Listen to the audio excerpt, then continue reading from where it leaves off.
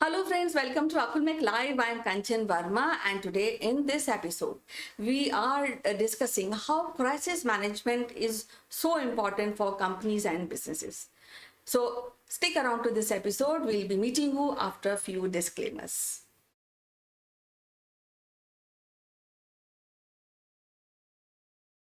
Welcome back, and today we have Ritu Gupta, who is having a vast experience in public relation domain. So welcome to the show. Ritu, how are you doing today? Thank you, Kanchan. I am absolutely fine and feel so happy to be part of the show again. Well, you know that we'll be discussing about crisis management, and you know that crisis management for companies is so important. So, what is this crisis management? Well, Kanchan, the crisis management is actually the public relations. In public relations, when you maintain relationship with your client, then there are certain problems also which can happen with your client, your own organization, you as a celebrity. So managing that, communicating right things to the media so that through media those things are communicated in a right manner, the way exactly you want to present yourself during the time of crisis in a positive manner to the concerned people, like the shareholders, your client, the people who have invested money in your organization. Those are the people, and also the general public. So that is crisis management. Crisis can happen anytime, every time it's happening. So managing the crisis, talking right to the people, writing a good the press release, writing exactly the right things in the press release, publishing that to various media houses, and talking to the people so that you have a positive image also at the time of the crisis. That means you don't have to press the panic button, but at the same time, give the correct communication to the people, but manage the crisis in the right manner because you're always there in the public eye. Well, you mentioned such a critical aspect of crisis management. So, what are the steps one should take when we are dealing with the crisis management in a company? Right. So when a crisis takes place, it is the media which can make or break your image. Like in the last my episode with you, I spoke about media relations. Now here is the media, the importance of media relations. So whenever the crisis is taking place, give the information, the kind of information you want people to know, the kind of information people publishes in the media. So give that kind of information. Present yourself as the caretaker, as the philanthropist, as the people who care about the community, and give the right information so that people are not in any kind of doubt. But you have to also be careful that how you handle the media. Do not lie. People should not lie. The company, the organizations, the industries, they should not lie to the people. You should always present the actual image. But what you want to say, you have to play with your words. And at the same time, always keep your investors uh, with you. Always let them know that what is happening so that later on you don't get a bad image. That is what crisis management is all about. And I will just want to give one example about Tatas and Godrej. We all know that they're philanthropists, and there was a time when there was an attack in the hotel in Mumbai. We all know about the infamous, in fact, the hotel attack in Mumbai. That was the crisis. Mr. Ratan Tata was there present all the time outside the Taj Hotel. Now, the way he and his PR team handled the crisis, no one in the country gave any bad name to Mr. Tata.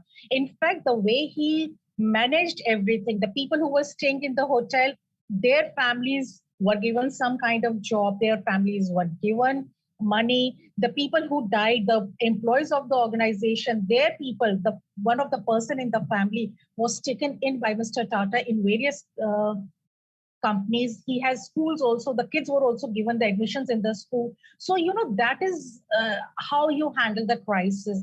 You give the right information to the government, to the concerned body, and your own employees and the clients. You take care of them, and so that media write good about you, because here is the time you have to handle your PR image very critically. it's very important. Well, it is so tragic and it is so heartfelt incident which really happened at Taj, Mumbai, few years back. Now, that is one case study which you have just mentioned, but I would like to ask you, what are those instances or those incidents when crisis management plays a vital role? So there are few things, the PR team should always be number one, should always be in touch with the media. Number two, the PR team should always be touch with the management and the people who have been affected, because the role of the PR is they're basically the bridge between the organization and the various publics. Now, what you write, what you publish in the media is very important. You have to play with your words because it's a very sensitive situation.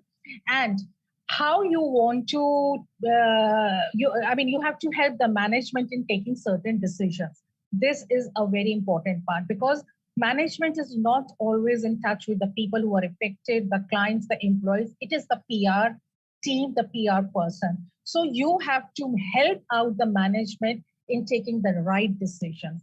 So basically the things which you need to do is, whatever steps you take, you have to keep in the mind that you have to have a very positive image about your company, the organization, and the individual you are working. And sorry, I just want to add one thing. If you have done anything wrong, the company, the organization, the individual should always accept it. Say sorry in front of everyone, because that helps them out in a longer run also.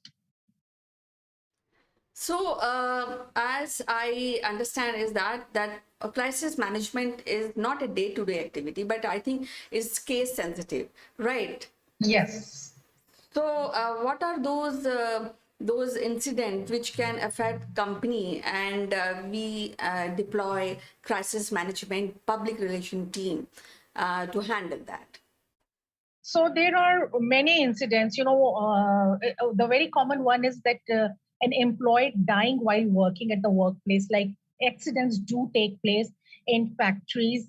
So that is one thing, that how you handle that thing. When the person dies, if he's the only bread earner of the family, are there people you can give, some position in your organization? So I want to give just one example. 1 month back, I'm talking about in the month of July, I saw one advertisement which was there on social media also, which was there in Times of India also. Again, I'm talking about the Tata Group. So they have given one big advertisement, and they were talking about Women 2.0, that any woman and every woman can start her career again after COVID. They were talking specifically about their employees dying and giving jobs to their wives. They were talking to their employees who have retired or who have left the job for whatever reason, but they want to again restart. They will give them again a restart, and also to the common women also, to those who have left their career for whatever reason, they can look out in the various positions in various startup group of hotels and again restart their career. Now, this is also crisis. COVID, the pandemic is also a crisis. So this is also one kind of a crisis. Then, in your company, women face, in various companies, women face certain kind of harassment. So these companies, the good companies, they give you the legal aid. They do not cut your salary when you go to the court or the court hearings, and they provide you all kind of aids. This is what crisis management is all about, helping out your employees so that they can work nicely without any stress, and they give 200% back to the company. Well, it is kind of a goodwill activity which Tata has done, and eventually it resulted in a good crisis management and good PR activity. So, Ritu, it was so wonderful to talk to you today and know about how important is crisis management. We'll be meeting again with other thought-provoking public relation insight and topic. Till then, bye-bye, and you take care. Bye-bye. Take care. Thank you so much.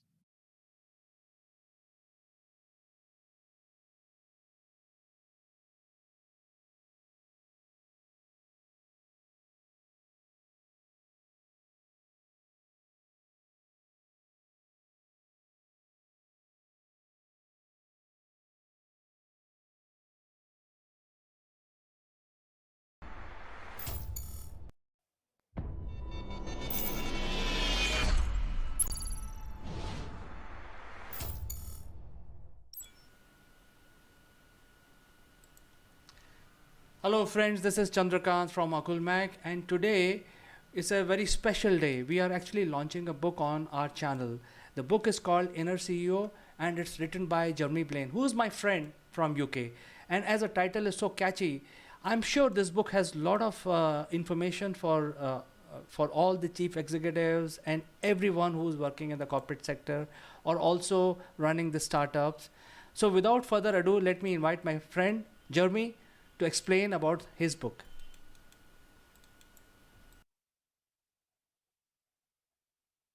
Thank you very much for having me, CK, on Akulmak Spotlight again. Really appreciate it. Love the videos that you do.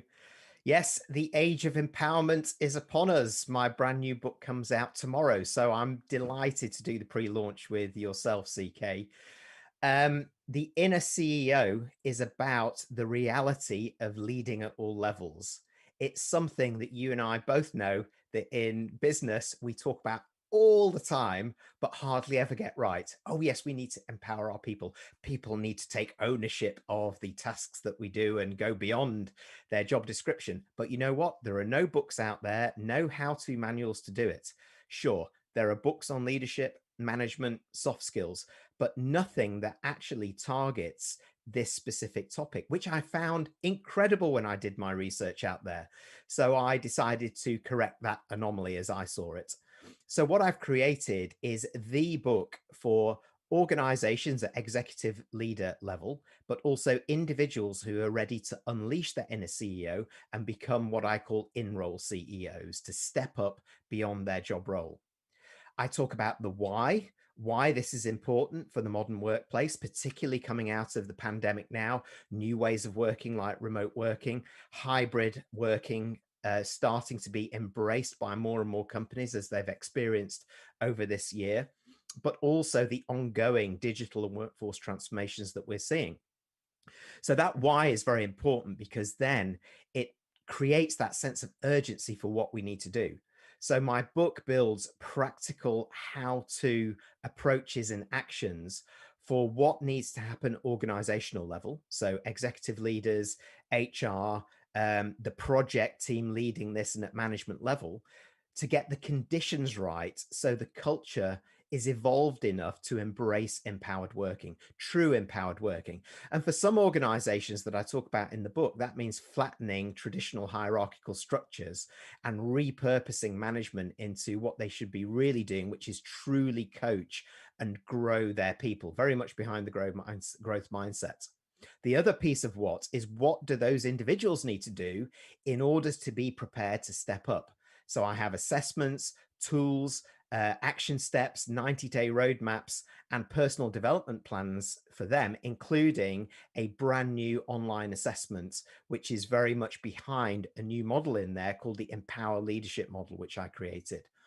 This talks about how they should step up and envision, so create their direction, how they engage others, how they execute their new plans beyond their job role, and how they excel as an in-role CEO, so the personal development angle. So all of these things come together within the book and make it extremely practical and extremely action-orientated, CK. It sounds very interesting, and especially when you talk about the models that you have for self-assessment.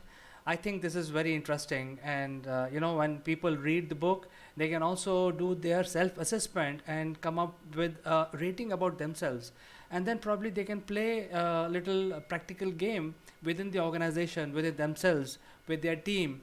So I think this is very, very interesting. I'm sure this book is going to be very valuable for people like me and my other industry colleagues in the who are there in my network.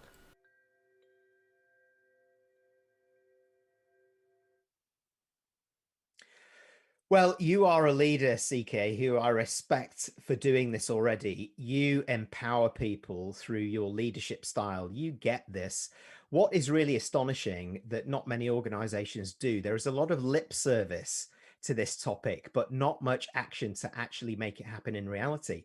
But what we've learned over the last year, particularly through the pandemic, is we need our people to do more, to contribute beyond their job role, to go beyond just their description, what they joined up as within their function, and actually start to contribute more strategically to the organizations or projects.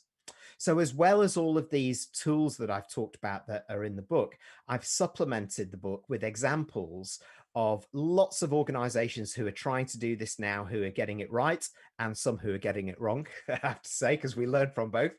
But it's all about fail fast, fail early, isn't it?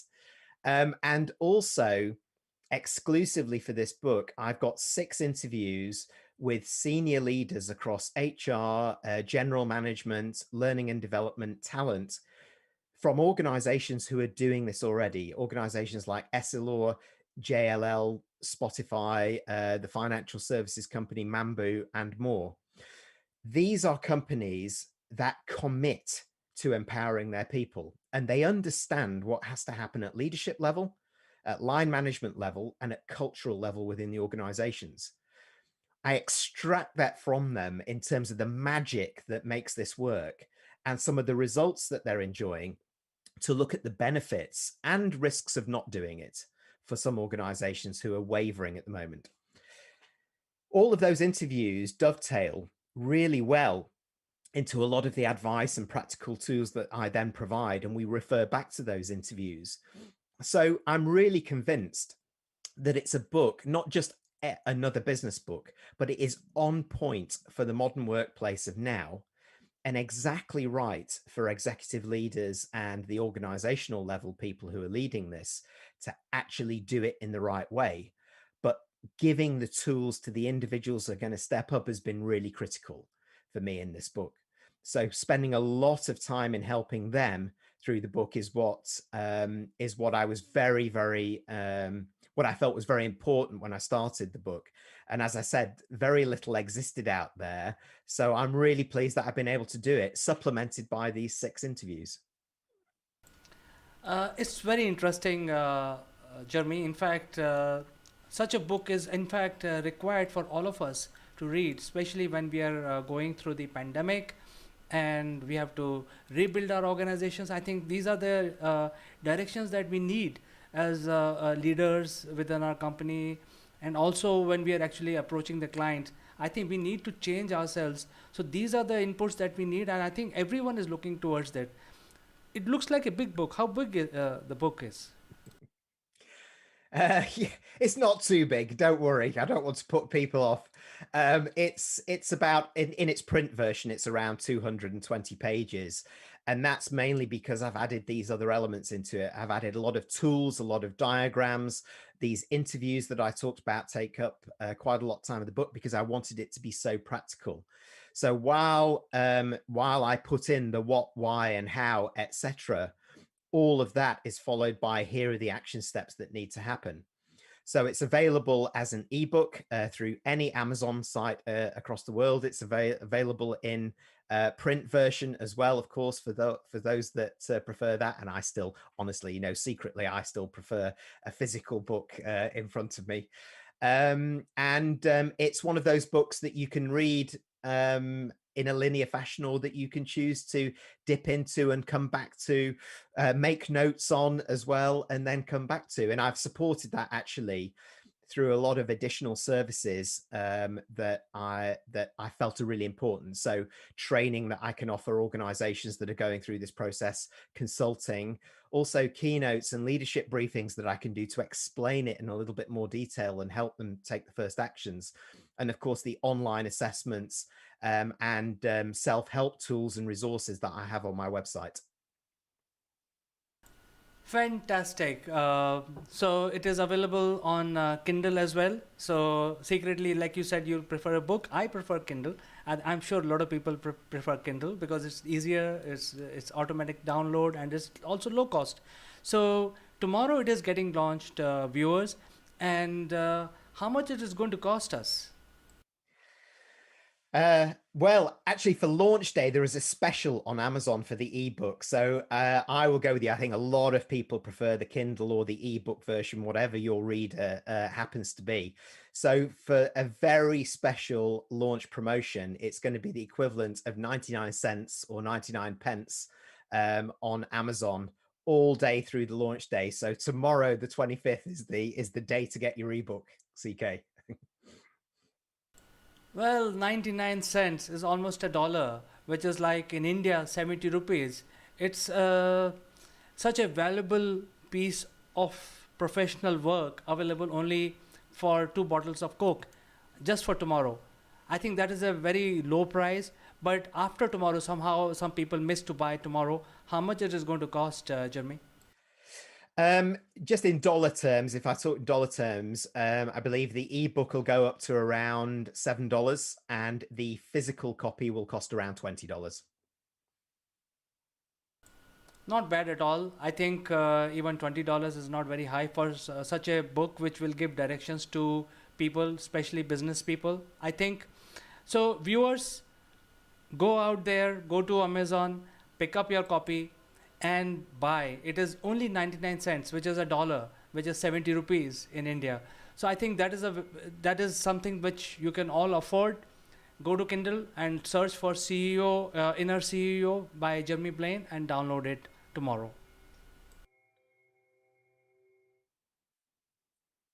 Thank you very much for having me, CK. And I think, I know you'll be able to put the link up on the screen. And if anybody would like a signed copy, you can get those exclusively only through my website as well, of which you can also see the link through the video.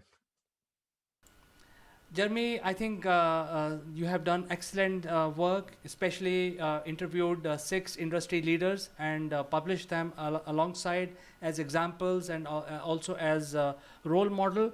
I think this is a very valuable book, which I would definitely buy tomorrow at a lower cost because it's just 99 cents. And I wish you all the best with the book. I think it is published worldwide. A lot of people need this kind of directions, and I'm sure this book will do very well.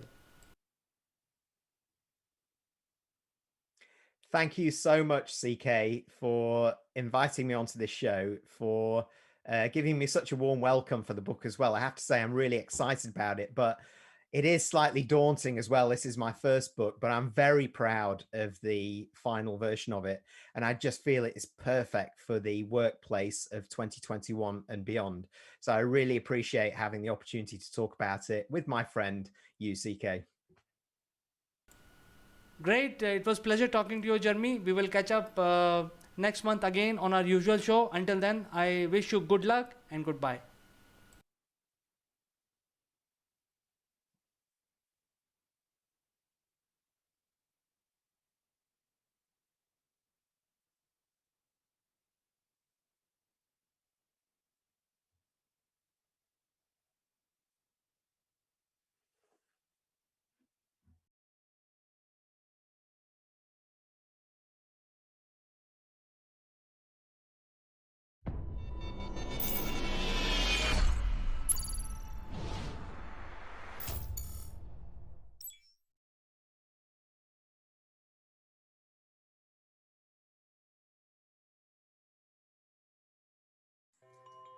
Hello, friends. This is Chandrakant from Oceanic Technologies, and welcome to Legal Matters. And as you know, friends, we discuss the legal matters and also something which is affecting the nation and the people.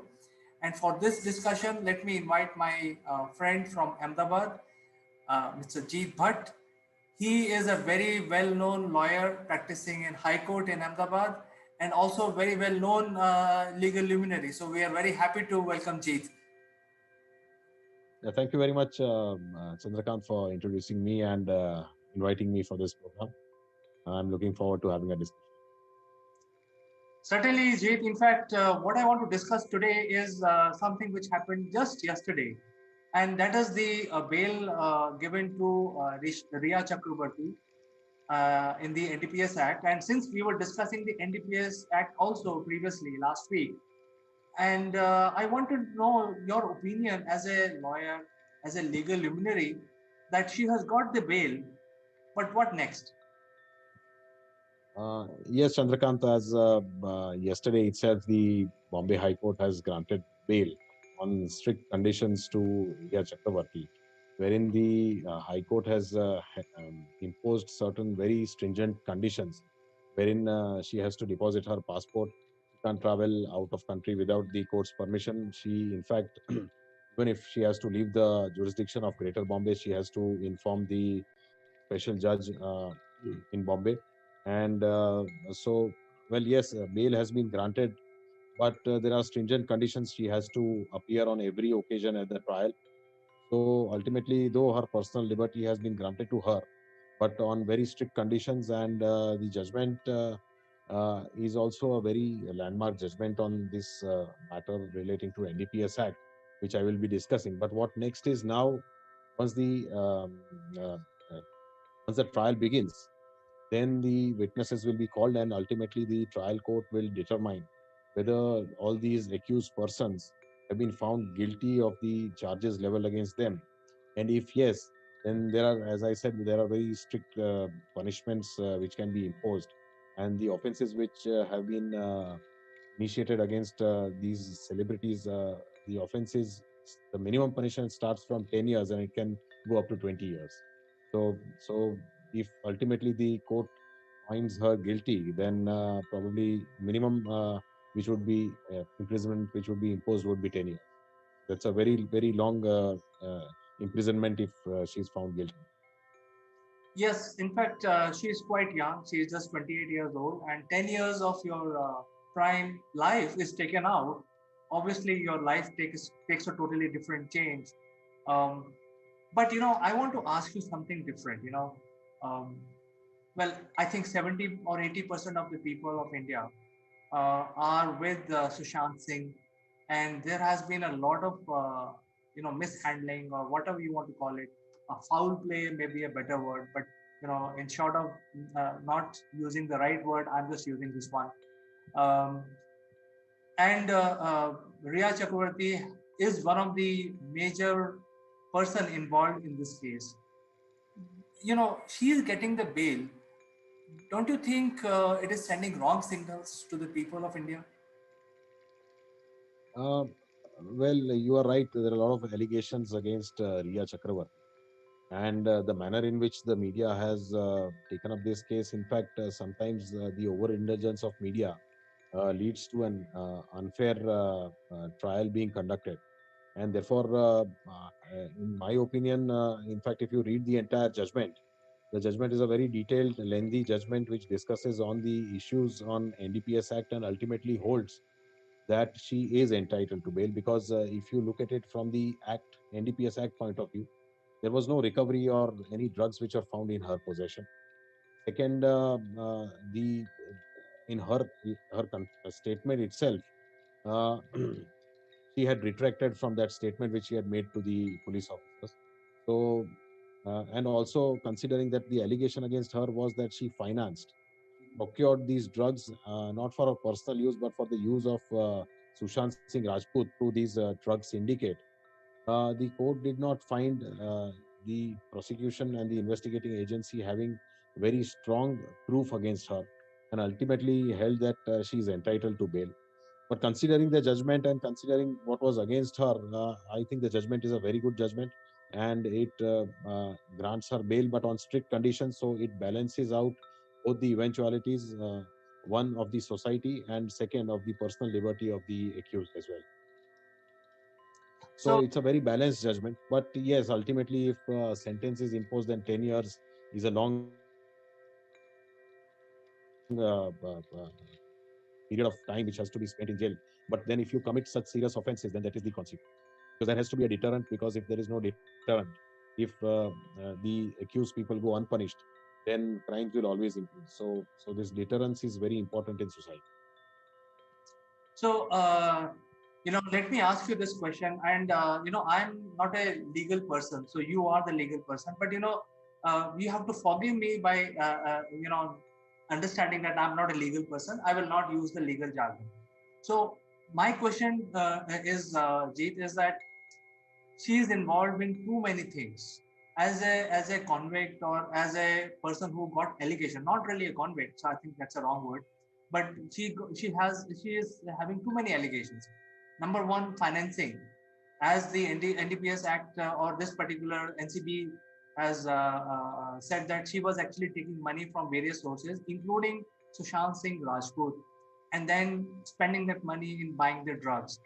So, and she was also consuming, but her quantity was which the police recovered or the authorities recovered was much lower than the as we discussed last week.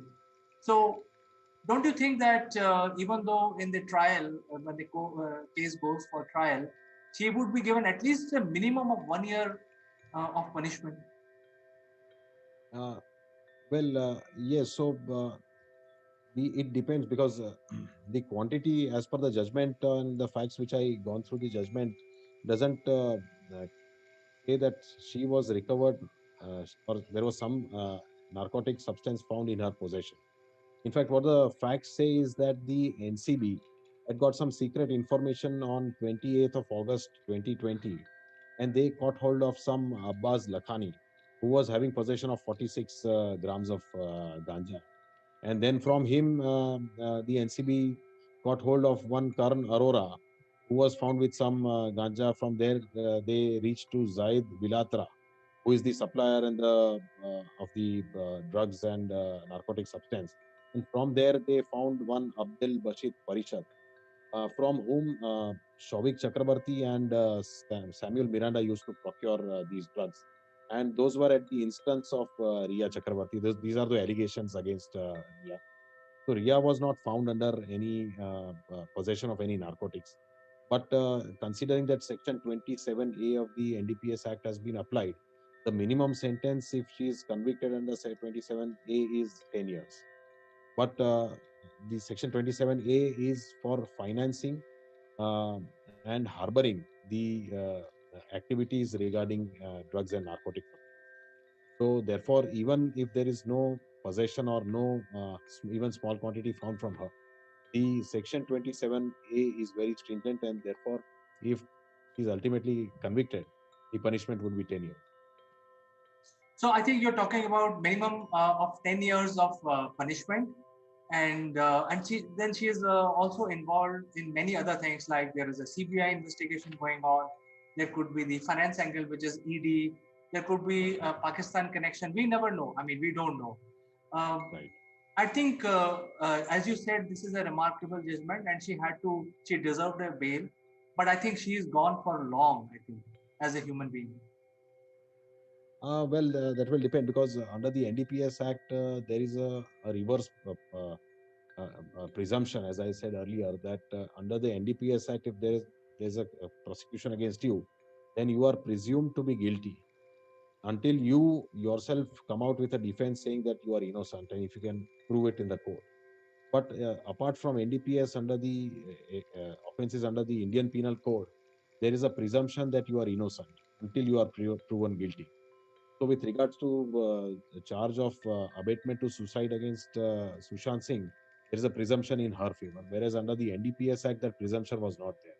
So, if she's been granted bail under NDPS Act, then that presumption is now available to her of innocence in Sushant Singh's suicide case. But that ultimately depends on the investigation that is carried out by CBI. Ultimately, they'll have to say whether it was a murder or abatement to suicide. But one or two important facts, if I may highlight, of this judgment passed by Bombay High Court, it lays down and it finds that because earlier view of Bombay High Court and other high courts was that even if you are found with possession of a drug or narcotic substance of a small quantity, then the offenses were bailable. So if the quantity was less than smaller quantity, the police would immediately release you on bail. And also there is a provision under Section 64A. If ultimately you want to be de-addicted and if you are ready to go to a rehabilitation center, the prosecution can also be dropped against you if the quantity is of a small quantity and was for personal use. But if it was an interim quantity between small and commercial or commercial quantity, then those provisions were not applicable. But bail was granted to all those persons who were caught having small quantity. But in this judgment of Ria Chakrabarti, the Bombay High Court holds that that is not the correct view, as NDPS is a special act and it has an overriding effect over Code of Criminal Procedure, and therefore the even a small quantity of drug having been found in your possession, you would you can be arrested by the police, and then you will have to apply for bail before the special courts constituted under the NDPS.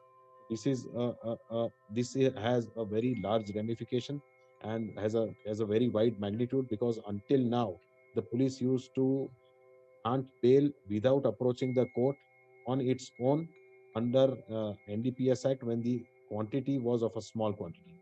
But this judgment reverses that view and holds that even if it's a small quantity, the offense is non-bailable. And in a non-bailable offense, the accused persons can be arrested, and then they'll have to get bail from the concerned court. So in that way, this is a very landmark judgment, and it changes the earlier judgments and the views of the earlier courts. And also now the police can act even more strictly. So this is a High Court judgment. That means it applies Yes. across India. Yes, it would apply across the country. But now, if the matter reaches the Supreme Court and then the Supreme Court holds another view, then that's a different matter. If the Supreme Court endorses the view of the Bombay High Court, then that becomes the law, because the judgments of the Supreme Court are binding to one and all. Yes, this is understood. So I think, Jeet, the sentiment of the country, which is like 70 to 80% of the people want justice in case of Sushant Singh's death. I think the Indian people deserve to know what really transpired, what is the angle, and whoever is using these drugs and buying and selling, getting into the trade of something which is a illegal substance, not only in India but across the world. In fact, if you go to Middle East, uh, you know, there is a punishment of beheading. So this thing is so tough by other countries, Yes. and in India, I think somebody has to make sure that these things are not repeated. And I mean, you are in a media business, but it doesn't give you authority to start spreading this kind of bad habits among the masses. I think something has to be done about it. Right. So, yes, absolutely. You are absolutely right. The act is, though it is stringent, but not as much as it is in the Middle East. But Middle East, the manner in which Middle East deals with these offenses also undemocratic, because you can't have beheading and cutting your fingers or cutting your hands for offenses. These punishments are completely barbaric and are not permissible in a democratic country. This country is based on rules of law, and based on the rules, uh, the same has to apply, and justice has to be delivered. So, but yes, these things cannot be recommended. Drugs cannot be recommended. The law enforcing agencies have to be extremely strict, and they have to find out the culprit, the perpetrators who commit such offense, and basically this has to target those who are in supplying and distributing these drugs, because the persons who are consuming it are under an habit and they become addicted. For them, there has to be rehabilitation centers, and their addictions have to be there has to be something done about their addiction, and it requires more rehabilitation centers in India. But for these persons who are financing it, those who are supplying, those who are cultivating it, they are the main perpetrators who are committing very, very serious offenses. And yes, the offense under the NDPS Act is, in fact, more serious than rape and murder as well, because this uh, these offenses can demolish the entire country and its future. So yes, the provisions have to be extremely strict, and strict actions have to be taken by the law enforcing agencies. Jeet, in fact, this case has just started, and she got the bail. Bail is a right in the democracy, as you said. The country is governed by rules and regulations, and there are bail as a regulation. So I think it's a normal activity where the court has granted bail. But I think it has just begun. As you said, the charges are very, very serious. Most of India, almost like 80% of the Indians, wants a closure on this, and perpetrators needs to be booked and tried and jailed, or whatever punishment they deserve. So, Precise. So with this, Precisely. yeah, sorry, go ahead. Yes, precisely. With this, they have to reach to a logical end. And but one thing which I want to tell you is bail under the NDPS is not as a matter of right. In fact, the provisions are so strict that bail normally in cases are always rejected. Rarely in special cases bails are granted, but the facts of this case were such that bail were granted to the main accused, but other accused bail, including Shavik Chakravarti, has been rejected because there was some material incriminating that was found against him, and therefore his bail has been rejected by the guy. So it means the brother Shavik will not get the bail because there was a recovery and there is evidence against him. And Ria got Yes. the bail, yet the case has to go on trial, and there is ample evidence against her. So I think she will have to go through the whole cycle. Precisely, yes, absolutely. So I think people who are watching this, the learning from an expert is that this law is very strict, and even though Ria got the bail, and this is exactly what we are discussing, but it is not, and it's a conditional bail. That means there are certain conditions, very strict conditions attached to it. So it is not that she can just get out and lead a normal life. And when the case goes on trial, there will be a lot of other activities which will be coming out. And then if she is found guilty of either financing a drug racket or consuming it, she will be booked and finally sent to the jail. Punished. Precisely. And now it is more stringent of because of this judgment is that even small quantity possession of even a smallest quantity will also lead you into jail, and the offense has become completely non-bailable, and therefore also they are very strict. So I think this is a very good information that you have given us, Mr. Jeet, and thank you so much. And I'm sure our viewers will like and probably like to post their comments, also like to engage with you. So I think it's a great information and great learning for our viewers. Thank you very much, Chandrakant. In fact, I enjoyed this session, and I hope that your viewers get to know in depth the provisions regarding the NDPS Act and how strict they are. Certainly. So, viewers, if you have any questions, please send it to us and we can pick that up in the next session with Jeet. You can also engage with us live during this discussion. But just in case, if you forget to write your comments, you can send us later on. The email is also listed at the end of this video. So, Jeet, thank you very much for joining us today. We will catch up next week once again. Thank you very much, Chandrakant. We'll see you next week. Bye-bye.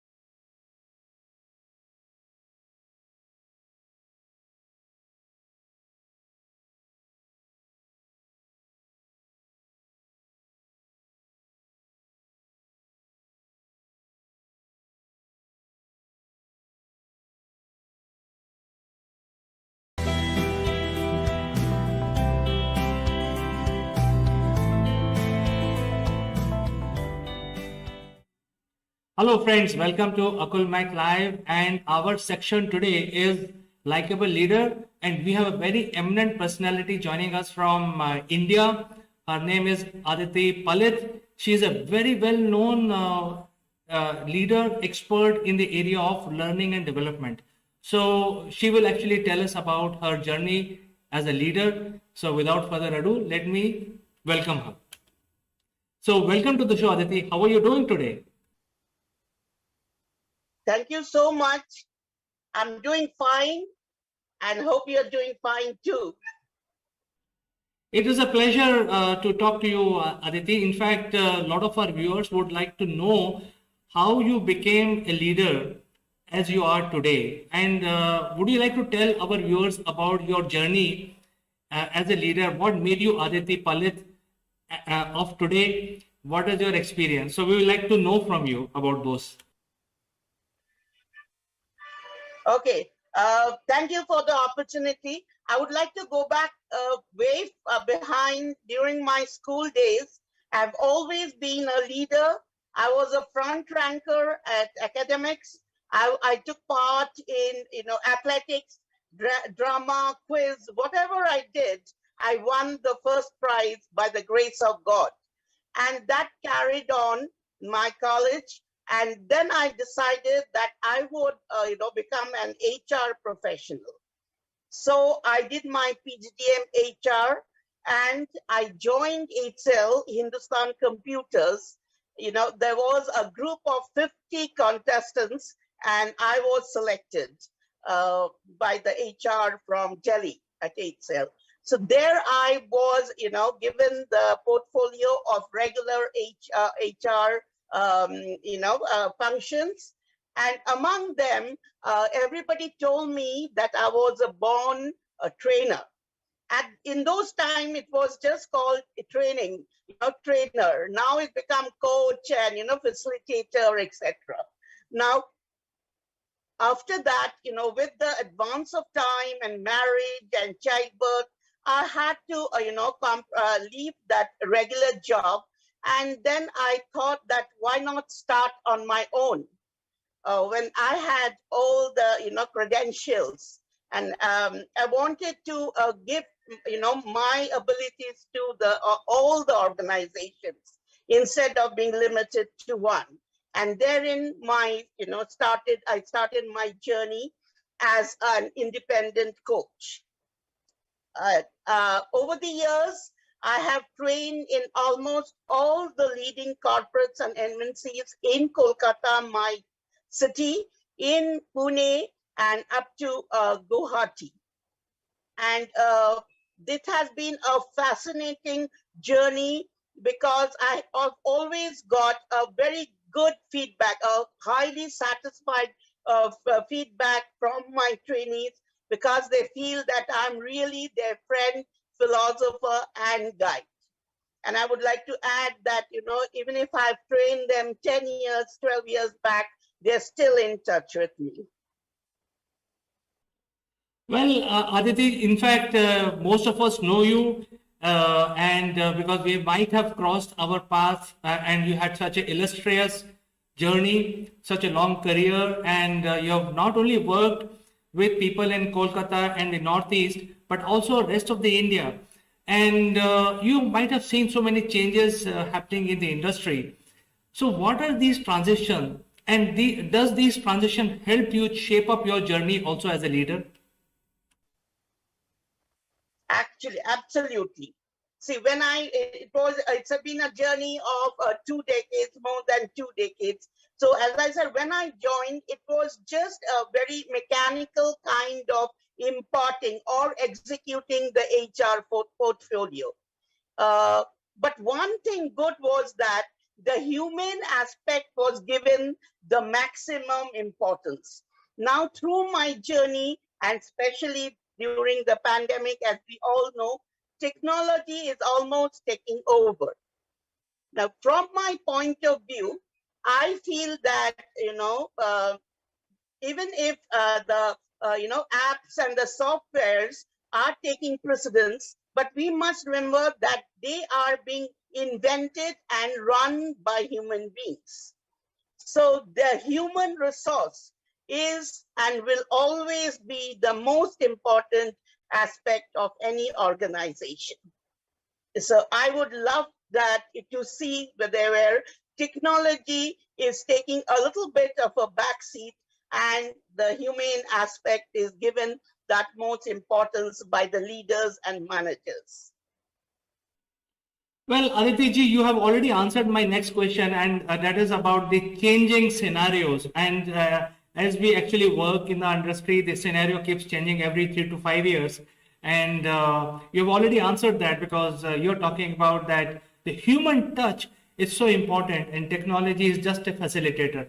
So I think that is a message which we have got today.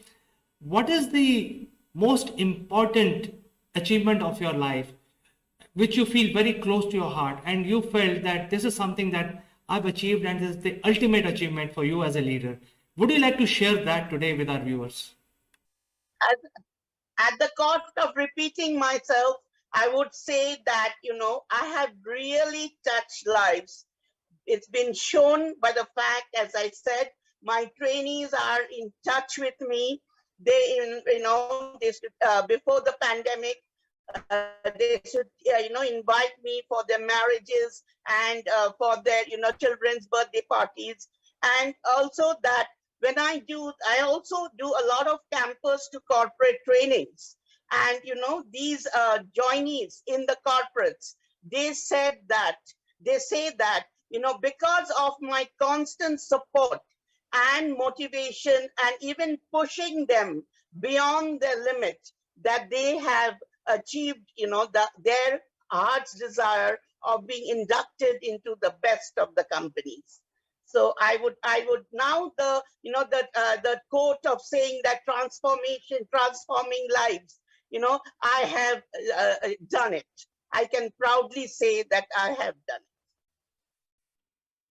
Aditi, from your point of view, what is the essential factor for shaping up of any leader today or even after 20 years? What is the most essential factor for a leader from your point of view? We would like to know from you.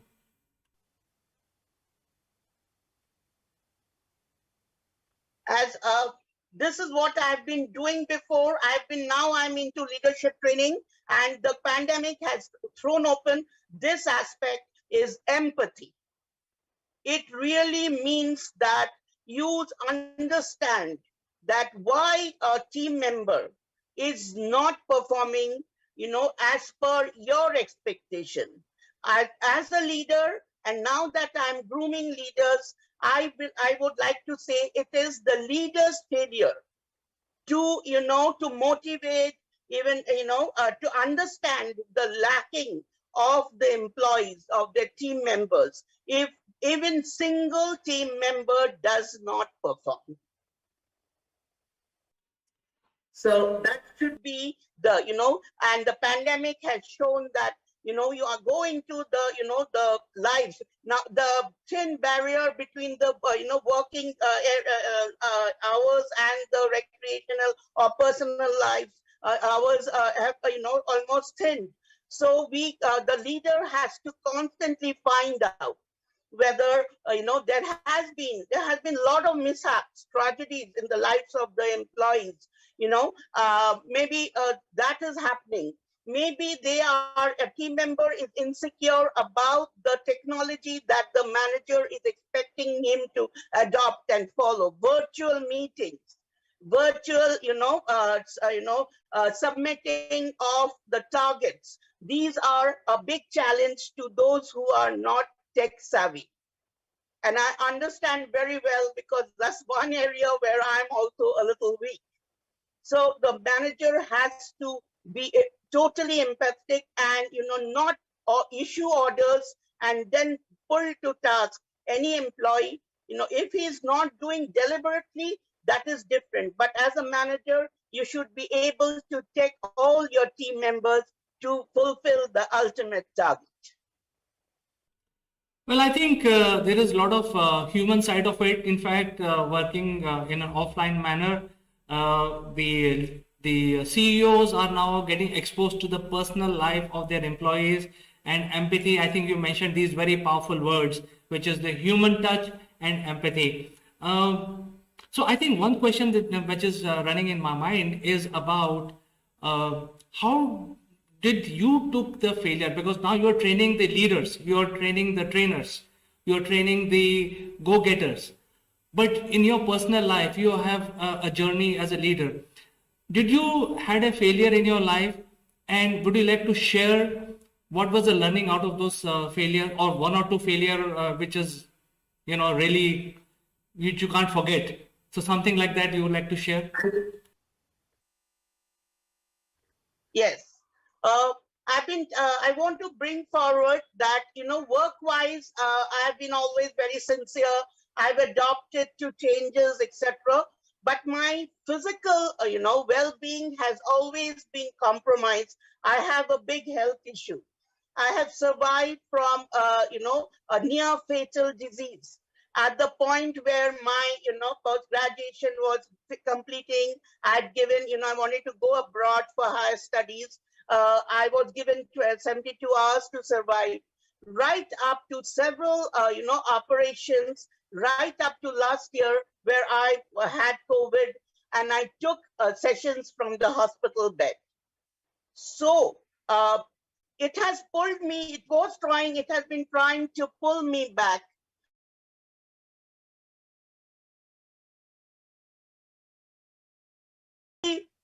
Lesson that I have taught myself is, if I give in to failures, I am the one who suffers. The world will go on, work will go on, there'll be other achievers. And if I sit and think that my luck is bad, then I'm going to be the loser. I always believe that it's inner motivation. You have to push yourself and be an eternal learner and be optimistic that as bad days are there, good days are sure to come also. You have to rise above failures. Well, Aditi ji, hats off to you. I think you have summarized the very mood message for our viewers that never give up and always learn from whatever stumbling block you get in your life and whatever failure. So failure is nothing but another milestone in your journey. So let's change gear back to the business. And you know that the businesses are actually dependent on the investor community, whatever business, even learning and development, education, or any R&D. What sort of role you see that going forward the investment companies should be playing to modify, to transform our industry? Do you have any opinion on this aspect?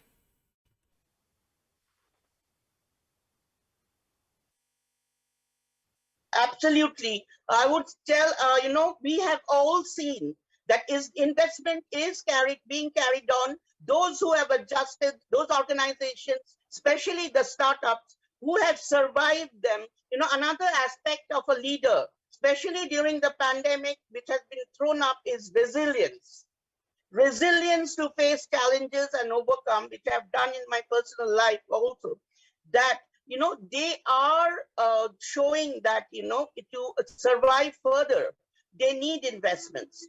Investments because the human resource, the human factor, employees have to be trained in the in the new age, new normal working, be it remote, be it hybrid, going back to office, whatever, upskilling, the words we are hearing, upskilling, reskilling, cross-skilling, everything needs investment.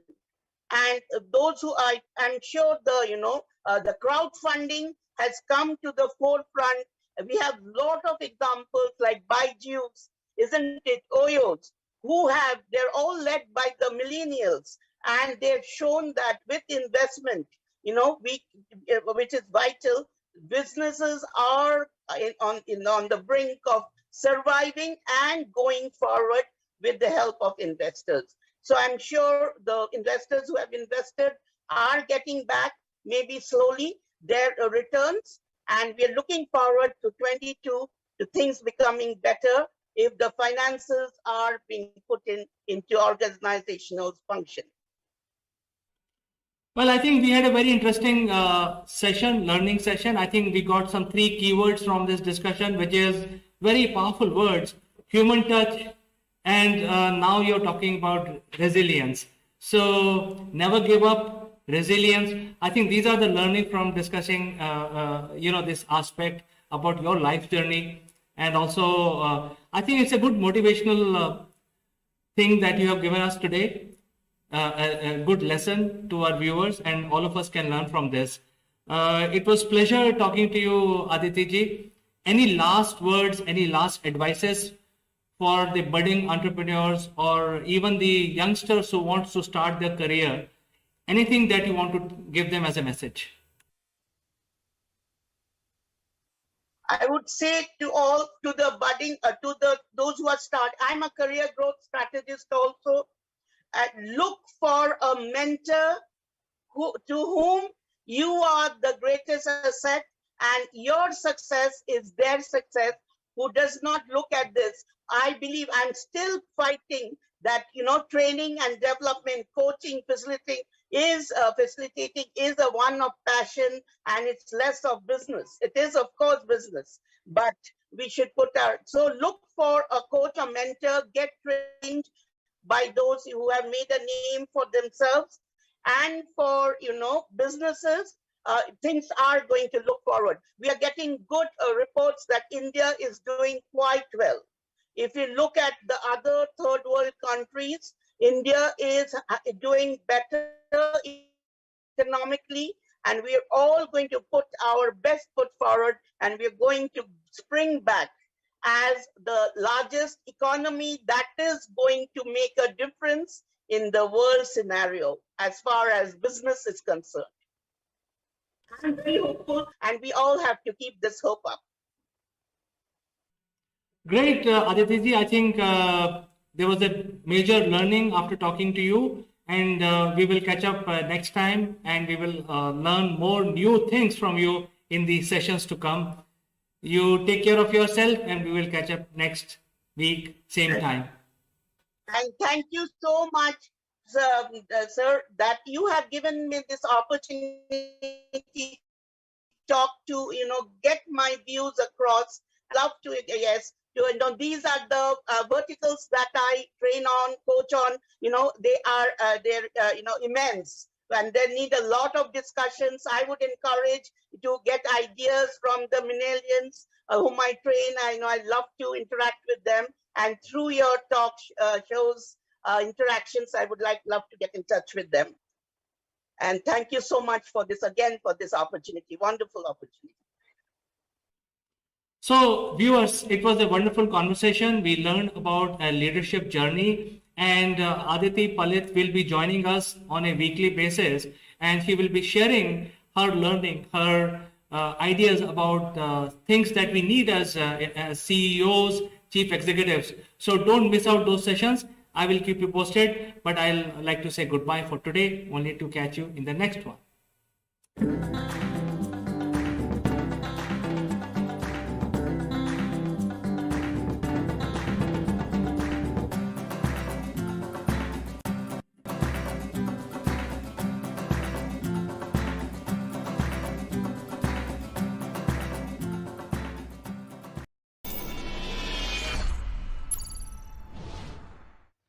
Hello friends, welcome to Akulmek Live. I'm Kanchan Verma, and today in this episode we'll be talking about art, heritage and architecture of one of the wonderful places of the world. And we'll be discussing this with our guest. So I'll be meeting you after a few disclaimers. So stick around.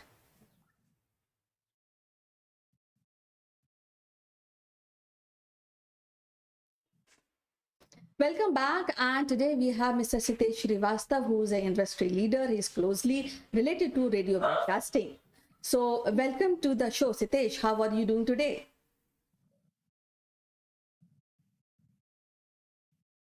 Thank you, Kanchan, for connecting me from anywhere in this world. And as you can see behind me is the world's beautiful biodiversity. But before I tell you more about it, how? Well, I'm perfectly fine, and I'm so eager to hear which place we are visiting today. This place is only called as Cape of Good Hope. The only place on this planet, Cape of Good Hope, the Cape Town, the mother city, and a place which is steeped in modern 5 centuries of history. That is the Cape Town for you, Kanchan, this morning. Well, lovely, because I know this is a quite an old place, an old city, and there's, I think, a lot of mingling of people from different continents, different cities. So I'm more eager to know about the culture and the art of Cape Town. Of course, the legislative capital of South Africa, Kanchan, colloquially called Mother City, there are two other capitals in South Africa. One is the Free State in Bloemfontein, and the other one is in Pretoria. And interestingly, Cape Town is located approximately on the same latitude of Sydney in Australia and Buenos Aires in Argentina. It is located at the Table Bay. It is one of the oldest urban areas in the Western Cape. In the modern history, I am told that somewhere around 1488, the Portuguese explorer, Barto Diaz named it Cape of Storms. And then John II of Portugal names it as Cape of Good Hope. There must be a reason why a place of, and on the confluence of Indian Ocean and Atlantic Ocean, known as Cape of Good Hope, where the sea is actually very rough. The Atlantic side is very, very peace and calmful from far, but the Indian Ocean side is very, very rough, Kanchan. 1497, Vasco da Gama also recorded the sighting of this Cape of Good Hope. By the 16th century, French, Danish, Dutch, English, they all were there. But the Portuguese were, the most commonly, fleets continued to stop over in the Table Bay while they were reaching out to the, Indies, which is the far east or the Asian side. And the trade was tobacco, copper, and iron. And they were also trying to fight for a place with the cocoa plants. And you must, today life looks so easy to us. We just hop onto a flight and we travel across the globe in 13, 14 hours. Think of those days, Kanchan, when the North America, South America, and the Europe, to connect them to the Asian side and the Australian side, Cape Town was the only place, only port of call where ships used to come there for repair and some rest. So this place is steeped in history, modern history, and Cape Town must be seen not just as a natural wonder, but also as a thriving, living city, which is also a mirror of the modern world. I'm sure you have heard about it and you have seen its pictures, Kanchan. Well, yes, and as you mentioned that was ancient port. This is ancient port, and I'm sure people who were traveling by ship in older times in antiquity, they must have faced a hardship and crossing from one place, one continent to another continent, and keeping that distance, keeping that area, and reaching to America or European country. So definitely, and this place, I think, as I mentioned, that many people must have landed on this place, and I'm sure they must have left their mark on that place. So what kind of culture we see in in Cape Town? Well, Kanchan, the question that comes to my mind whenever I have been to Cape Town is that this place was discovered by the seafarers, by the sea explorers who were trying to find out new lands, not just for trade, but also for dominion. So they figured out a place which was probably known as Cape Peninsula. I don't know whether it was given by, was it the local name back then in 1480s or something like that? If you think of it, those seafarers and explorers, they found this place to be conducive for human settlement. They found it conducive. They also figured out that after Cape Town or before Cape Town, the sea is vast sea of no great port where they can, anchor their ships. And this place is steeped in the maritime history, and the world history can be written sitting in Cape Town of the last at least 500 years of history. The world can, I'm sure there are some books or there are historians who can write the world history, because Cape Town has got a lot of cultural, historical facts and also secrets. And the best connection with Asia I could find in the Cape Malay food and the Cape Malay culture there, Kanchan. And this, became the biggest settlement by 1652. It got its municipality, and before the gold was found in Johannesburg area, this was the largest settlement in the southern African point. And we truly believe that this is the meeting point, also the melting point between the eastern and western hemispheres. Kanchan, this city is full of museums, churches, cathedrals, slave museums, Castle of Good Hope, slave memorial, slave lodge. And these museums basically throw the last 5 centuries of history. Robben Island Museum, and Robben Island I will touch again with you in the show. And this is something that people say, I say that please visit Cape Town once in your lifetime. Well, there are so many special places to visit in Cape Town, and I've heard about those places. But one thing which really, I mean that it makes me interested in visiting Cape Town is that you can watch a shark in a cage down in the sea. So a part of this, what kind of sports adventure Cape Town offers?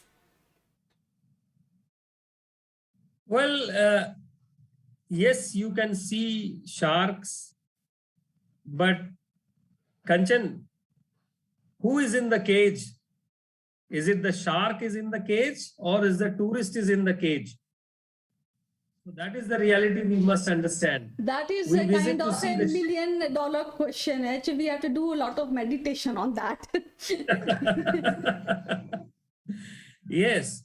So yes, visiting the sharks, seeing them so close, seeing the penguins so close, little far from there, you can also see whales. So there are a lot of water-related sports, water adventures, around the city, lush green golf courses, and of course a great seafood around the Cape Peninsula. So this is, as I said, what the tourist wants. Some tourists come for wine tasting, Kanchan. One of the best wines in the world comes from the Cape Town region, Cape Peninsula region. And most of the vineyards have opened their doors. So you actually drive inside a vineyard. You can taste all kinds of wines there kept with cheese. So this cheese goes with that wine, that particular red wine goes with this kind of a cheese. And a lot of wine tasting happens. And I'm sure people who are always scared of drinking and driving can feel a little relief that is still they can do wine tasting and still drive around in the city.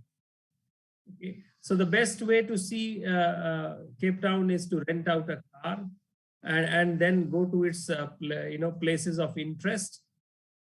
And there, in that way, one can see lots of places like Signal Hill, Lion's Head, Devil's, and of course the one and the only Table Mountain, Howth Bay, Sea Point, V&A Waterfront, Bantry Bay, Clifton, Chapman's Peak Drive, lots of beaches, Two Oceans Marathon, and then around 176 kilometers from here is something called Cape Agulhas, which is the place where you can see the Indian Ocean and Atlantic Ocean,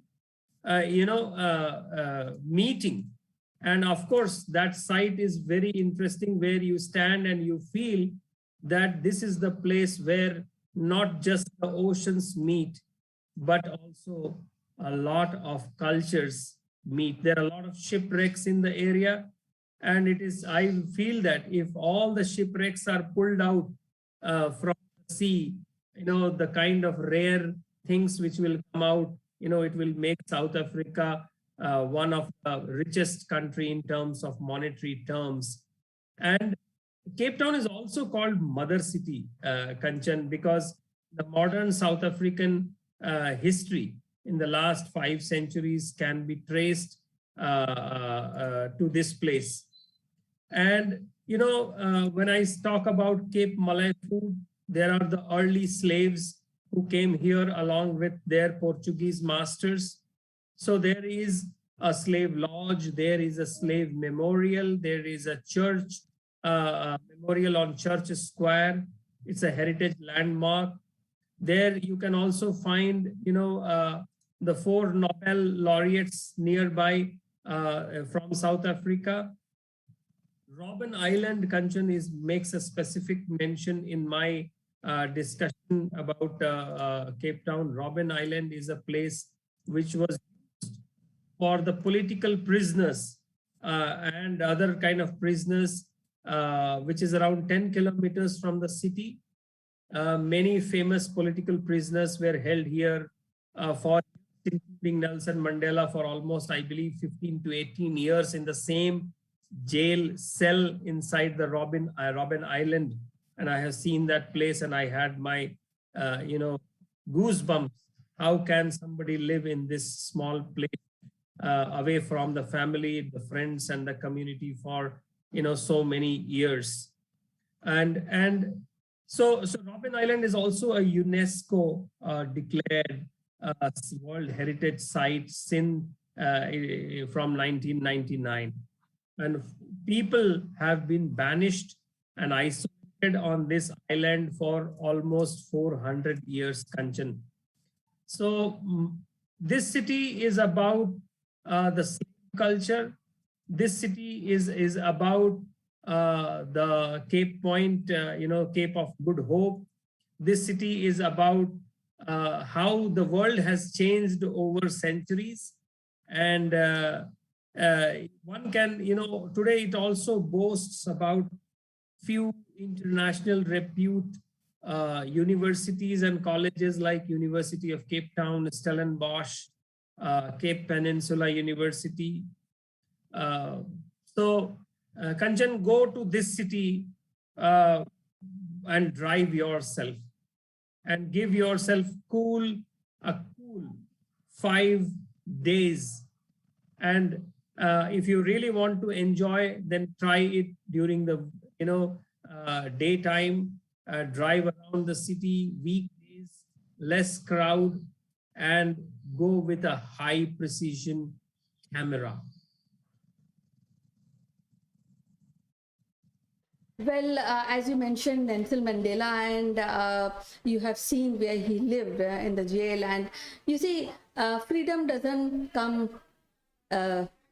it is very costly, and the cost is a soldier's life, and people who are instrumental in getting us, because we were also colony, independence or freedom. I think that has to be saluted maybe every day. At this point, I would like to ask you one important thing: how you will describe Cape Town in one sentence?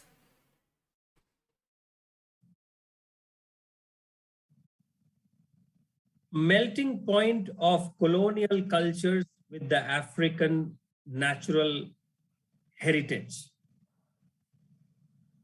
A place where you stand and you can actually look left and right and south and north, and you can actually feel and breathe the history of the modern world in last 5 centuries. Everybody speaks about Cape Town's natural beauty, the wines and its picturesque drives. But I think people must also stand there and recognize the Robben Island and its importance. People must also understand how Cape Town was a single point connecting the Western Hemisphere and the Eastern Hemisphere, and also from the North. So this place has got much more to offer than just a tourist activity. Beautiful weather, amazingly nice wine and cheese. Indian food is available throughout the city. Our Indian Taj Hotels maintains a 5-star property in the center of Cape Town. Bombay Brasserie restaurant inside that Taj Hotel serves some very, very nice Indian street food. Also, the local Indian food in South Africa is also available, and driving by car is recommended. Sitting at the VA waterfront and seeing the sunset and sunrise. I'm told most of the Hollywood heroes and actresses have their holiday homes in the Cape Town Peninsula Bay Area, and there are some ferries which can take you around. If you have a much time, you can take a car down to towards the garden route. Garden route is one of the most scenic routes along in the world by the UNESCO World Heritage Site, that garden route. And Cape Town is once in a lifetime postcard opportunity. Well, it was so wonderful to really know about Cape Town and listen how it is a wonderful place and one can visit at least once in lifetime. So, as usual, it is so wonderful to talk to you today, and we'll be meeting again with some other wonderful place. Till then, bye bye, and you take care. Thank you, Kanchan. Goodbye from Cape of Good Hope.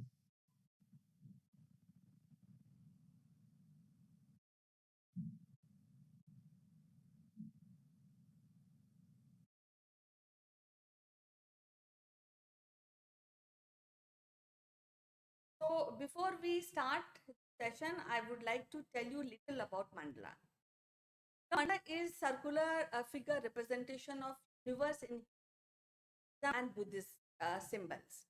Now, what it said, generally it is said that it's a psychological aspect of creation, and it is a symbol of dream representing a dreamer's research on completeness and self-unity. Teaching mandala is symbolic, generally in Sanskrit circles, and there are of three types. One is a religious mandala, sand mandala, and teaching. Now, when you are learning mandala, that means that we are initiating a step forward for learning something very auspicious. Like when we say that we are learning meditation. So first we have to learn meditation and then we have to practice. Likewise, mandala also we have to learn mandala and then we have to practice to come out to get the healing and spirituality aspect which is related to mandala art. Even if you go back in history, even Mayan calendar, in Mayan era, it is also represented in mandala art. Time you can visit any site and find out. The mandala in modern era is that Swiss psychologist Carl Sang, he explored mandala and he said that in his personal journey and in his practice, he believed that it collectively, unconsciously heals you while doing mandala. So let's now start mandala learning.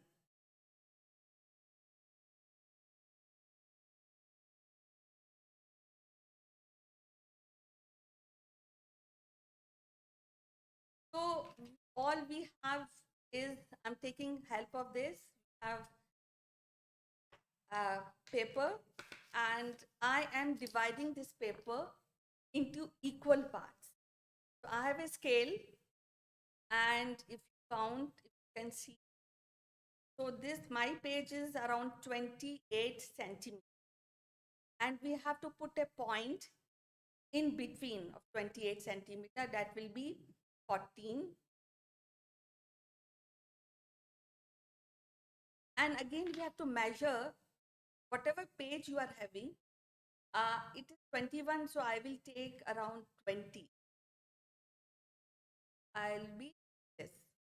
And here I will be drawing, making a line. I hope it is visible clearly. And again, divide this page 4 parts. So it is equally divided.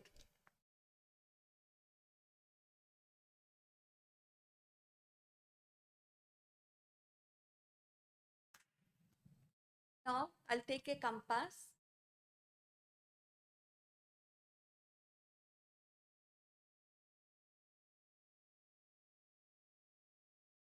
Generally, it is said that mandala is different. It's not different, it is pattern based, but actually it is different because unconsciously it your spiritual mind, unconscious mind. So first of all, I'll take a measurement. I will take 10 centimeter scale and then draw a circle here from the midpoint here, and I am making a circle. Then I will take half of the centimeter, 5 centimeter actually, and make another circle above of this 5 centimeter. Measure it 5 centimeter. Measuring 5 centimeter.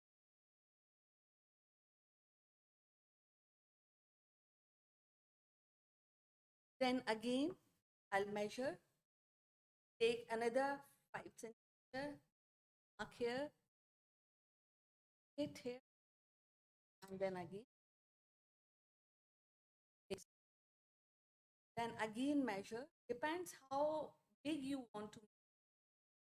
Again, I'll mark 5.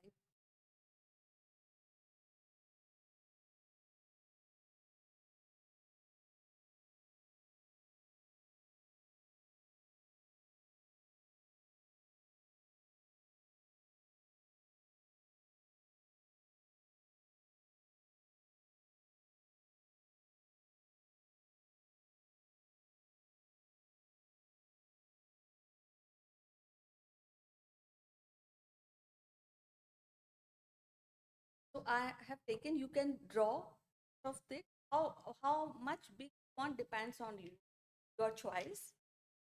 Now once we are done with these circles, we have to again divide these portions, all the portions.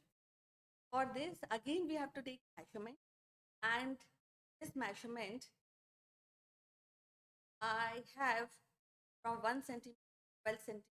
I will mark a line here at 6 centimeter, and then in cutting this point, I will make, again draw a line. We have divided the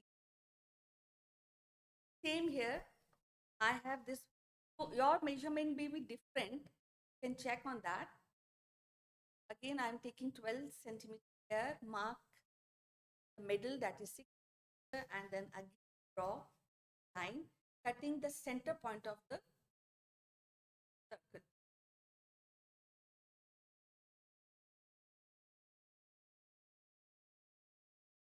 You want to make a very intrigued design, so you can divide these portions and make all these designs. So I will cut more one portion more, and for that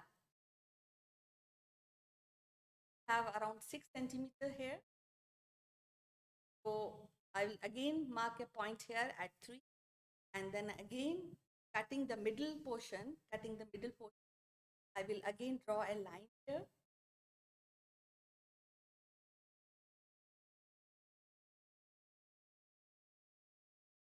Here again, this is 6 centimeters. I'll mark again, I'll draw a line.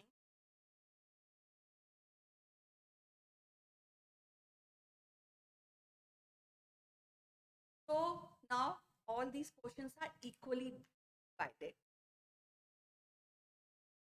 Now, generally, you must have seen the designs of mandala on many faces or other places.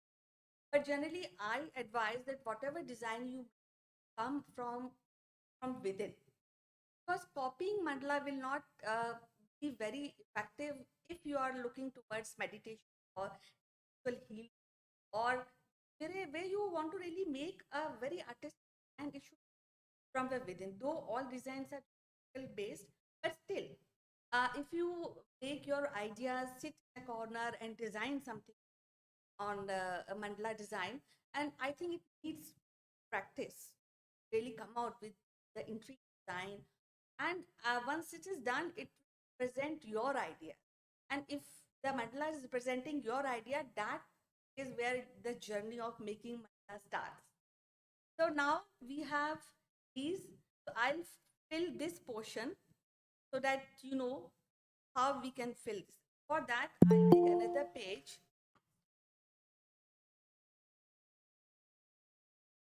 One minute, as some joining me.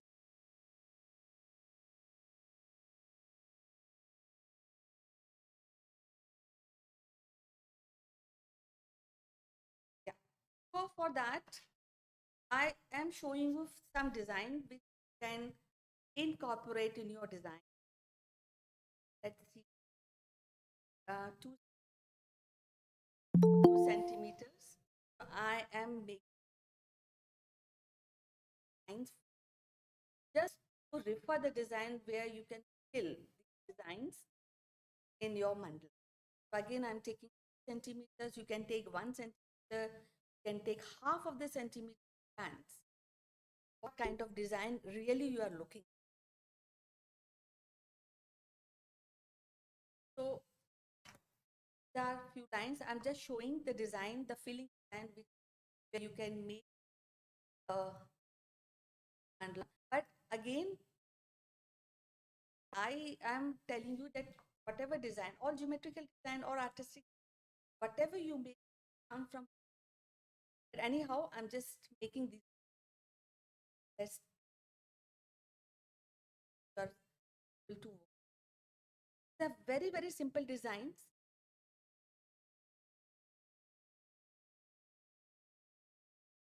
And you need not to copy any design.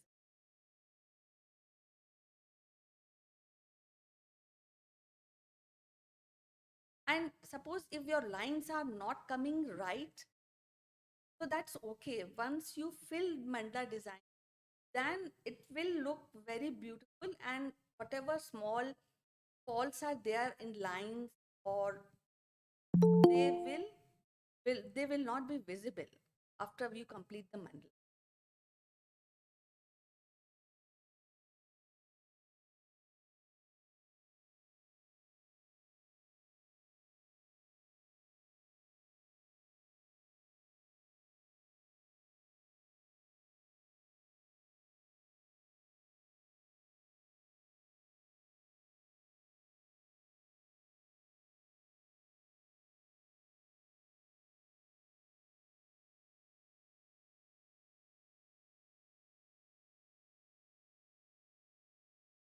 Something like this, or you take count and you fill this, and then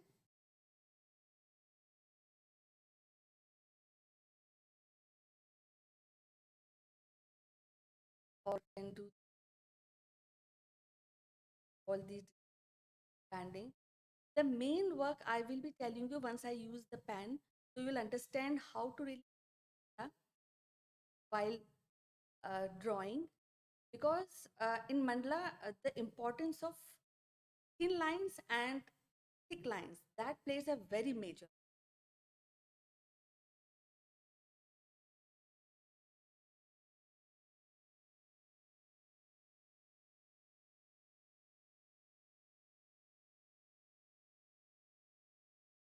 You can always share after the class design if you want to know more, like show you design,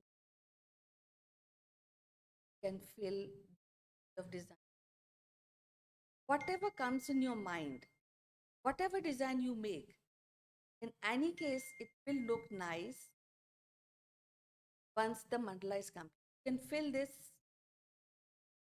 and if it is the top line, you can always put kind of design,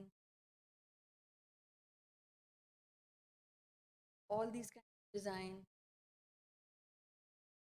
You can take circular designs, you can triangles, you can make more artistic by using thick and thin pants, black color pants. I will be showing some designs which I have done in the puja and good.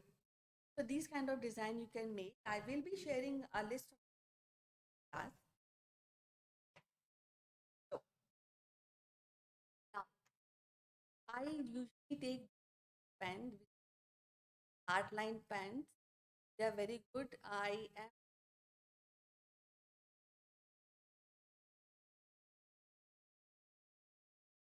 point one nib, the 0.0 we get in this till 0.8.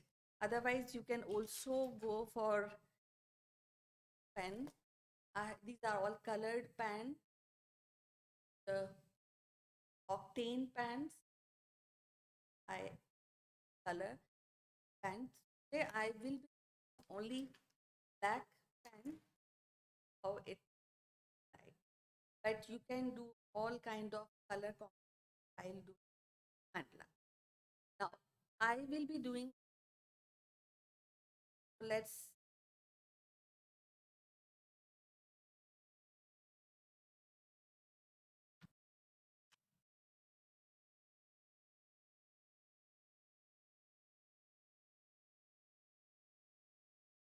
I'm filling these uh, designs in these measurements. Now, I would like to tell you, you can also draw a line. If you draw a line in between these portions which I have done, then again a design will look very nice and you have more options to really fill the patterns.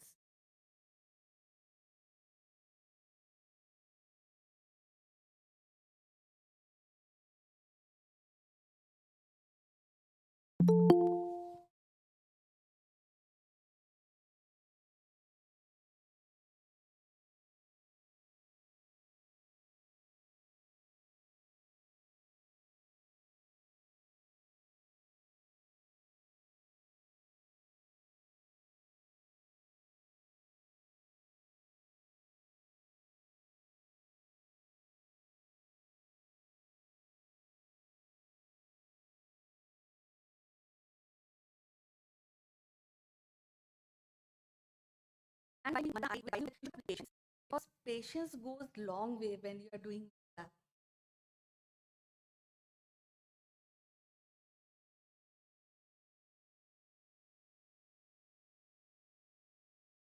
You can fill it, you can make any designs, faces.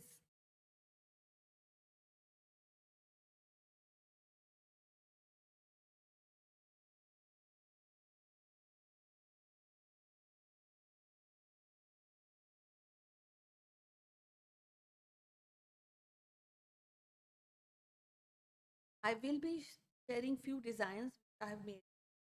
You can take reference from those designs and share your designs with whenever you are completing your mandala.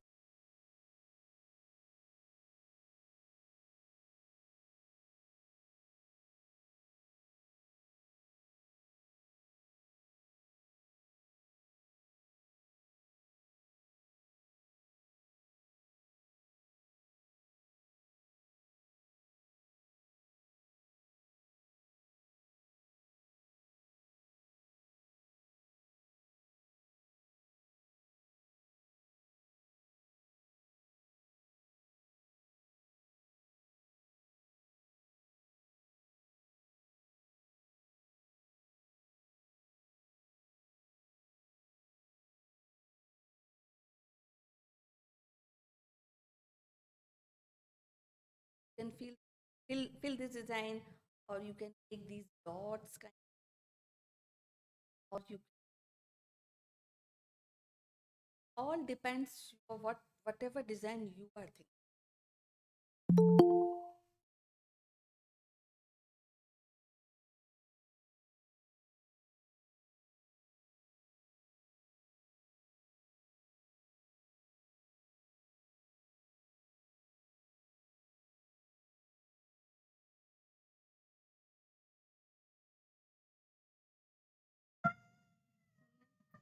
अब उधर जाओ अभी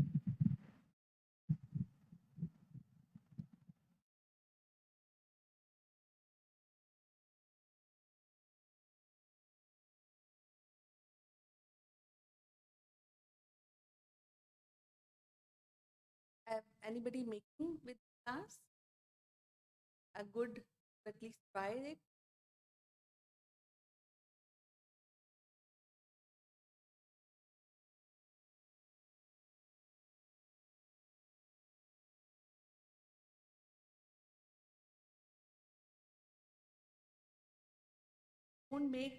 Don't use sketch pen, because the sketch pen doesn't look nice.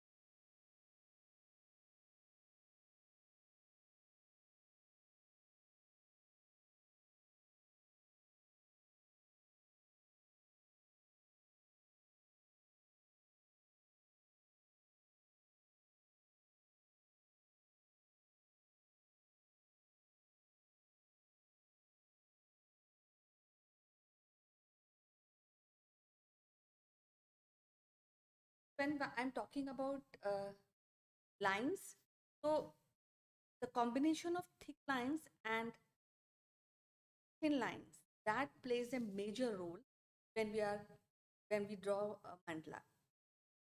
And what happens, you see mandala everywhere around, but sometimes we really fail to really this. And we will find basically more of this in mandala art in Buddhism and Hinduism. In Akulnaik, we have also done research on mandala. There's a professor, is Illinois professor. She is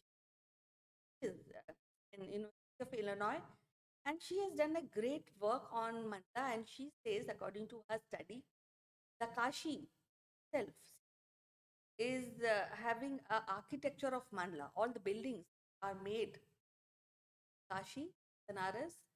Ancient buildings have taken the concept of mandala, and she has done a research. If all are interested, I can send a detail of her research. It's there in our uh, channel. I will share you.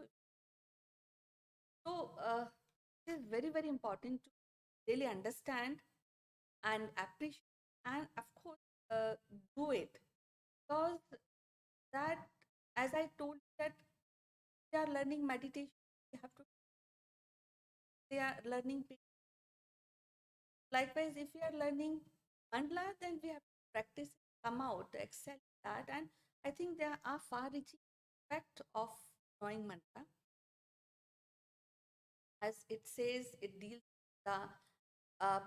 with the spiritual part of, quite interesting and quite good part of this art.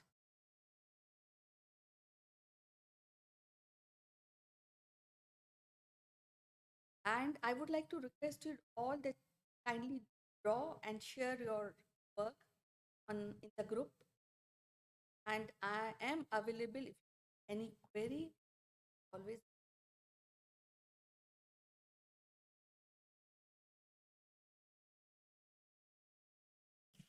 So something like this, I am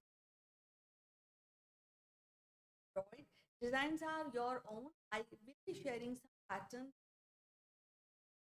So, and I will also have done.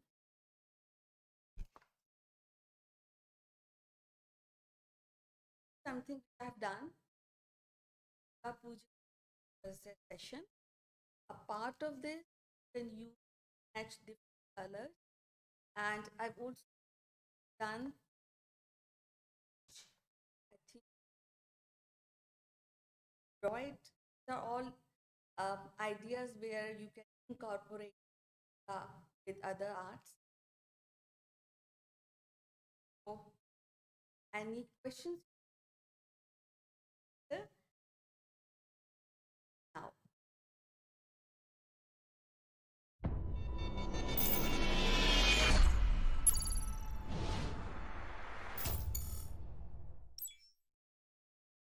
Hello friends, this is Akul Mac Live and I am Chandrakant. And for past few days, I have been putting daily challenges. These are logical in nature, and I want the viewers of our program to solve those logical puzzles. And fortunately, I'm very honored and pleased to have one of the person who actually cracked it in less than 5 seconds. And he was one of the first few people to crack challenge 5. So we will invite him in our show and solve the puzzle together.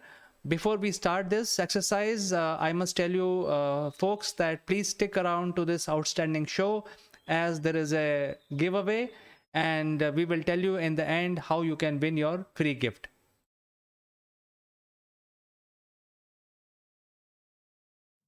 Welcome back, friends. And today in our show, we are actually solving one of the challenges. As you know that we are putting some challenges for people to participate. And these are all very simple challenges which involve geometry, mathematics. And today, I'm honored to have Mr. Naval Gun on this show, because he is one of the first person who solved this challenge. These are very easy challenge, but you know, we will have Naval to talk about that. Welcome to the show, Naval.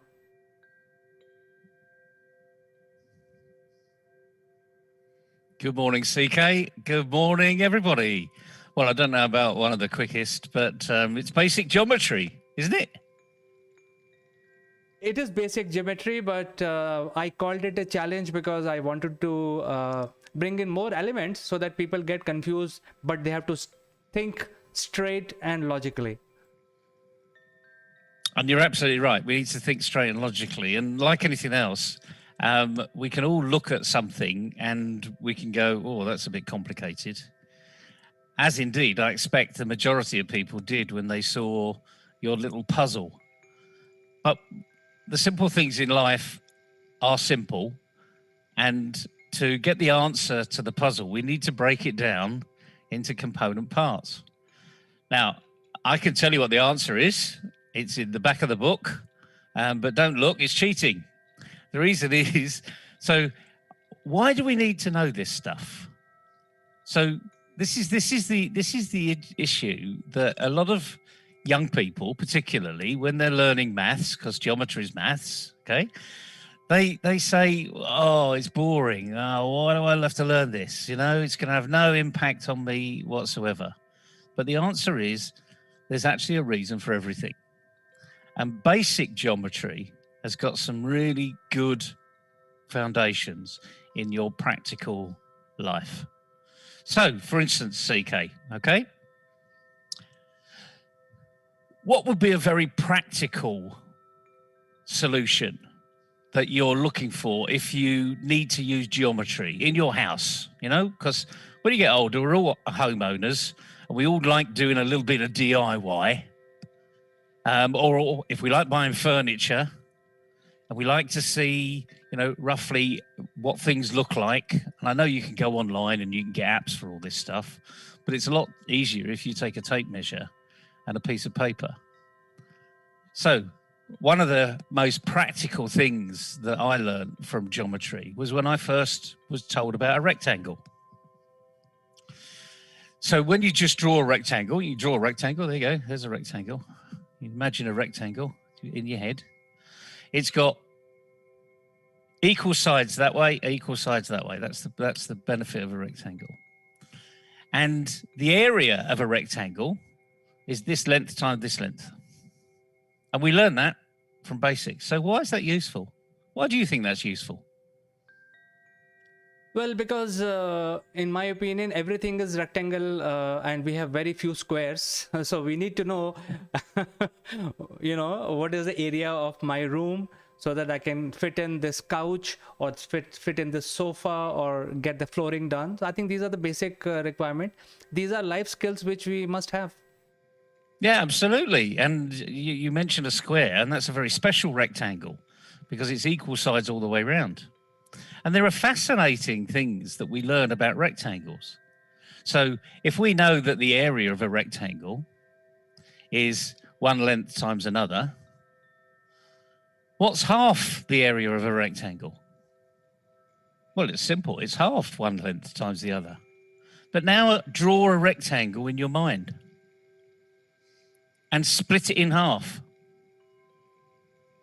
How many ways can you split a rectangle in half, CK?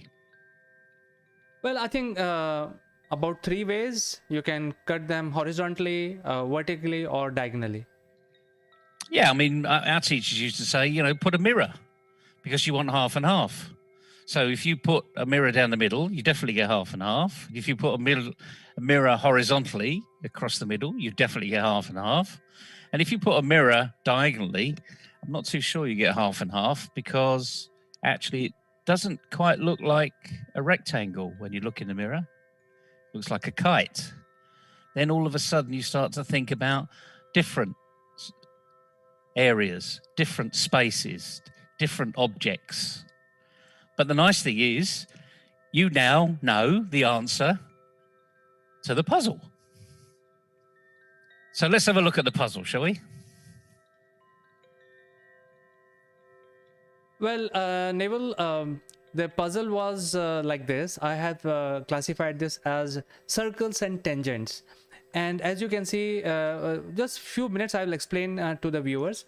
There are 2 tangents which are now, so hopefully people know what is a tangent. It is a line which just touches the perimeter of the circle. And in this example, what is happening is there are 2 tangents coming from both sides of the circle, and then they are at an angle and intersecting each other at certain distance. And then from the where the point the tangent touches the circle, there is a line which connects to the focal point, and that line is called radius. And I asked the viewers, can you solve this area which is you know, surrounded by yellow lines? So that was a puzzle basically, Neville. Excellent. And immediately, when people look at the title, Circles and Tangents, they'll go, oh, no, I don't remember that. Oh, that's too difficult. And the interesting thing is, it's got not a great deal to do with the circle, apart from there's a radius, and there are two radiuses, and they're equal. And it's not got a lot to do with a tangent, apart from the tangent forms a right angle with a surface that it's attached by to the radius. So here's the problem. Immediately people go, oh my goodness, circles and tangents, I don't remember that. Well, ladies and gentlemen, it's got nothing to do with circles and tangents and everything to do with a rectangle, or more importantly, a triangle. Because it's a right-angled triangle. And the beautiful thing about a right-angled triangle is, we're going to go back to our little example earlier of a right-angled triangle is just half a rectangle. So if you can now, I don't know whether you can do this. Can you see, Kate? Can you draw a line from the center of the circle to the point of the radius, of a point of the tangent? I can do that, Neville.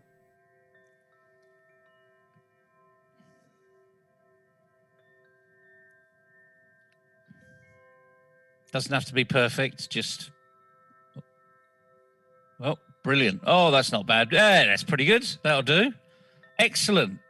So now what we've got is we've got two triangles. But the beauty thing about that is those two triangles are exactly the same. So all you need to do is know the area of a triangle. And I've told you the area of a triangle before. It's half the base times the height, because it's just a half of a rectangle. And it's as simple as that. So you can break these puzzles down into very, very simple geometry. But the reason is why you need to use it is most important. So on the side of any paint tin, it says, this paint tin will cover 10 square meters. Well, it's pretty good to know how many square meters in your house you want to cover to know how many tins of paint you need to use. And not all tins of paint say 10 square meters. Some might say 5. Some may say 7.5. Some will say this needs 2 coats and it will cover 15 square meters. So all of these things that CK is putting up here have got some practical use. So I hope that makes sense. And it's a very simple, this is a very simple question, but what you need to do is see through the red herrings. Get away from that which is distracting you. And look at what you're being asked to do. So each of these triangles is half the base times the height. And we've got 2 triangles, so it's double. In essence, what you've done is you've formed the original rectangle. Does that make sense?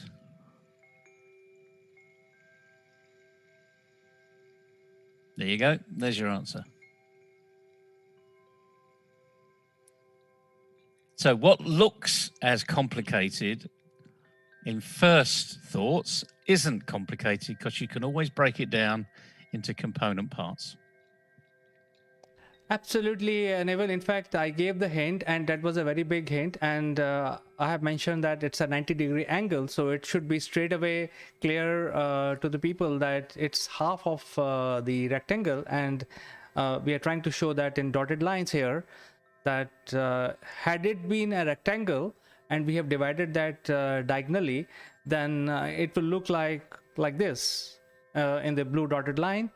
And so the area of a triangle, of a right angle triangle, is basically height into base, and that is half of it, because it's half of a rectangle. And since there are 2 rectangles, 2 triangles, or 2 fictitious rectangles, all you have to do is basically multiply by 2, and that means this is basically a quadrilateral, which is height into base. the answer is very, very simple. There's always a simple answer, but you have to just break down the problem. So once you've broken down the problem into its component parts, you get to the answer very quickly. But like anything else in life, you can be confused by the title, circles and tangents. The context is the triangle. Absolutely, Neville. In fact, this is exactly why the challenge is tricky, and it's a challenge. It's a puzzle. It's not a mathematical problem. It's a challenge how logically you think. And some of these challenges that we are putting now are very simple in nature. People have to just look at it, and like you are explaining it, it's half of a rectangle times 2, and that is a solution for this challenge.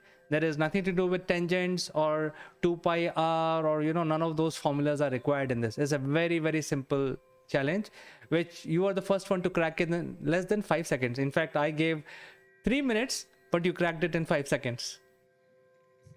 Well, to me, it's never a race. It's about trying to do the right thing.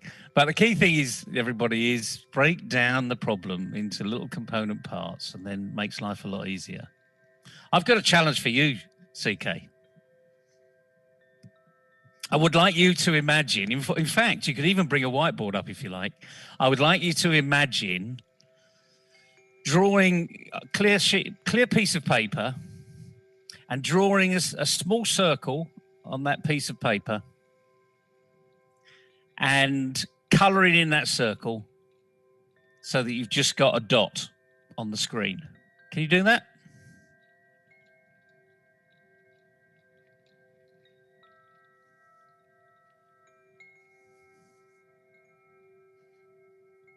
A small circle on the screen.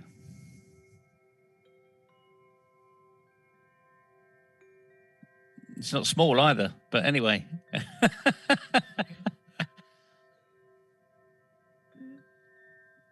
That's better. Right, just colour it in with the same colour.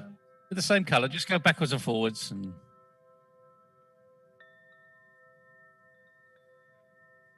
okay, that'll do. Well, here's a whiteboard. Okay. Now, I want you to close your eyes. Take your hands off the screen, off the keyboard, and close your eyes. Okay? Close your eyes. I can see they're open. Close your eyes. Okay. In a minute, I'm going to ask you to open your eyes. And I'm going to ask you the question, what do you see? Are you ready? Okay, open your eyes. Now, what do you see? Explain to people what you see. I see a very bad drawing, a round shape bad drawing in blue color. Okay, anything else?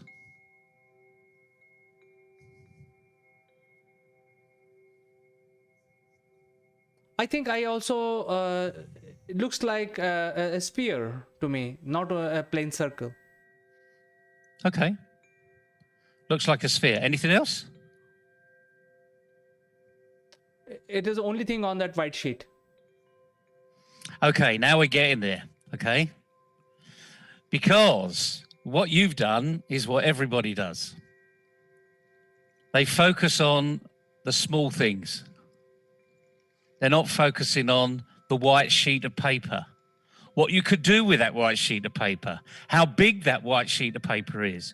The fact that this little blue dot that you've drawn pretty badly that looks like a sphere has no relevance whatsoever because it's on a huge white sheet of paper. Why did you draw it in the middle? Is it in the middle? Is it to the left? Is it to the right? And this is just making a very simple example of what we were doing earlier. We focus on those things and we go, oh my goodness, I've got to explain that little thing. And that's not how life works because there's much bigger things out there that we don't look at because we've been asked to focus on something else. Now, I didn't ask you to focus on the blue dot, did I? But I asked you, what did you see? Absolutely, Neville. You didn't ask, you did not give me a puzzle to solve. You just asked me, what do you see? And it's as simple as that. And that's why life gets complicated, because you don't see all the wonderful things around the blue dot. You just see the blue dot. Absolutely. So, viewers, there are more challenges like this. I'm hoping that you will solve this. In fact, there is one very interesting, which is called circles and triangles, which is challenge 1. That is very, very interesting and slightly more difficult. And there are easy ones also. So hopefully, just like Neville has solved it by looking at the problem, you should be able to solve our challenges. These are very simple but logical in nature. All you have to do is cut the clutter and solve our challenge.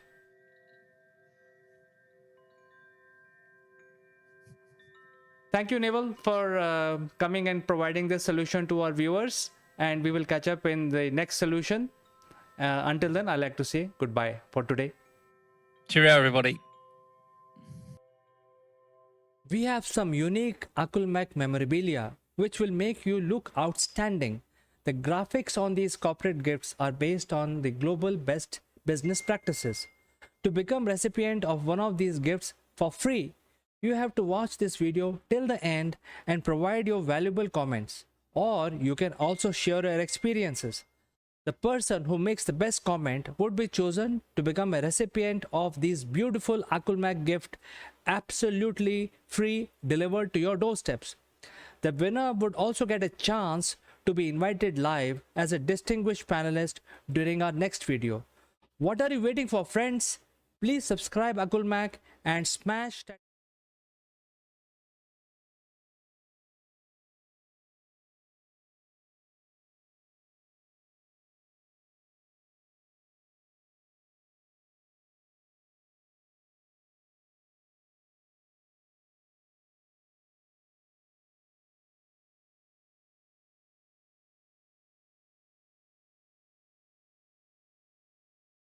Hello friends, there are a lot of renaming of our historic monuments and public places have been undertaken by the Modi government, and a lot of cities have been renamed, and for whatever reason they were named behind the Muslim invaders, people who were responsible for killing millions of Indians, and so now those old ancient names have been brought back, and there are certain places of public interest which have been named behind the heroes.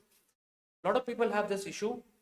I don't know why they have an issue, because I think these are our local leaders. We can't be eulogizing the invaders who are basically the foreigners.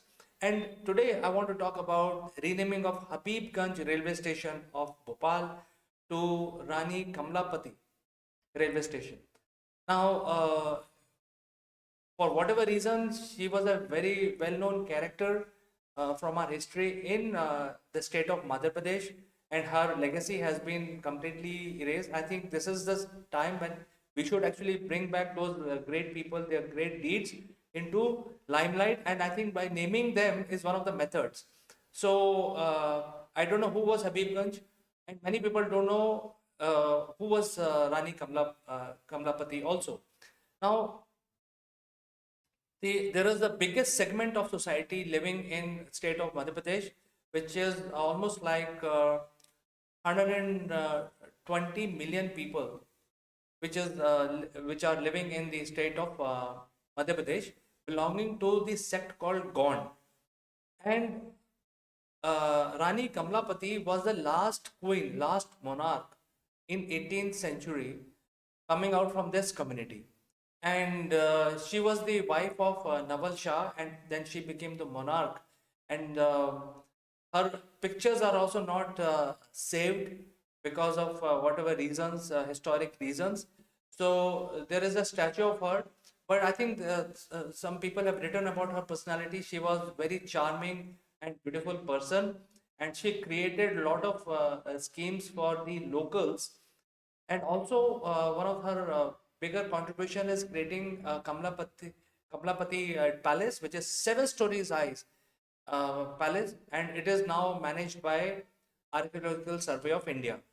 So I think this is something which I fully favor. Why you need to change name and keep them behind the invaders in the first place, so that we don't have to change them again. Our place, our land is very old, and the names have been coming out from generations.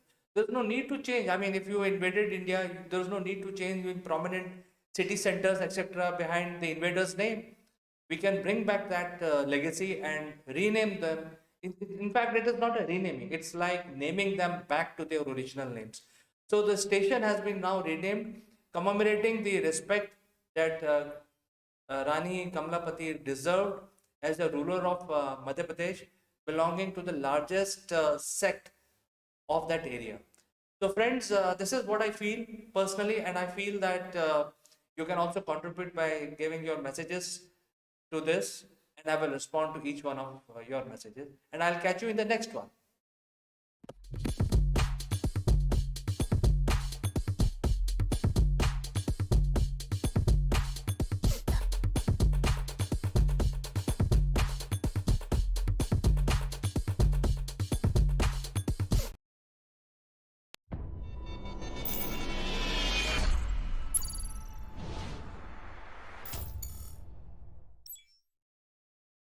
Hello friends, this is Akul Mac Live and I am Chandrakant.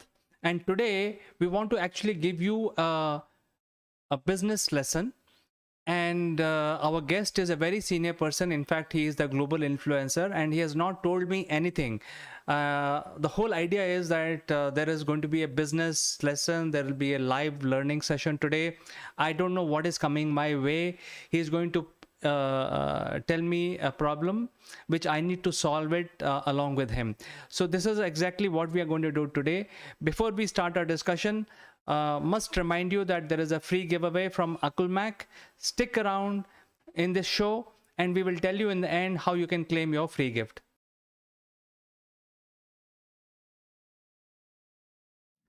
Welcome back, friends, and let me also invite our guest today. His name is Mr. Naval Gund, and he's joining us from London. He is the chairman of MindFit Limited. So without further ado, let me present Mr. Naval to you. Good morning, CK. Good morning, everybody. It's a beautiful sunny day here in the UK, and looking forward to an exciting day ahead. And what I've got for you today, CK, is a little bit of a game, a little bit of a challenge. Are you up for a challenge today? Absolutely, Naval. In fact, you mentioned about this sunny day in London, but surprisingly, we have a cyclone hitting India, and it's quite cloudy and quite windy and quite comfortable today. So I'm up for any game that you throw at me. Jolly good, jolly good. Well, hopefully our listeners will have a bit of fun with this as well. But there's a serious message about it at the end, so stay tuned because it's that serious message that I really want to focus on. So, CK, what I'd like you to do is to bring up a whiteboard. Fantastic. And we're going to test your capability now about drawing small circles. I'd like you to draw 3 small circles on the whiteboard.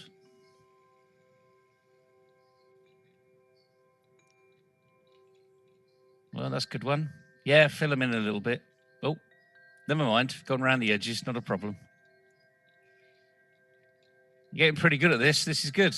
Oh, yeah, even better. Oh, fantastic. Well done. And another one. Excellent. Excellent. Oh, well done. Well done, CK. Jolly good. Right. Okay. The next part of this is, and you don't need to use the whiteboard anymore, I want you to close your eyes. Okay. And when you open your eyes, I want you to explain to everybody, what do you see? Are you ready? 3, 2, 1, open your eyes. So what do you see?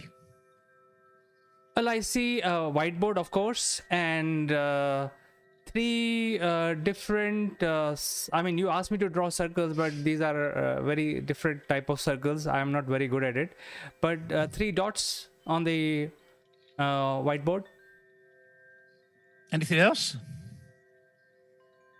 Yes, I also see that there is a distance between these three circles, which are filled in with the same color as their outline.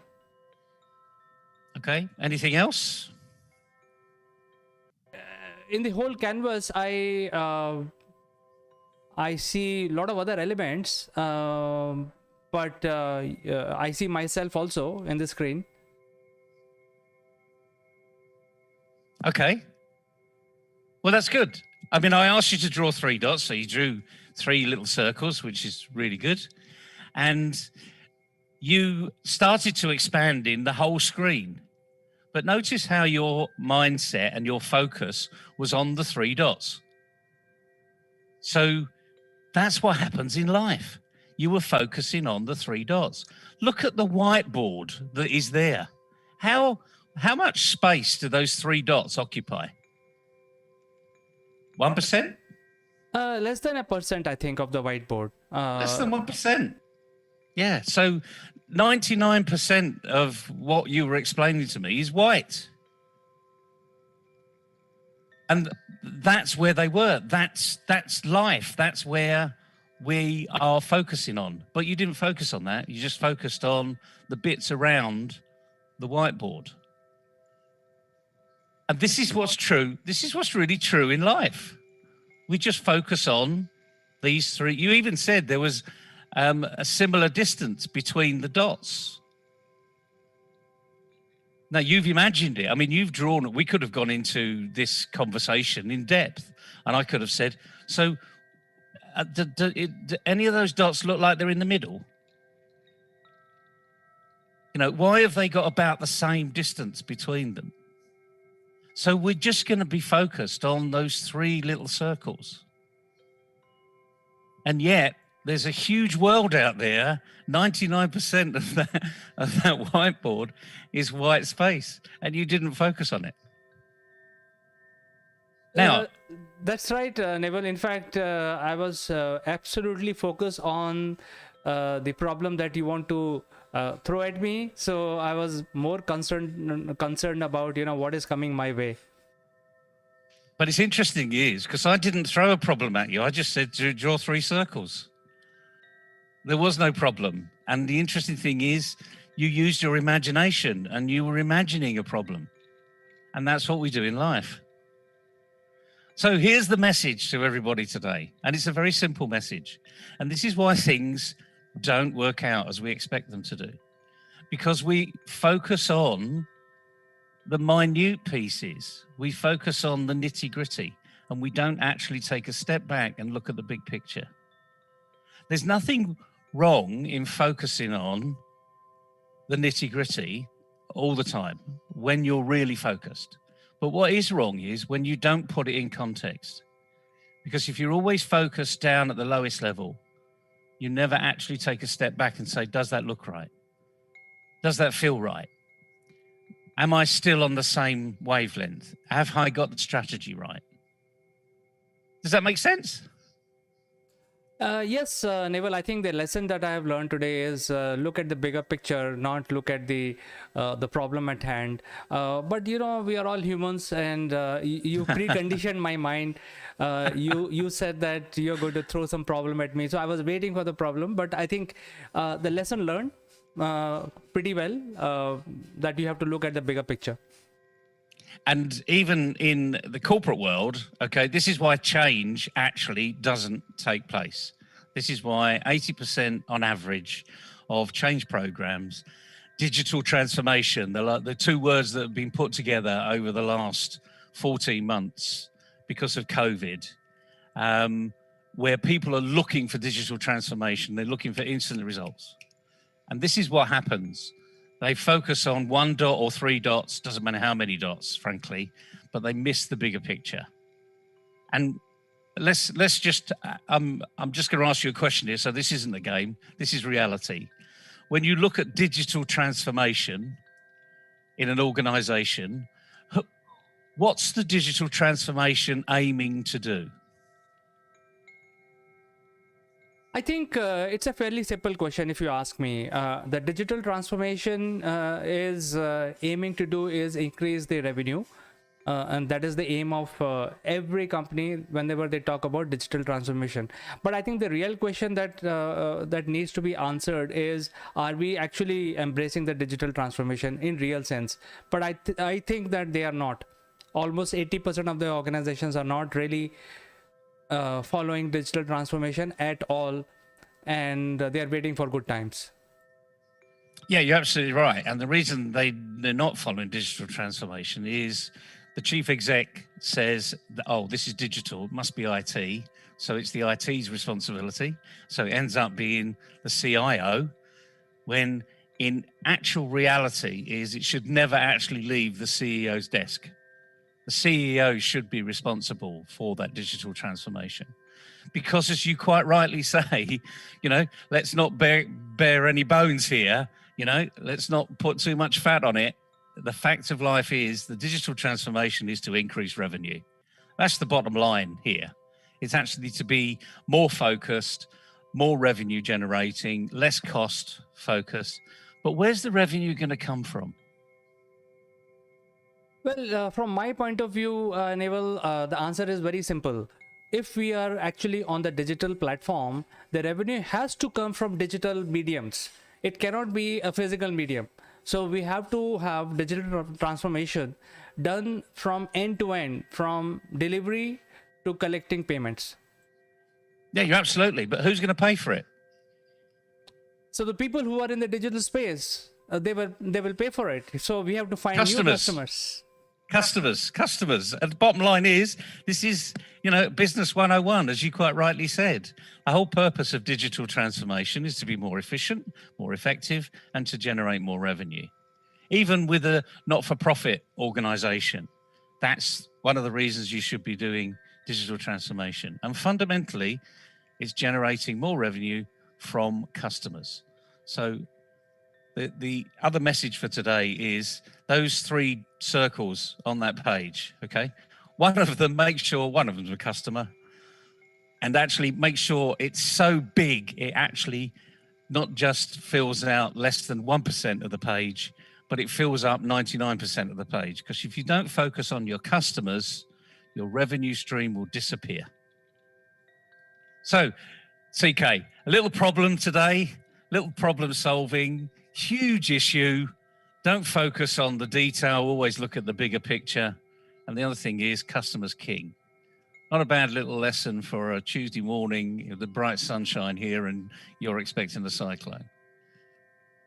Absolutely, Naval. In fact, thank you so much for giving such a positive message. And I'm sure, I think the viewers must get it. They must understand what is the real message, the crux of the whole thing. So thank you so much for coming and joining us. We'll catch up tomorrow again in something more interesting. My pleasure. Have a good day, everybody. Bye-bye.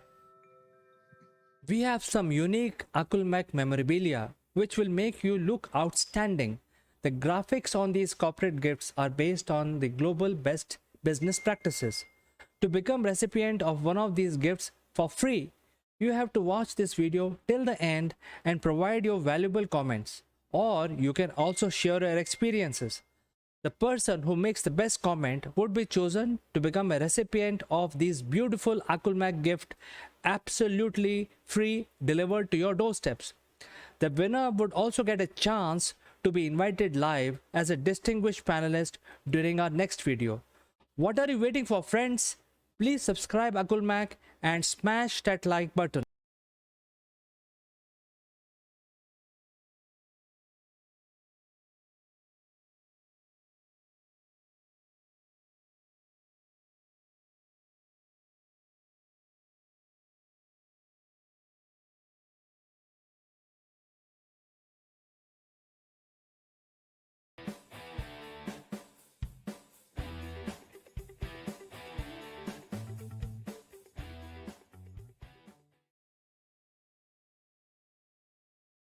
Hello friends, the good news is that Indian Railway has confirmed that they are planning to ACify even the general category of bogies in Indian Railways.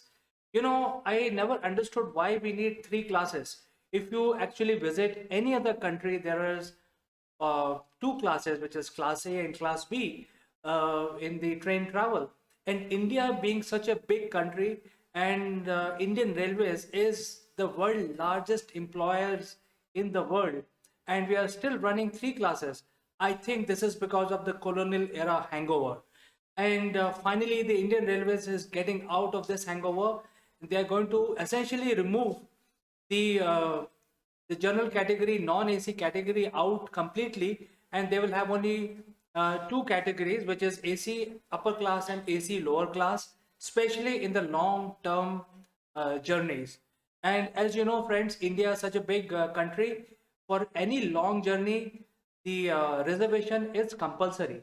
So the Indian Railways logic is that since most of the passengers are traveling on a compulsory ticket, on a confirmed ticket, that means each one of these guys, even though they are traveling in a general category, they will have a seat reserved for them, especially for a long distance journey.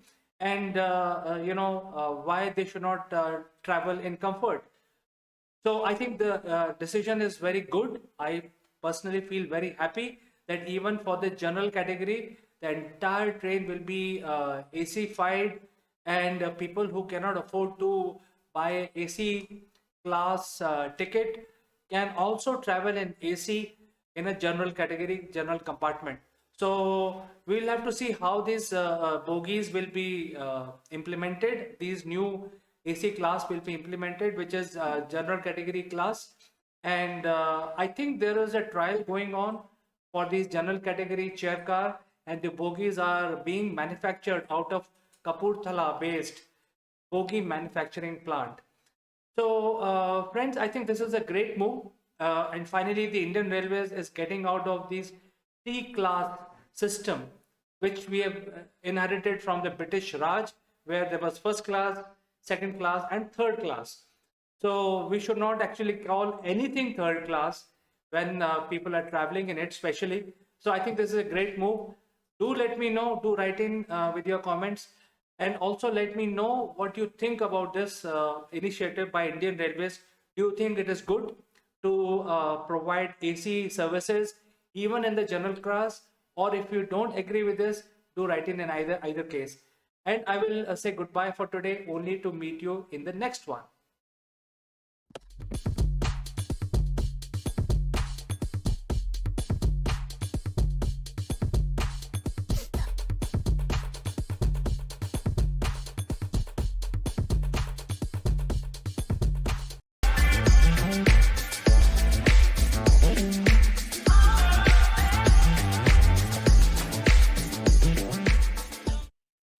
Friends, when you are going into the ocean and there are so many different types of vessels, how do you keep track which boat or which ship is running in which part of the world ocean? And there are so many, especially, and going out in the ocean is different from going in the air, because there is an air traffic control, and whichever flight which is flying in the air is actually monitored by a global system. And that is how people know that this particular flight is flying in this area. So similarly, like this, we also have a system which keep track of each and every vessel which has gone into the ocean. And this is called automatic information system. And this includes a device which you need to pick up and install on your boat or your ship or your yacht, so that this device will keep sending the data about your your position to a central system which is accessible by everyone. So this information is basically made available freely to all ships across the world, and also to shipping companies, so that they can actually plan the routing of their ships, and also other ships can track which is the nearby vessel. This is a very good system basically, and it actually help save a lot of lives, and also in a lot of planning. And as you can imagine, how this system will basically come into picture is basically this device that I showed you will keep sending data to a central satellite, and via central satellite to a network which the ships can access, and the shipping companies can access that data. Now, this will also help shipping companies to decide which area of the ocean is heavily has a huge traffic, and in case they have to send some cargo at very high speed and they have to maintain a certain commitment to deliver on such and such date, so they can actually evaluate and find out which is the fast route available, so that they can turn their ships into those lanes without increasing the traffic in that area. So it's like a super highway in ocean. And AIS actually keeps track of all of these boats which venture out into the ocean. Now, why I'm giving you this information? Because there has been, from 1st of November, there has been a drastic decrease in the traffic, ocean traffic in the South China Sea.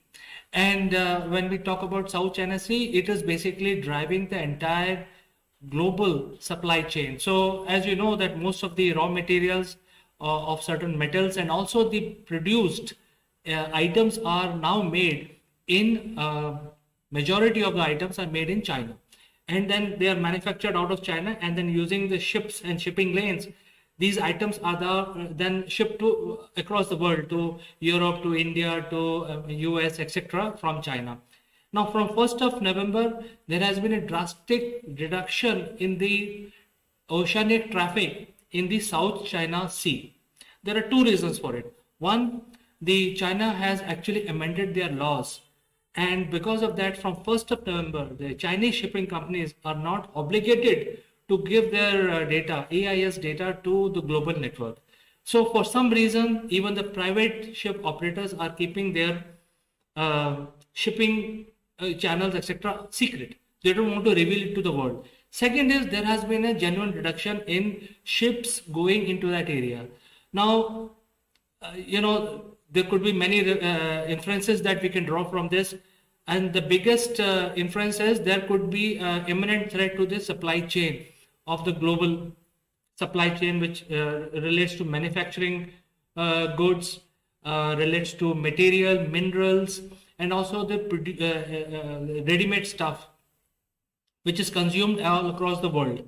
So this is something which is alarming, and I think we need to get into depth of why this is happening and why the AIS data is not being provided, or if there is a genuine reduction in the ship traffic in that area, what is going on? We need to know. So this is something that I raise as a question. Friends, if you have more knowledge about this, you can write in and we can actually do a little bit digging around this and present it to people so that people are ready. Otherwise, if you have any suggestions or comments, do write in. I will respond to you to best of my ability. I'll say goodbye for today, only to catch you in the next one.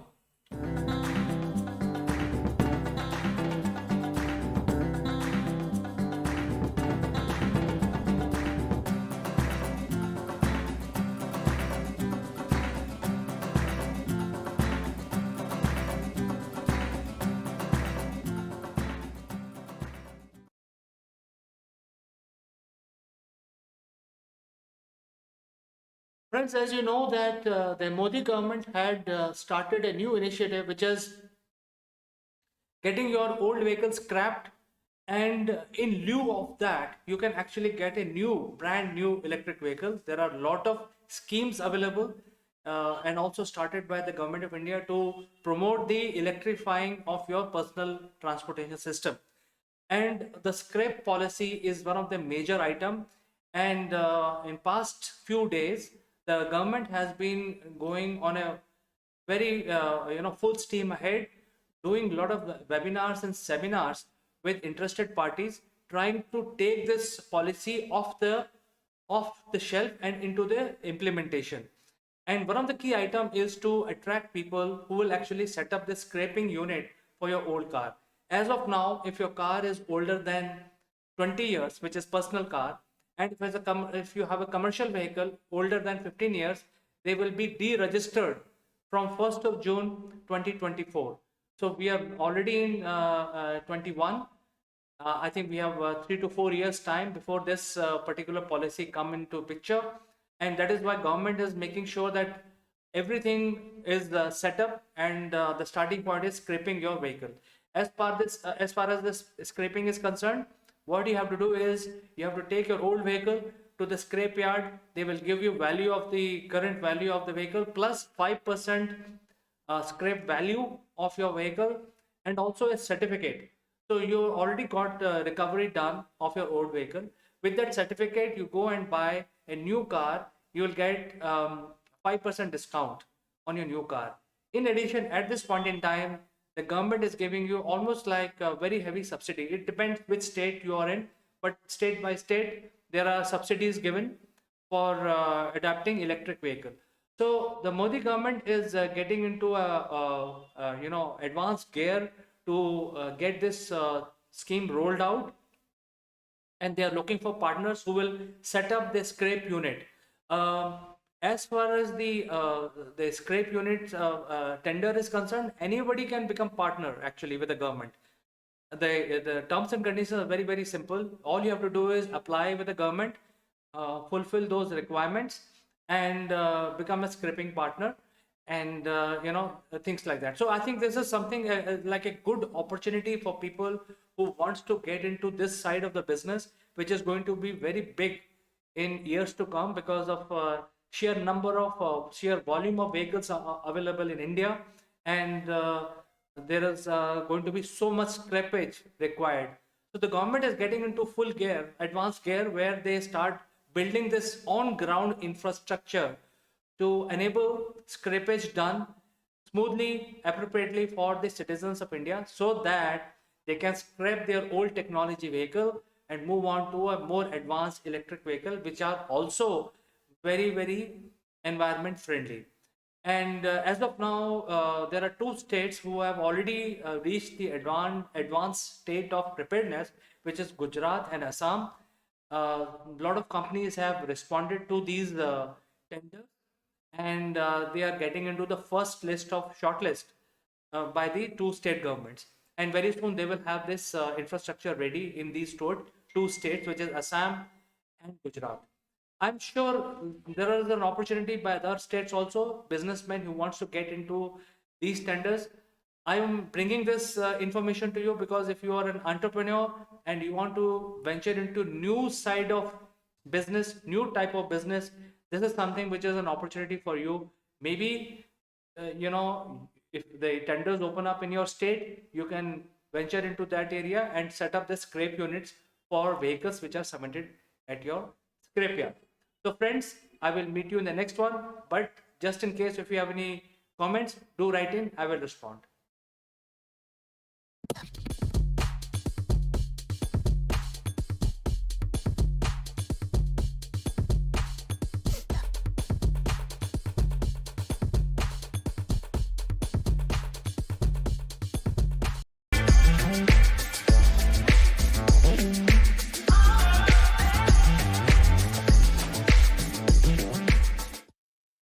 Friends, welcome to Akul Mac Live, and I want to draw your attention to the recently conducted COP26 meeting in Glasgow, in which some decisions were taken in order to save our climate. There is a target of net zero by 2050, whereas India has said that the net zero target has to be achieved, but not by 2050, but by 2070. There are a lot of reasons, and we have actually covered those reasons in the past videos. But in today's video, I have a very interesting news. Friends, as you know that the major polluter is the power generation plants. So if you look at the hydro, which is clean again, and if you look at the other one, which is most prevalent in India, are the thermal power plants, are the most polluting. So in the interim, while India is ramping up their solar power generation and also unconventional method of power generation, I think the tested and tried method is the nuclear power. And, it's been operational for last couple of decades. The nuclear power plants are typically very huge, and it requires a nuclear reaction to go inside the nuclear power plant in order to generate power. So this is a tested and tried method. So in the interim, India has decided to go into the, ramping up the nuclear power. And the decision is that, in fact, it is announced a couple of days back that there will be at least 9 new nuclear power plants across India, and this will help bridge the gap and reduce the dependency on thermal power in the long run.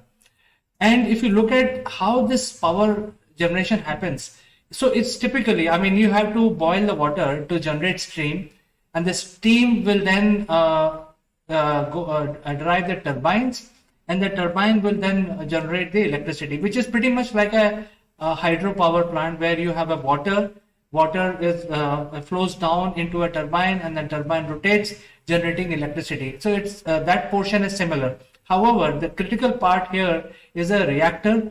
The reactor is basically runs on a nuclear fuel, and I think most of us know what is a nuclear fuel. Nuclear fuel is in today's world is the uranium, and the reaction is also very interesting. And in fact, you would like to know, in fact, for the benefit of viewers who want to know actually how the energy is generated, I would like to just draw your attention to the type of energy which is released in fission reaction, and that is the strong nuclear force. Now, strong nuclear force is so strong that it binds the nucleus together, and during this reaction of fission, 0.7% of the mass of the fuel is converted into pure energy.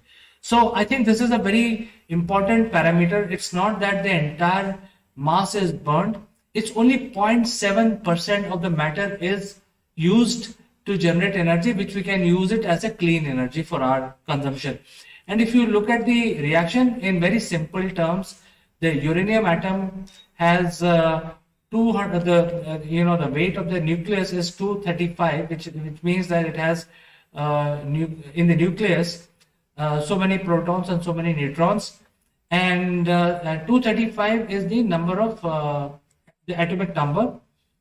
And if you look at in this picture, we are showing that we are just adding one neutron into the nucleus of this uranium atom. Now, since uranium atom is one of the largest atom, the binding energy is there, which binds the nucleus together, but it is kind of weak. So by adding one neutron into the nucleus, bombarding into the nucleus, we make it unstable. And because it is unstable, it immediately decay into krypton and barium, two smaller elements, and the remainder of the energy, which is 0.7%, is converted into pure energy. And in addition, there are 3 extra neutrons are also released in this reaction, which will then strike the other uranium atom nearby, and the reaction goes on, and this is what we call it a chain reaction. So by just using only 0.7% of the material, so much of energy is released. So you can imagine that the nuclear power plant can be so efficient, unlike petroleum engine or unlike burning coal, where there is so much of wastage. Nuclear power plants are tested, tried, giving you very clean green energy. And there are 2 types of variants of uranium, which is 238, which is slightly bigger, and 235, which is slightly smaller. So the type of reaction that happens, I have demonstrated in the previous slide, was basically based on uranium, which is 235, and it is purified. So if you have a purified version of 235, the previous reaction will happen. However, if you have 238 also, which is a very different kind of a variant, which has extra mass in it, but a different type of reaction will happen. If you use a mixture of 235 and 238, then this kind of reaction will not only give you a lot of energy, a lot of heat, but also give you plutonium. And plutonium is the weapon grade material. So it is used in atom bomb, etc. And these kind of nuclear reactors are called enrichment nuclear reactors. So it uses both variant of uranium, which is 235 as well as 238. So you can imagine now, friends, when I'm telling you about the nuclear energy, you have to just find very small amount of uranium, and that will basically last for a lifetime. So typically, if you look at the nuclear power plant, they come with fully loaded for about 20 to 30 years. That means once they are constructed, they will be completely protected using lead and concrete dooms. The amount of uranium which is fed inside those will last for the entire lifetime of the power plant. So this is pretty much very proven technology, and it is very clean, and it does not require to fuel several times every day, or several times in a week, or several times in a month. So it is like fitted once, and then it will keep giving you energy for rest of its lifetime. So now let's understand where this uranium is. I'm sure you must be able to appreciate that the uranium is very scarce, and it is not found everywhere. It is even more scarce than the gold, and since it is heavier than the gold. So this is the chart which tells us about the known sources, and you can see that the largest source is Australia, where there is the highest amount of uranium found. However, India also has about 1% of the uranium, and now these are the ore uranium which has to be further taken out from the mines and purified so that it can be used in the power plant. So purification is kind of very tough process, which is called refinement, and those kind of refinement facilities are mostly available in US and USSR or Russia, current day Russia. So, and also UK and all that. So I think the whole idea of getting uranium is the key here. So you can build a power plant, but to get the supply of the uranium is the key, because not every country has the knowledge or capacity to purify uranium which can be used in a power plant. So that is why the dependency, or you keep hearing about the nuclear treaty, is something which comes in the picture. However, with the current plan, India is going to increase the nuclear power output almost 3 times within next 10 years until 2031. And currently, India is producing 6780 megawatt from nuclear reactors. But because of this 9 new nuclear reactors which will be added in next 10 years, the increase of in power generation from the nuclear reactors will go up to 22,480 megawatts. So it's a big deal, but I think it is required, and it must be done by India in order to reduce the load on the conventional power generation division, because these are the biggest polluter of nature.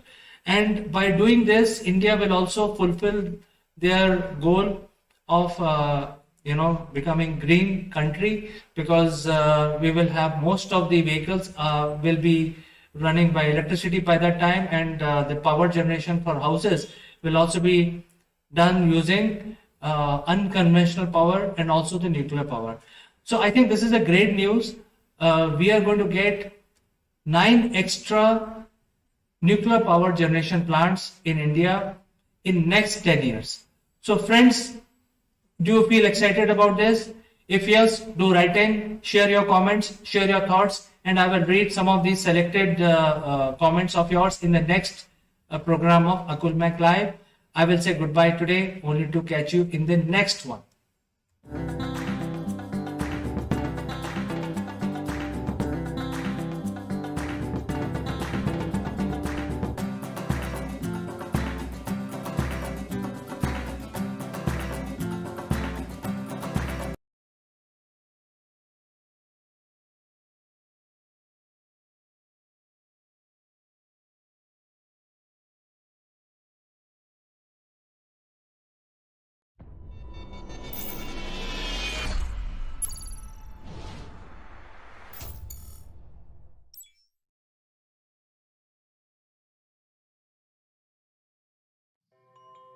Hello friends, welcome to Akul Mac Live, and I am Chandrakant. Today morning, I got an email from Zoom saying that as per the new IT Act, they have modified their use policies. And I've actually glanced the policy, the new policy, and some of the things which are mentioned here are the age limit. You know, we have defined very clearly who is the probable user of Zoom services. Then there is a record regulation around recording, and also regulation about the content distribution because it could be copyrighted. To discuss this matter, I have a very senior distinguished personality in the studio, Mr. Naval Goon, and we will discuss this policy impact which is happening in India. Good morning, CK. Good morning, everybody. And yes, these providers, content providers, platform providers, are now being pushed heavily by governments around the world to maintain security, maintain copyright, and maintain lots of other things, privacy in particular. But I think something that may have missed a lot of people's attention here, and this is particularly for schools, because the majority of schools during COVID jumped into the digital world, and by far and above most other platforms that were currently existing, Zoom is one that I think an awful lot of schools have locked into because of the flexibility and the ease of use and the fact that you don't have to have a huge program running in the background. It's all web-based, it's nice and digital, it's nice and quick.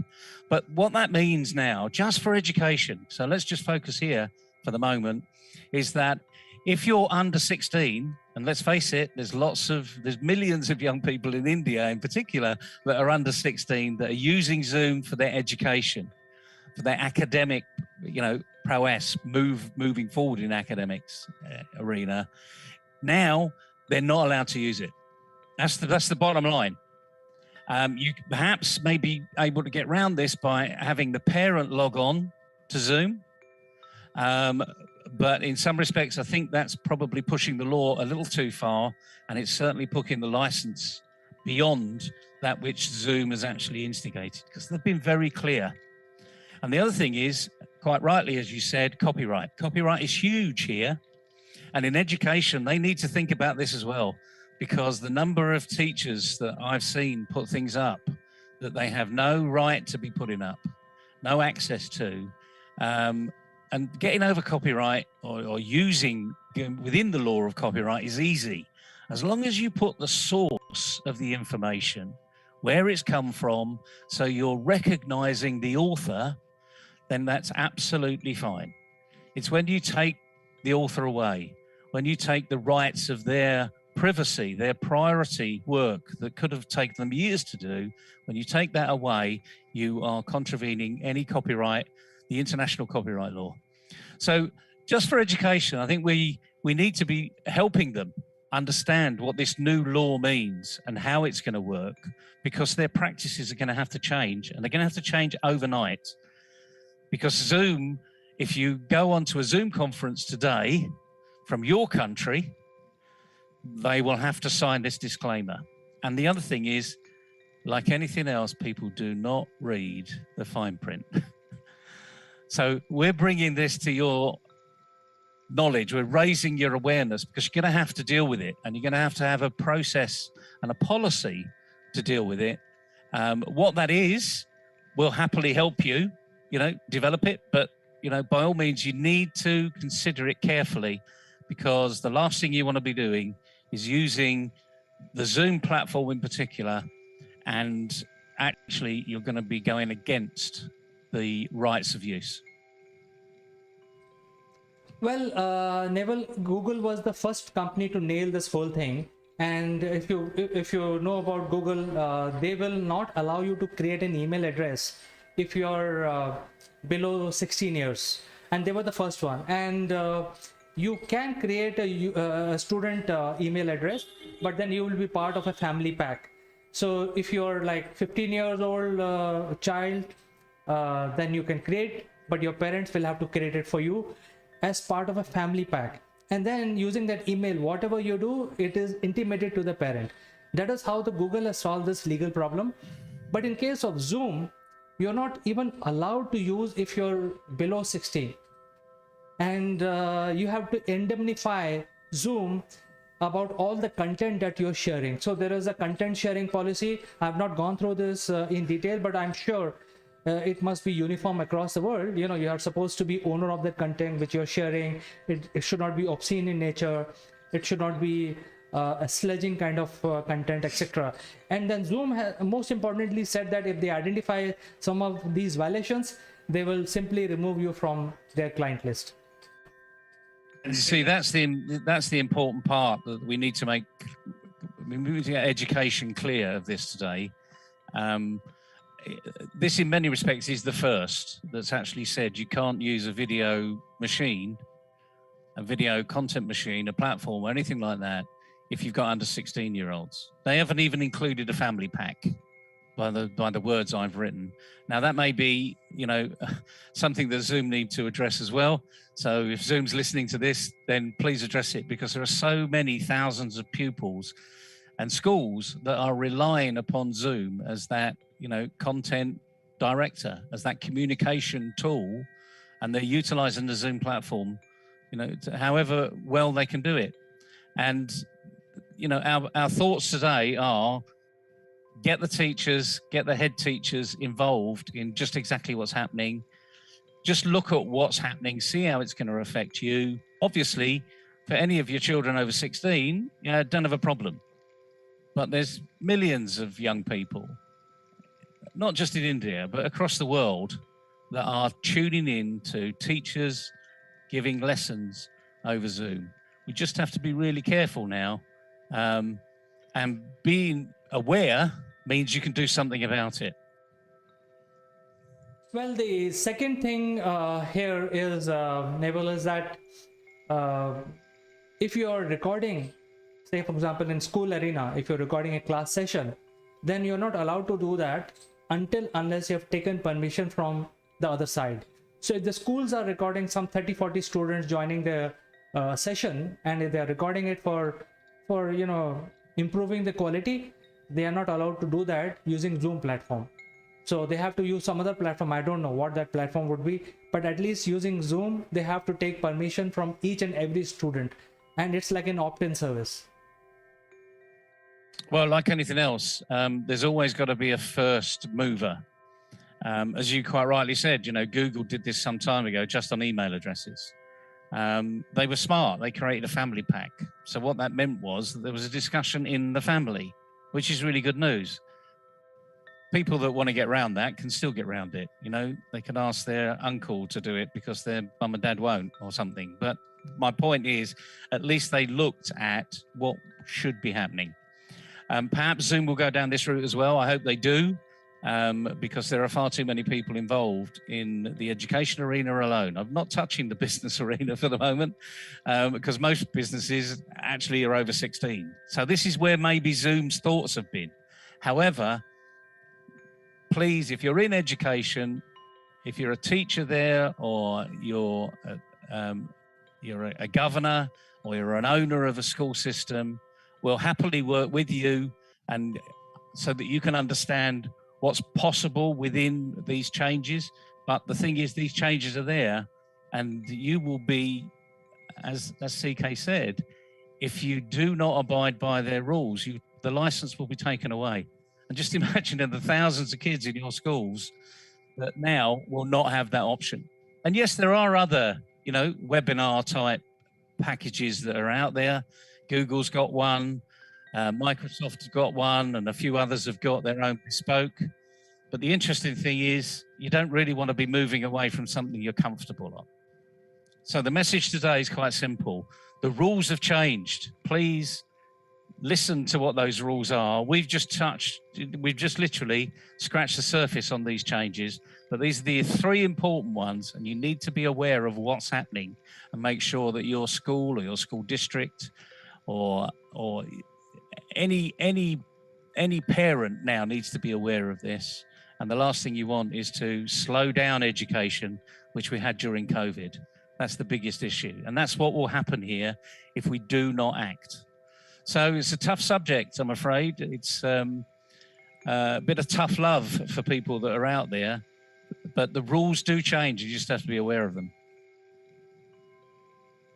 Yes, Neville. In fact, the third thing is the copyright, which is when the school teachers are showing some examples, some diagrams, uh, some study material, it has to be their own content. They cannot take any other content from Google and show it to people or the students. So I think that is the third important aspect. And because these things, I read it and I have written to principal of my school of my kids saying that what are they going to do now, because they are heavily using Zoom for everything, freely. It's a free tool, just use it, that kind of thing was happening. What they are going to do now is the question mark. And I've written to the principal. Let's see what decision they take. Well, again, part of what we're doing here is just raising awareness, and hopefully raising Zoom's awareness as well, because there are things that they can do. I completely understand why they've done what they've done, but when we're talking about under 16-year-olds, they have to recognise that there's a lot of users out there that are under 16, and they're in the good arena, they're in the education arena, and the last thing we want to be doing now is having a fight over the next 2 to 3 months over what is allowed and what isn't allowed, because young people have missed enough schooling around the world over the last 18 months. So now what we need to be doing is fixing this very quickly, or at least having a patch, a workaround that works within the law, but obviously it's not stopping young people in their education. Absolutely. In fact, the schools can come out with their own ERP, with their video sessions, and they will have to exert a little bit more and not rely on the social media platforms like Google or Zoom. I think they have to get out of it. That's the only solution which I see. And just in case if some smart student who thinks he's a smart cookie create a email address with a wrong age, then as per the legal liability and indemnification clause, he is liable for violating the law. So the law is very clear. I think we are going to see some big changes in the education industry now. Yeah, you're absolutely right. So it's about taking personal ownership. So it's a message we just want to pass to people. There are ways you can work within this and make it work for you. It may mean a little bit more process up front, but we'll also hopefully be sending Zoom a message to just say, what else can you do? You've looked like you've solved the business arena, but actually, I think you've missed a big arena here too. So this is a watching brief, but the last thing is we want to stop activity. We don't want that to happen. We want young people to get the education that they deserve and they have a right to have, and technology shouldn't stop that progress. It should actually enhance and improve the process. But it's an interesting discussion today, CK.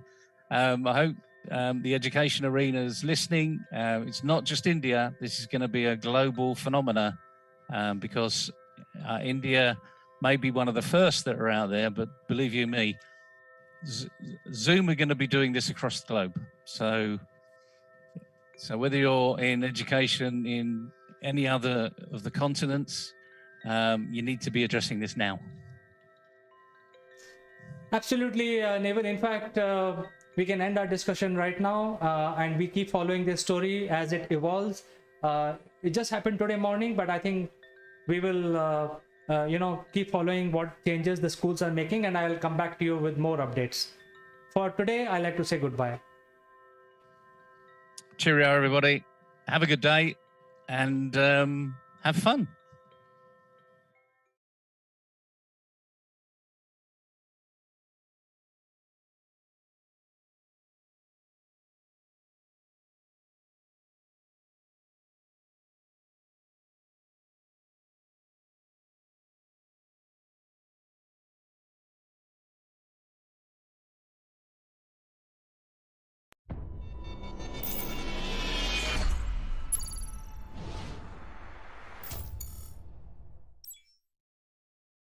Hello friends, welcome to Akulmek Live. I'm Kanchan Verma and today we are taking you to a wonderful city. A city which is being ranked number 3 among the top 10 destinations for travelers.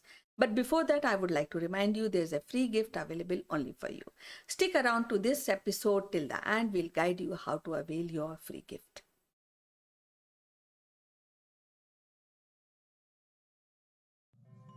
Hello friends, welcome to our show today and we have a wonderful guest today who will be discussing about a wonderful city. And the city is said is being settled around 723 BC. And this is also a city which is called a city of temples. And again, it is earlier it was called Kantipur because this city used to be very, very beautiful. So without wasting any further time, I would like to welcome our guest today, Mr. Sitesh Srivastav. So welcome to the show, Sitesh. How are you doing today?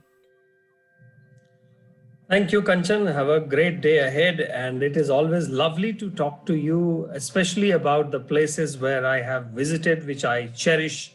And I want to visit again with almost like a great, big, expensive lens and hearing from the people about the culture, the history, and probably rediscovering. And thank you for that. How have you been? I'm fine and I look forward for a very wonderful discussion about the city. So I just maybe bust the mystery. We are discussing about Kathmandu and why Kathmandu. I'll just tell you before you start your wonderful experience with the city that the Kathmandu is shaped like a ball. And once upon a time, this was a lake, and in this lake there used to be a lot of snakes who used to live. But there was Manjushri, by the king by the name of Manjushri, who cut this valley and drained all the water, and thus it was created city Kathmandu. Well, Kanchan, this is amazing. And I have seen Kathmandu being very close to the Nepal border, where I used to stay a small place which is called Raxaul. It is a border town on the Indian side. On the another side is a town called Birganj. And there was a road, in fact, made by India many years back when we used to stay at that side. And I have traveled to the wonderful Himalayas, and I can proudly say that that has been my first international visit when I was still in the school times and later as a teenager. So Kathmandu is actually a kind of a spiritual capital, not just a physical modern day capital, but a spiritual capital of the Nepal territory. And it compasses a lot of great traditions, cultures, religions, art, and together from the Tibetan, from the Hindus, from the Chinese, from the Buddhism, and of course from some of the Asian populations.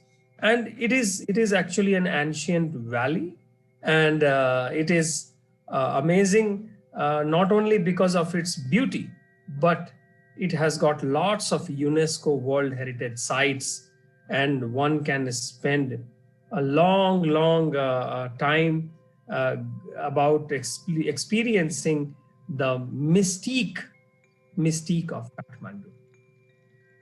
Right, and it is said that it ranks third in the traveling destination, which is being declared by few travel agencies.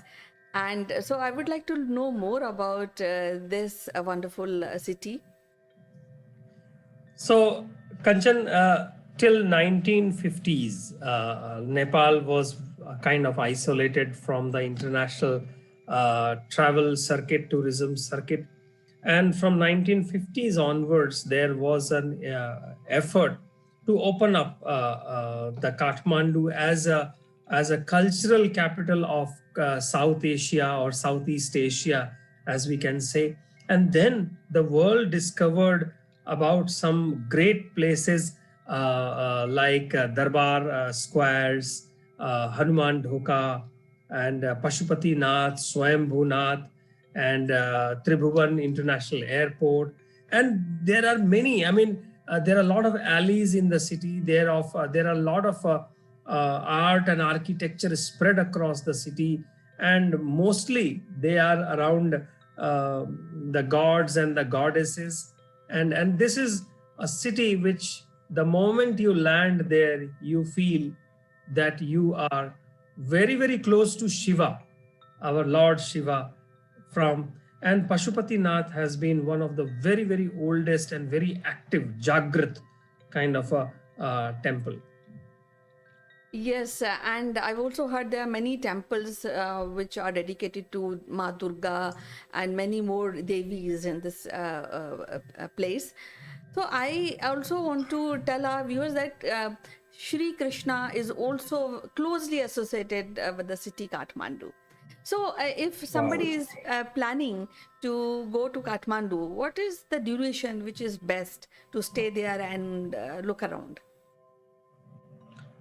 Well, a person depends on the traveler, international traveler, what they want to see. I believe that lot of tourists which go from India, they have an interest in looking around some of the very, very old and very active traditional, conventional temples.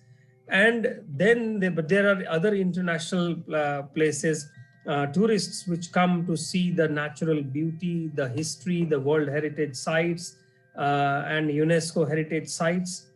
But you know, Kathmandu is an enormous treasure house of art and sculptures. And there are a lot of temples, a lot of shrines, gompas, and the iconic symbolism of mother goddesses is very big hallmark of Kathmandu, I would say.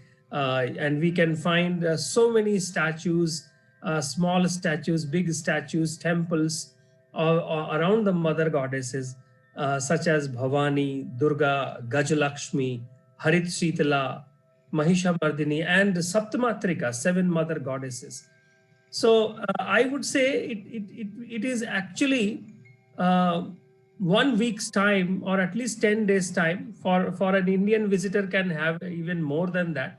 But I think 10 days time is a good enough to visit around Kathmandu, inside Kathmandu, inside the alleys, inside the temples, and the places, and get a feel of the place. And in fact, Kathmandu is also very popular. It has remained popular realms within Bollywood as well. Yes, rightly mentioned. I also want to ask you about, because I have read that more of the ethnicity of the country and the city is Hinduism and Buddhist people. So, what about the cuisine for vegetarian actually? Well, for the staple food of Nepal is dal and bhat, which is plain rice and a yellow dal.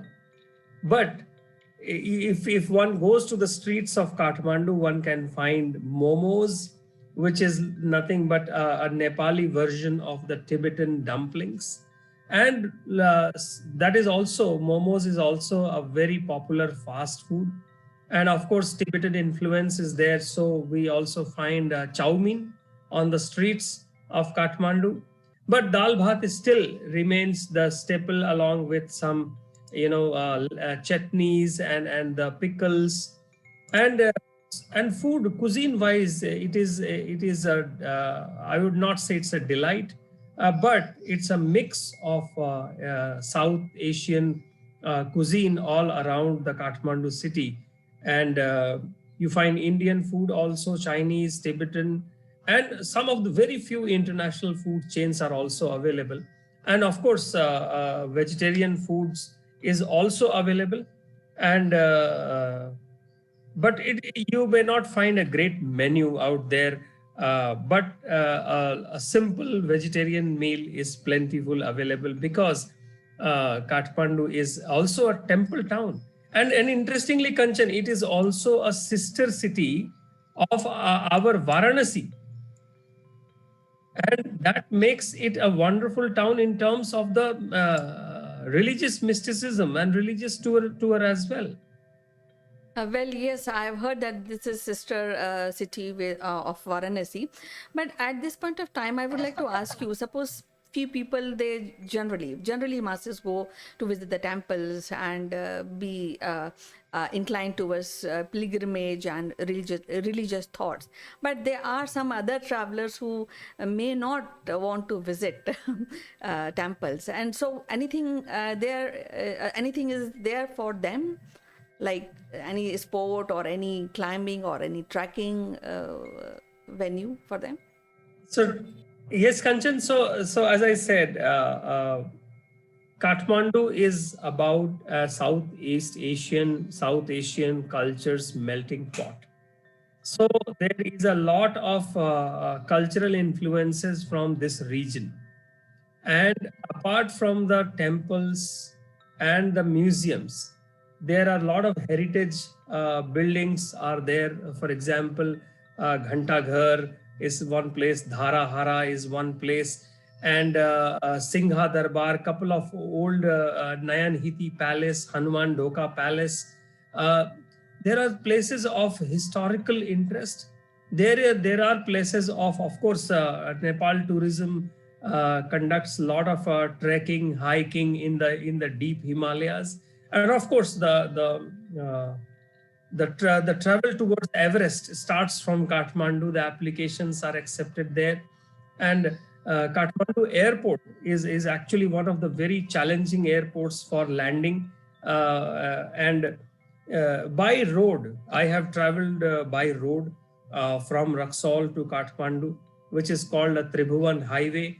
And in between, I remember, Kanchan, there used to be a place, probably a place called Hetauda, where on the top of a Hetauda, the roads, the winding roads up in the Himalayas, one can actually count 80 roads down when the bus is at the top.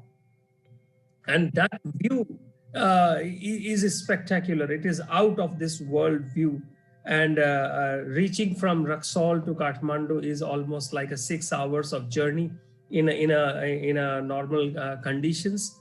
And therefore, now it is well connected. Raxaul is well connected, and Kathmandu is well connected by air, by road. And the best part is that for Indians, we do not need passport to enter Nepal. Yes, because we have a lot of similarities when we talk about Nepal, and we think that, yes, Nepal is a kind of a part of our nation. At this point of time, I also want to ask you that what is the art and architecture we are talking about a few minutes before? So the influence of on art and architecture is more of Indian, or it's a mix of Buddhist and Hinduism, or maybe a touch of Chinese influence on the art and architecture of Nepal?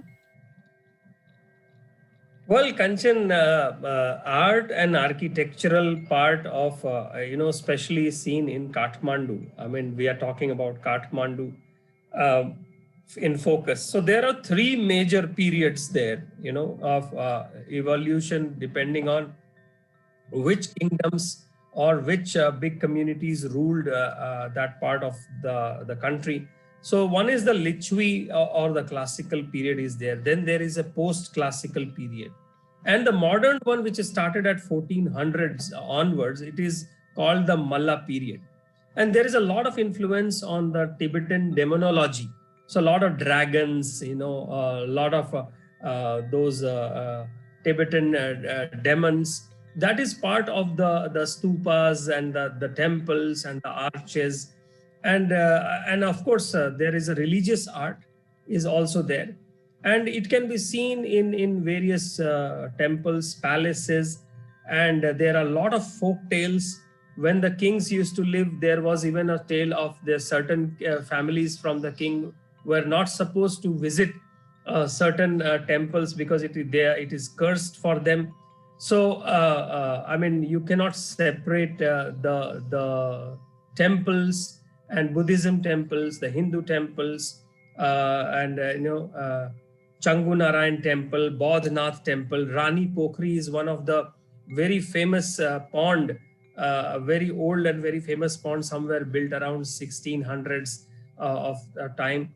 And Budha Nilkant is a very place in my, when I was a kid, it was told that Budha Nilkant is a very haunted kind of a place for the certain families. And one special thing that I want to mention, Kanchan, is that when I was in a school and I used to visit Nepal on the way towards Kathmandu, I used to see every shop, every hotel, every shopping complex is having the photos of the king and the queen in the background. So that shows the dedication towards the kings, the Rana kings and Gorkha kings of that area. And India has great ties. It has always been a great ties from our several of our small princely states directly having relations with the Nepal's kingdoms. And in recent times, we have seen Bollywood and our famous Koirala, Manisha Koirala, from Nepal's political family, first political family. So yes, it is a great place, and Kathmandu is a visit, not just once. Yes, it is a wonderful city and it is a destination that one should always visit at least once in lifetime. So it was great talking to you and know about your experience of this particular city. We'll be meeting again with our next destination and discuss other wonderful city. Till then, bye bye. Take care. Thank you, Kanchan. Have a great day ahead. And thank you for reminding me of Kathmandu. I will visit soon. We have some unique Akulmek memorabilia which will make you look outstanding. The graphics on these corporate gifts are based on the global best business practices. To become recipient of one of these gifts for free, you have to watch this video till the end and provide your valuable comments. Or you can also share your experiences. The person who makes the best comment would be chosen to become a recipient of these beautiful Akulmak gift, absolutely free, delivered to your doorsteps. The winner would also get a chance to be invited live as a distinguished panelist during our next video. What are you waiting for, friends? Please subscribe Akulmak and smash that like button.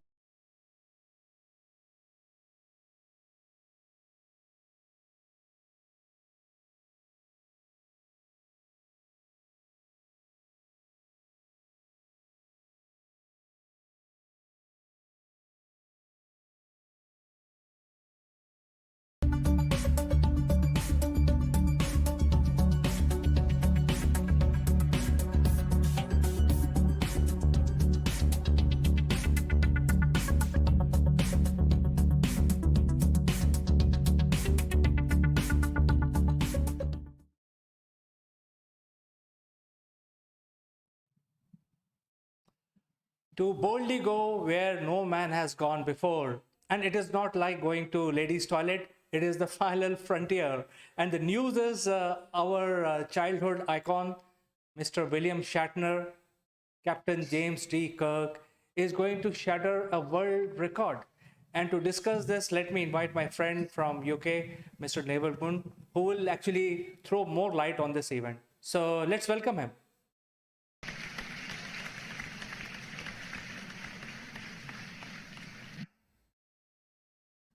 Good morning, Neville. Welcome to the show today. How are you doing?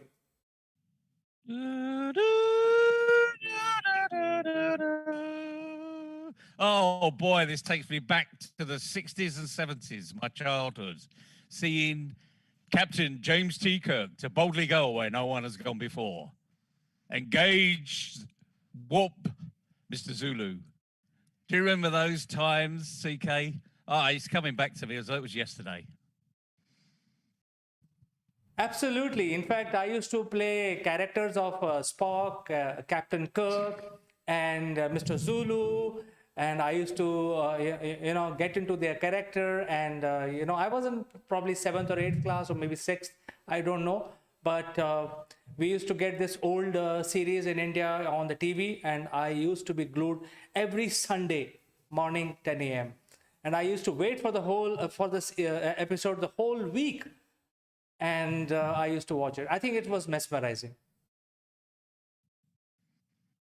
Yeah, you're absolutely right, CK. Good job it wasn't put out at 10 o'clock on a Sunday morning where I was, because I'd have been in church and I'd have missed it. So, but it tended to be in the evenings. But boy, what an eye opener for what space was all about. And the interesting thing was, we also had something called Thunderbirds on the other side, the marionettes, if you remember. And the contrast between the two was absolutely amazing. And yet the techniques that they probably had at the time were very, very similar. But of course, Star Trek, or being a Trekkie, were real people. And I loved, all of the glamour, the glitz, the American style that it brought to the TV. And I imagine myself in those sets. I mean, we've all done it in the park or in the playground, and we've got our stun guns out, either real or imaginary, and we've stunned somebody. Beam me up, Scotty. I can't wait to do that. When are we going to do that? Beam me up, Scotty. Anyway, the reality of life is this man, who is an icon, he was around when you and I were growing up. And we thought he was Mr. Space, frankly, Mr. Universe as such. And he's now going into space at the ripe old age of 90 years old. And that's the thing that sort of gets me. And this is, it's clearly a bit of a publicity stunt from Jeff Bezos to get people interested. But, whatever. The fact that this guy's going up there for the first time in his life, this is a childhood dream for him, and yet he's been on so many space missions every week at 10 a.m. on a Sunday morning. CK, he was going to some planet or some universe, or going through a black hole, or coming through the other side of a black hole. So yeah, it's exciting. It really is exciting, because he's now taking that one giant leap for mankind, as we heard all those years ago. So what do you think, CK? What's in it for him as a person? Well, I think he's heading back to the Andromeda quadrant, and most of the action in his life was happening around the Andromeda quadrant. So I think he's going back there, and he's already 90 years. He's an inspiration to billions of people on Earth. He has been, this series has been inspiration to a lot of development, a lot of research and development, acceptance of mobile phones and self-opening doors. There are so many numerous inventions which are attributed to this series. And, we were all such a big fan, me and my sister, during, that time when the Star Trek used to get telecasted on the TV, Indian televisions. It used to be, black and white. I think it had a very dull color, but it was very, very inspiring. So I think he has been a hero. And because we were small kids, that has left a lasting impression on our minds. And we still feel he is a hero. He is heading towards the space in October, I think in 2 weeks from now.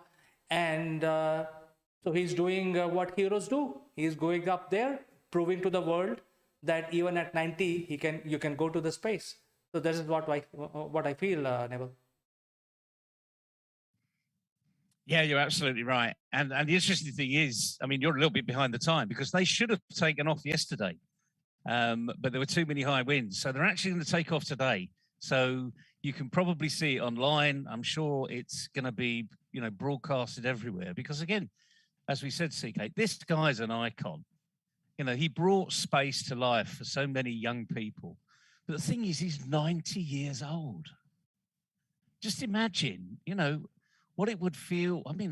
he's almost 30 years older than me, frankly, and I think about all the pressure and the pain that you'll have to go through just to do this little up and down, because that's all he's going to do. He's going to go up there and stay around for about maybe an hour, and then he's going to come back down again, just like they did before.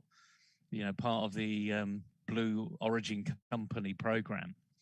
And it's interesting, it's called the New Shepard spacecraft, but it's not spelt shepherd with an H, as in being a shepherd in the field with the sheep. It's just New Shepard. But I think what was interesting to me was when he was interviewed, he said, the first thing he said was, the most difficult thing about going into space will be getting out. I'm sorry, I'm laughing. I can't help but laugh. Getting out the seat of the spacecraft. This guy's got lots of arthritis, you know, and he obviously struggles with that. And he said the first bit will be going into space will be literally unbuckling the seatbelt and getting out of the seat, because he knows that standing up for any seat is hard work for him. You know, it's painful. He's got a particular type of arthritis, which is pretty painful. But I thought that brought it all back down to earth as to what this really is going to mean. And of course, when he's weightless, he won't feel any pain because he's not, the joints are not moving in the same way, and gravity's not putting, you know, 9.8 meters per second on his body. But he also gave the usual emotions of everybody. Now, remember, we know this guy as doing thousands of missions, traveling millions of miles in space, but it was all imaginary. Now reality's hit. And he said he was terrified of going out there, but he felt comfortable that he was uncomfortable. But he knows it's safe. He knows he wouldn't be put at risk. He knows it will be safe. And I'm sure, even though they've only had a few days training, the training's been enough to say that the doctors have given their okay. The last thing that they can risk is someone having a medical emergency in space when all of this is going on. But in his little interviews, he also said, it's looking at the vastness of the universe, looking back down on Earth. Of course, we think he's done this many, many times before, but he hasn't. You know, he's only seen it as we've seen it when we've seen pictures from the space station or a little movie that the space station has given. But now this time, he's going to do it for real. I can't imagine how, you know, when he was that young age, probably in his sort of mid-20s, when he first put on that Star Trek shirt and did the very first episode, that he would actually get to do his childhood dream, and that's go into space. And of course, at 90 years old, there's hope for me and you yet, CK. Well, Neville, I think there is a very, very loyal viewer for our channel, Mr. Syed Hussain. He has given an observation, rather a comment, and which is that this also involves overcoming problems. So Syed, so thank you to, watch our channel, and, you always engage with us. So thank you so much for your comment. Well, I think Neville, as I said, he has been inspiration for billions of people, especially mine. And I used to always set my, gun to stun when I was child, setting to stun, and then I used to stun my my friends with that imaginary laser beam. So I think it is very exciting. I'll be watching what goes on there. He's pretty old, and I think he's a deserving candidate to go to space, if not anybody else. Yeah, you're absolutely right. If anyone deserves to go, it's him. He brought so much joy to a lot of people on the TV, and as did all the team. Spock, as I could never pronounce at the time, and Scotty, and Bones. You know, these were icons, you know, household names, as kids will know today. You know, they have Marvel and Universe. Well, I'm afraid, children, you know, I have to let you into a secret. We had the real thing. You know, these guys only came out of good old being a Star Trekker. Of course, the other thing is, I wonder how Sheldon's feeling about this, you know, because part of the whole one of the programs that's pretty live on TV at the moment over here is the Big Bang Theory. And part of the program is dedicated to Bill Shatner. So I just wonder how they're feeling. Of course, remember, Sheldon is just an imaginary character. He's an actor. All of these guys are actors. But I wonder if they'll bring back the series with a special mention of this particular event. It's got to be done, hasn't it? I mean, it's being written for them. You know, come on, you script writers, get out there. You know, pen some new episodes because we're all waiting for it.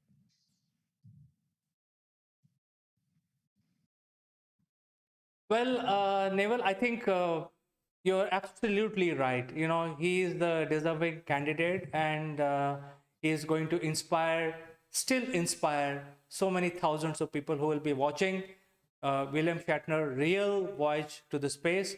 And to all my friends who are in their 20s and below 20s, I like to say that, you know, the villains of Star Trek can eat the villains of Star Wars alive. You know, they are so mean and, you know, disgusting. And this William Shatner, this character, has fought all of them and defeated them.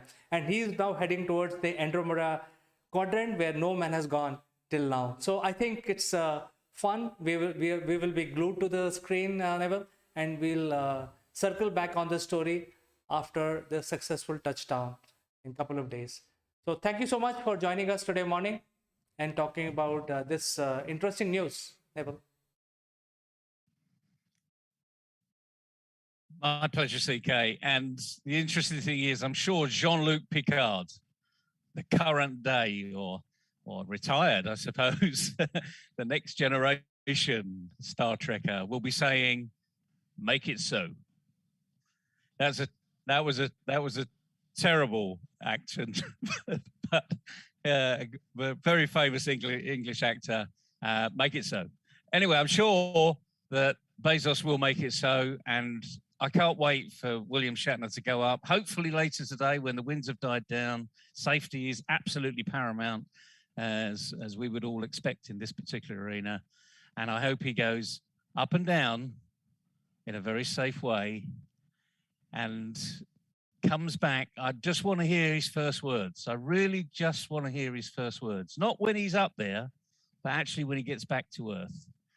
Because I think we'll be in for a surprise. Yes, Neville. So we will catch up on this story again, maybe tomorrow, maybe day after. And I like to say goodbye. And, you know, you can make that gesture. I can't. So why don't you make it for the viewers before we go? Awesome.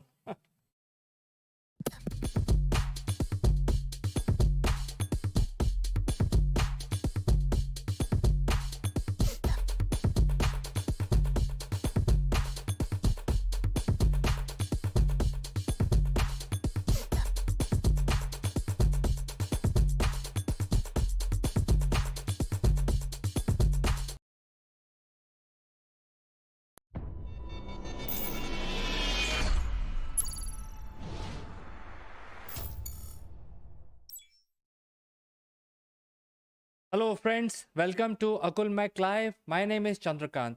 Today, there is a fantastic news. You know, as of last night, the Ingenuity helicopter took off for 30 seconds on the surface of Mars, flew around a couple of feet and then landed after 30 seconds. It's a great engineering feat. It's for the first time after 100 years, mankind has flown a man-made flying object on a different planet. So that is why we want to discuss this today. Before we start our discussion, a word on our giveaway. We have some unique Akul Mac memorabilia which will make you look outstanding. The graphics on these corporate gifts are based on the global best business practices. To become recipient of one of these gifts for free, you have to watch this video till the end and provide your valuable comments. Or you can also share your experiences. The person who makes the best comment would be chosen to become a recipient of this beautiful Akulmak gift, absolutely free, delivered to your doorsteps. The winner would also get a chance to be invited live as a distinguished panelist during our next video. What are you waiting for, friends? Please subscribe Akulmak and smash that like button. Now let's get back to our discussion. Friends, let me introduce our guest today. His name is Mr. Naval Gund. He joins us from UK. He is also the chairman of Mindfit Limited. And today we will discuss about the greatest feat. That means the mankind has flown another aircraft on a different planet. It's a Wright brother moment once again. So without further ado, let me invite my guest today.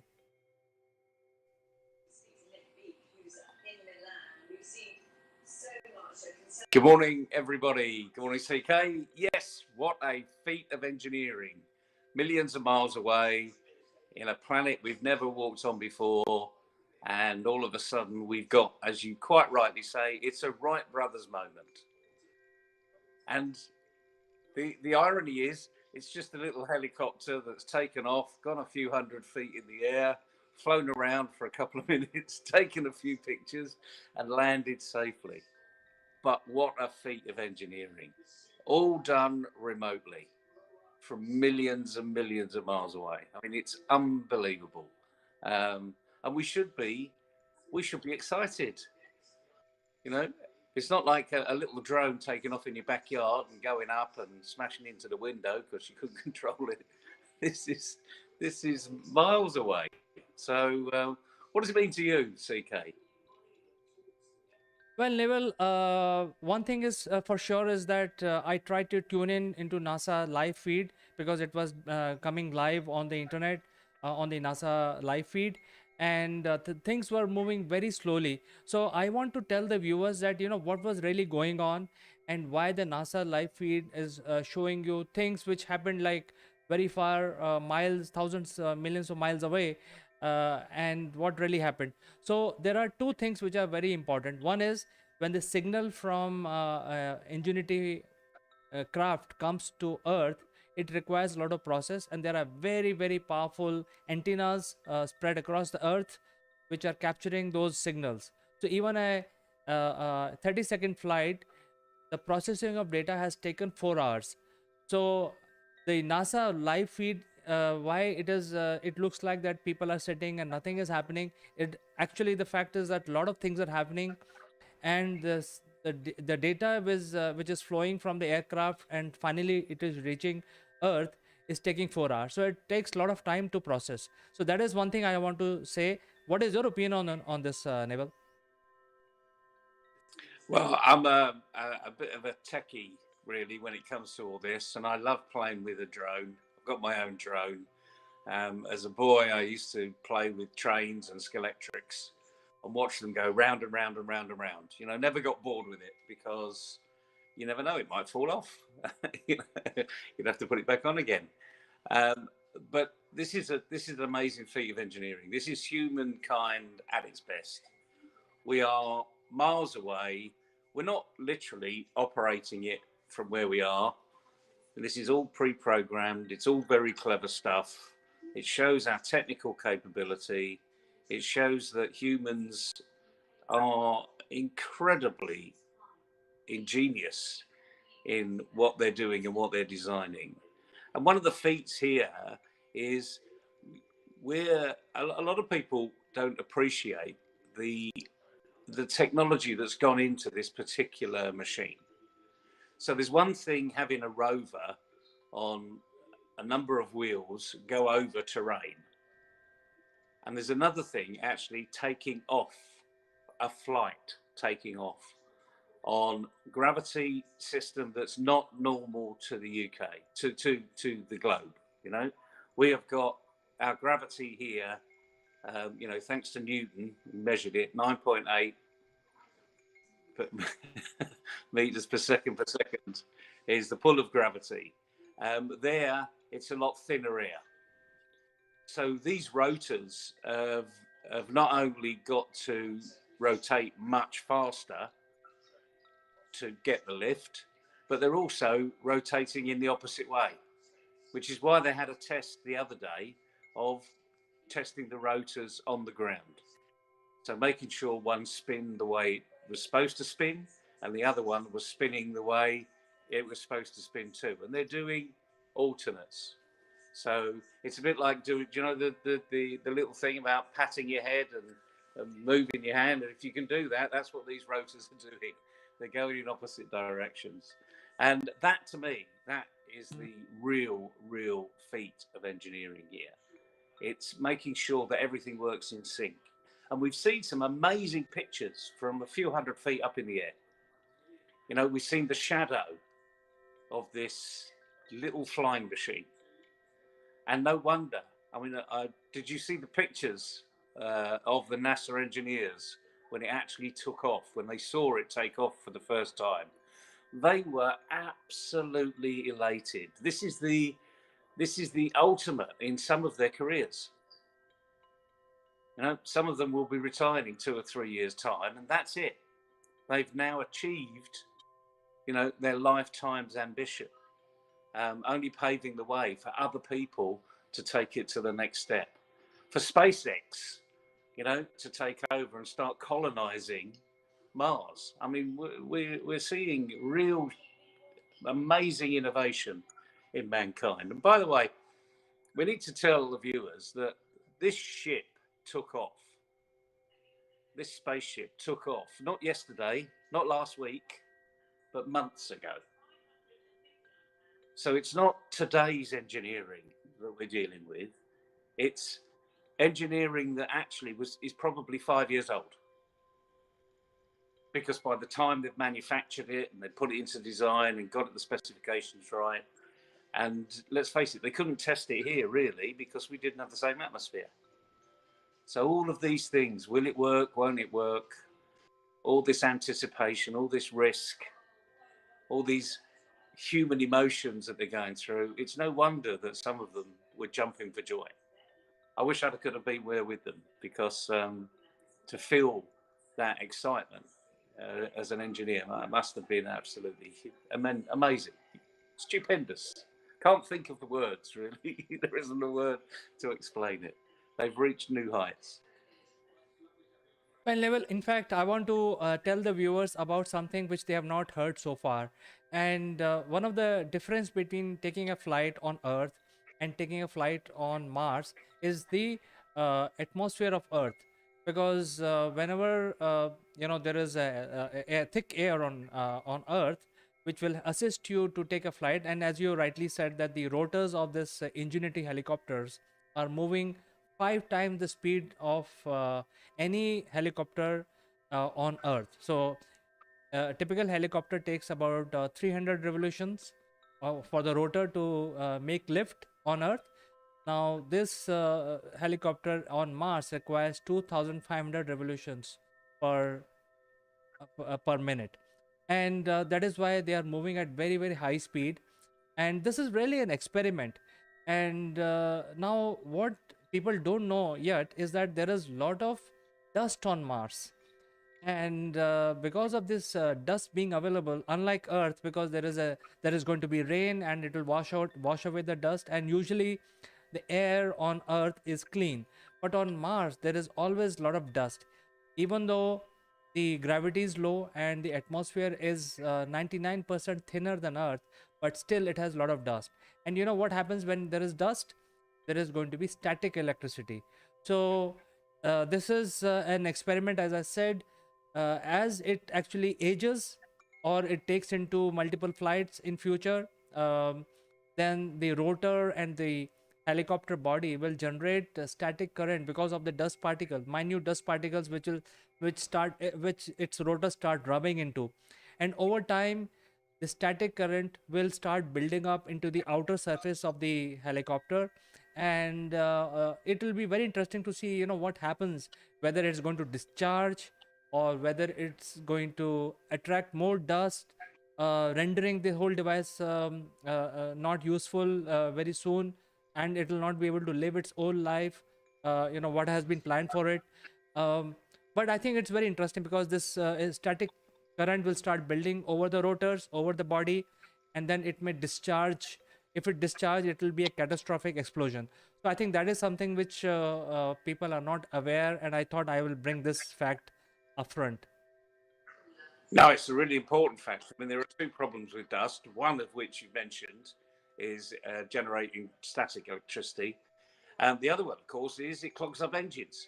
So there needs to be a filtration system to make sure that it doesn't actually get into the engine. And it's not, I think we need to make sure that people understand this is not a typical combustion engine that we're talking about there. This is an electric engine, which is even more of a feat of engineering, to create an electric engine that actually delivers the power to weight ratio so that we can actually get lift.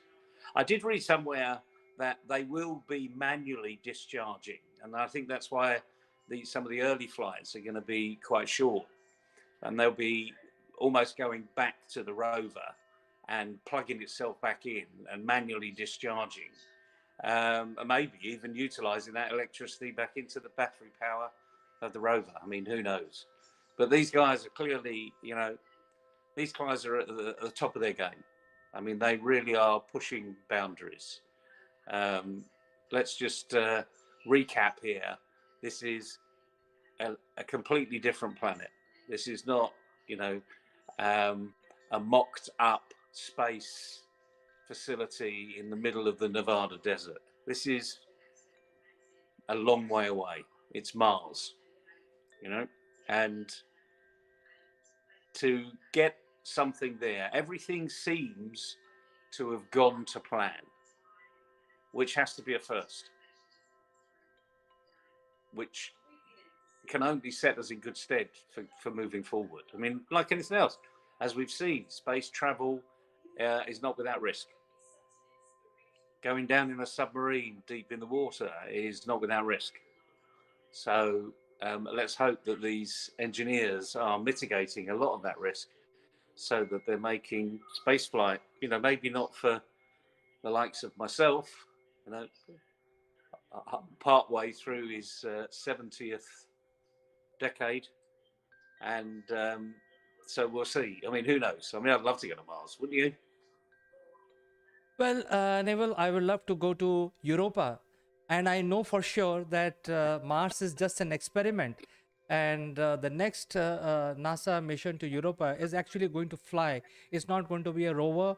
So it's going to fly with 4 drone type engines, which will, fly off to another mountain, cross another valley on Europa, where the air is thicker, atmosphere is much thicker.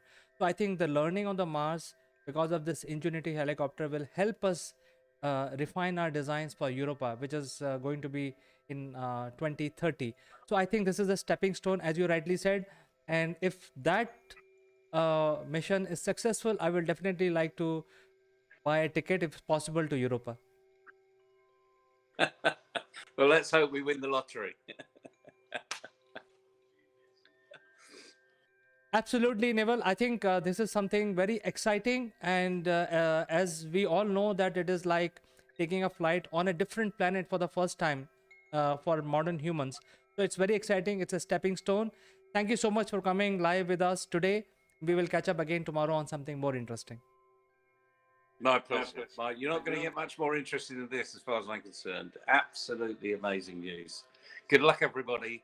Just log into NASA. Just go online, Google it, and you'll see what we're talking about. This is phenomenal stuff. See what the human race is capable of. Have a great day. Have a great day, Neville. See you tomorrow.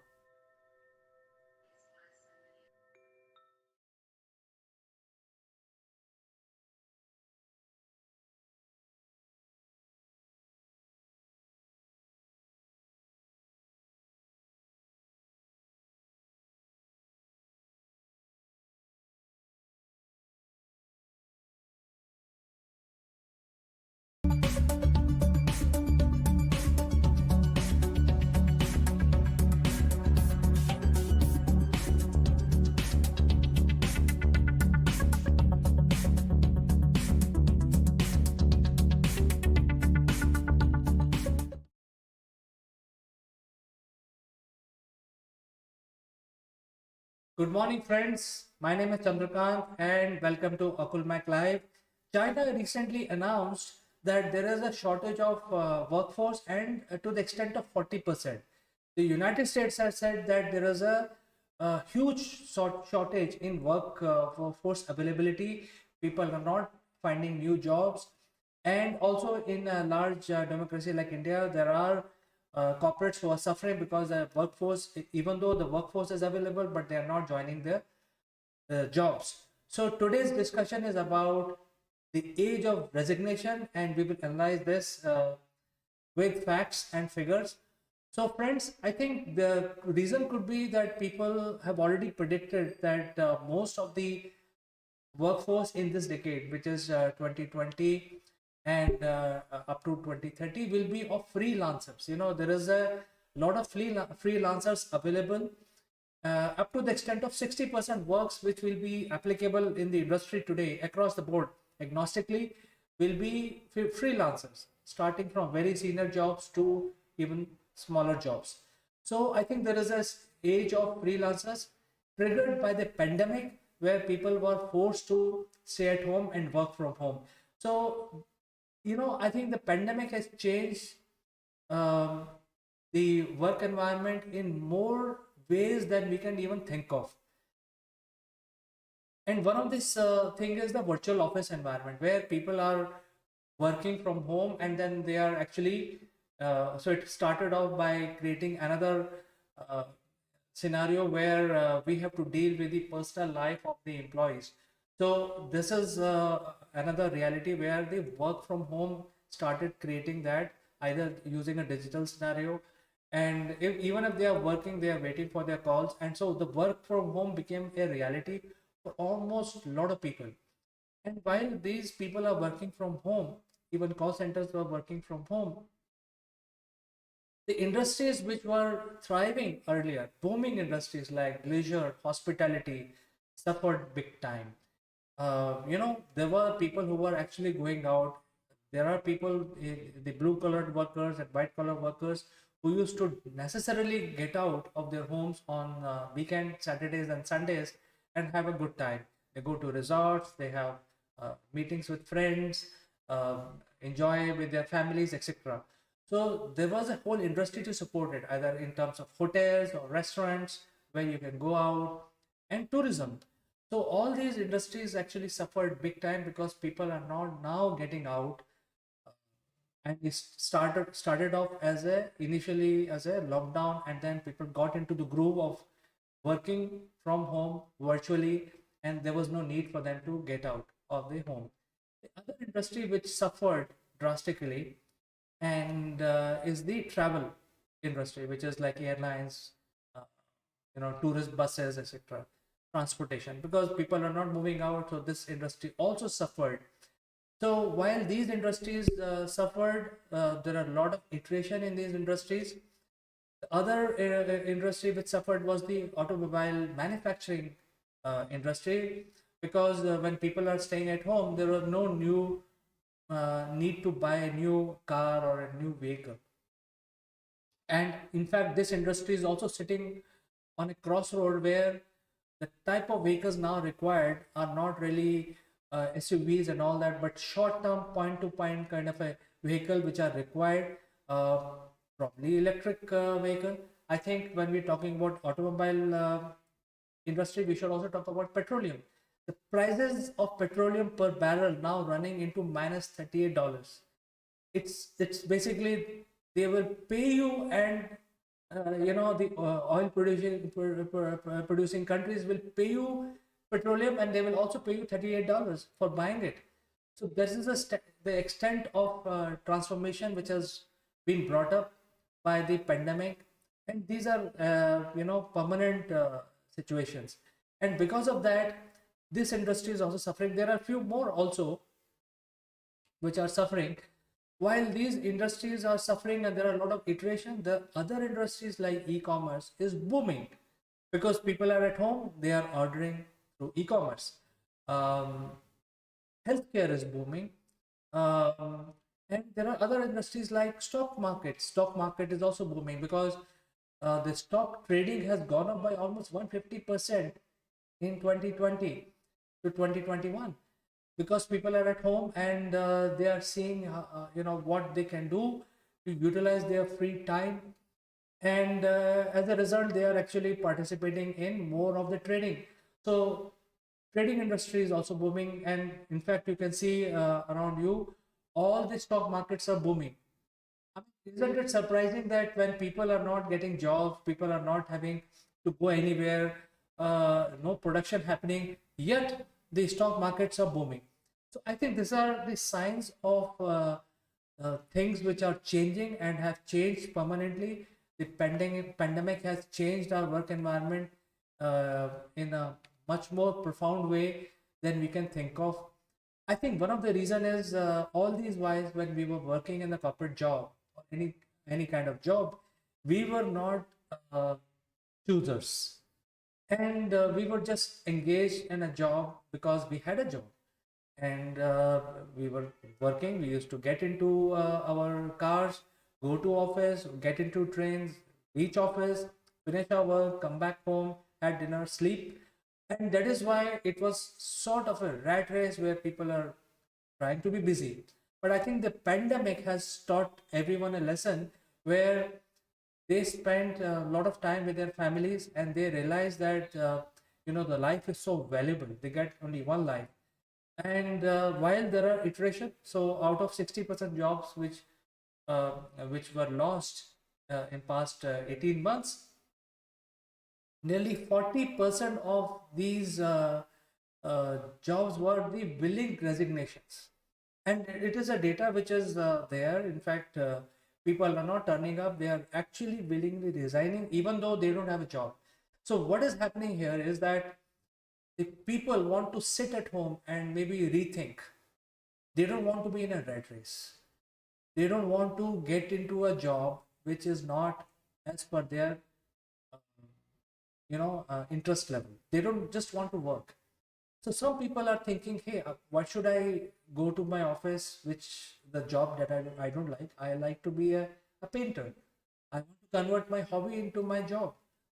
I can work only half a time, and half the time I can actually practice my hobby.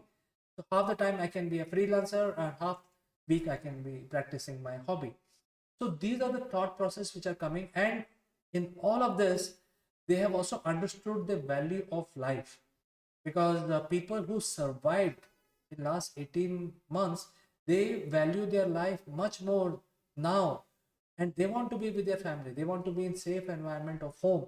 They want to spend more time and also practice what they always dream of. This is the time when they want to dream, make reality out of their dreams. So this is why a lot of resignations are willingly happening without any job. So the employees are sitting again on a crossroads. Like for example, some of the industries are sitting on the crossroads. Even the workforce is also sitting on the crossroads, not able to decide which way they have to go. But I think some people have got clarity. They have taken a sabbatical. They have resigned from the job and now are thinking about the next chapter in their life. And that is why there is a lack of workforce globally, especially in the corporate. And when the workforce is not available, the corporates are not able to sustain, because I think there is a workforce shortage everywhere. All the major countries are having workforce shortage because people are not turning up. Um, and that is why the corporates will have to relook the way they function. Because if you look at the corporate, their only attraction is they offer the best working environment. They offer good salary. They offer growth. None of these things are giving any kick to the workforce right now. It's not the money. I think we have done enough research that people don't work for money. Obviously, some people work for money, but majority of them, it is not something which is a very good, compelling value proposition. At the same time, working environment, when people are not working at office, they are working from home, it does not cut any ice. So by offering a good working environment, offering good money, they will not be able to attract people to join them. So even the corporates are sitting on a crossroads, because they have to redesign their whole architecture, what they should be doing, how they should be working. Do they need to buy new software to manage freelancers? Do they need freelancers? How they should come create a production environment? What are the industries which will pick up in future? These are the questions which every corporate is asking today. And every employee, probable employee, is also asking these questions: what I need to do in my life? And because of that, there is a shortage of workforce in our world today. And I thought I will just touch upon these relevant points. Friends, do you have any suggestion, any comments? Do write in, and I will reply to each one of you to best of my capabilities. So, friends, I will catch you in the next one tomorrow. Until then, bye.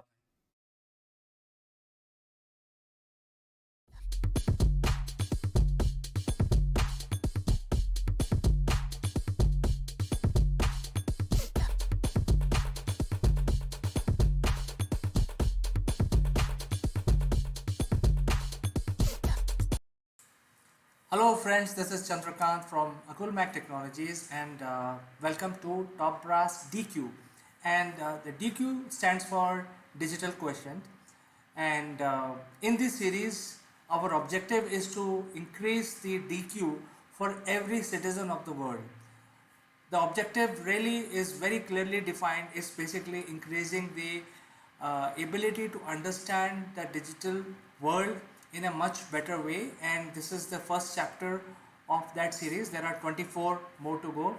This chapter is focused on digital identity. So let's discuss about the digital identity and how it affects. So as you see, the identity of a human being is really the uh, his face and his name and his signatures. So that is how the identity of a person is captured. But when it comes to digital arena, then how do you make sure that the same identity of a person which is in physical world is captured into the digital world? So this is really the definition of digital identity, which is exact replication of the person's physical identity or organization's physical identity, application's physical identity, or a device like a mobile phone or a tab, etc. So I think it's important to understand what is digital identity and how it is correlated to my physical identity. So as we are moving forward into the 21st century, I think there will be a time when the digital identity will exactly match your physical identity. That means whatever you do on the digital media will be tracked directly to your name and to yourself, and the time is very near. So I think it's important for everyone to understand how to create your digital identity and how to match it with physical identity. So in this session we will discuss what is your digital identity. So as you know that when we say that when we log in into internet, that becomes my digital identity. So what you would use to log in is basically a username and a password. So using that you will log in into variety of applications like email or a Facebook or Amazon. And this is a trend everywhere, whether you are in Malaysia, US, Europe, or in India. You have to have your username and password defined to get started and to start using the internet. And many people will think, hey, that becomes my digital identity. That means my username is my digital identity. And that is not the case at all. See, what happens is after you log in into system, you may use the system in variety of ways. You may use, if you are a businessman, you may use to see your stocks. If you are a student, you may see it to study online or to check your scores. If you are a casual user, you may want to share your pictures. You may contact your friends via Facebook. If you have an opinion about some subjects, you may tweet using the Twitter platform. If you want to explore business opportunities on the web, you may log in into LinkedIn and try to see who can be your business partner, check the opportunities, job opportunities or business opportunities. So so these are the things that you normally would do, and lately a lot of e-commerce has also come up in a big way, where you go to online portals and buy things of certain types. So some people may buy gadgets more, some people may buy dress material more than other things. Some material will like, some people will like to check out what is available today, which is or the prices are moving up and down of different commodities. um, Many people like to just survey the market, so do window shopping using Amazon, see what is latest coming into the market. So you see the impact of digital world is so profound today that you not only log in to check your emails, you log in to read news, you log in to buy your things, you log in to get your groceries, you log in to see what are the opportunities for you, you share your pictures and different events about your personal life in Facebook, and if you have an opinion, you also express your opinion using Twitter. Apart from that, there are other areas like hospitals. Nobody is keeping any record in a physical format. All the history of a patient goes into some sort of a system. It is immediately digitized, kept it as a record. So you see, if you summarize all this, your identity today is made of various aspects. It's not only dependent on the username that you have chosen.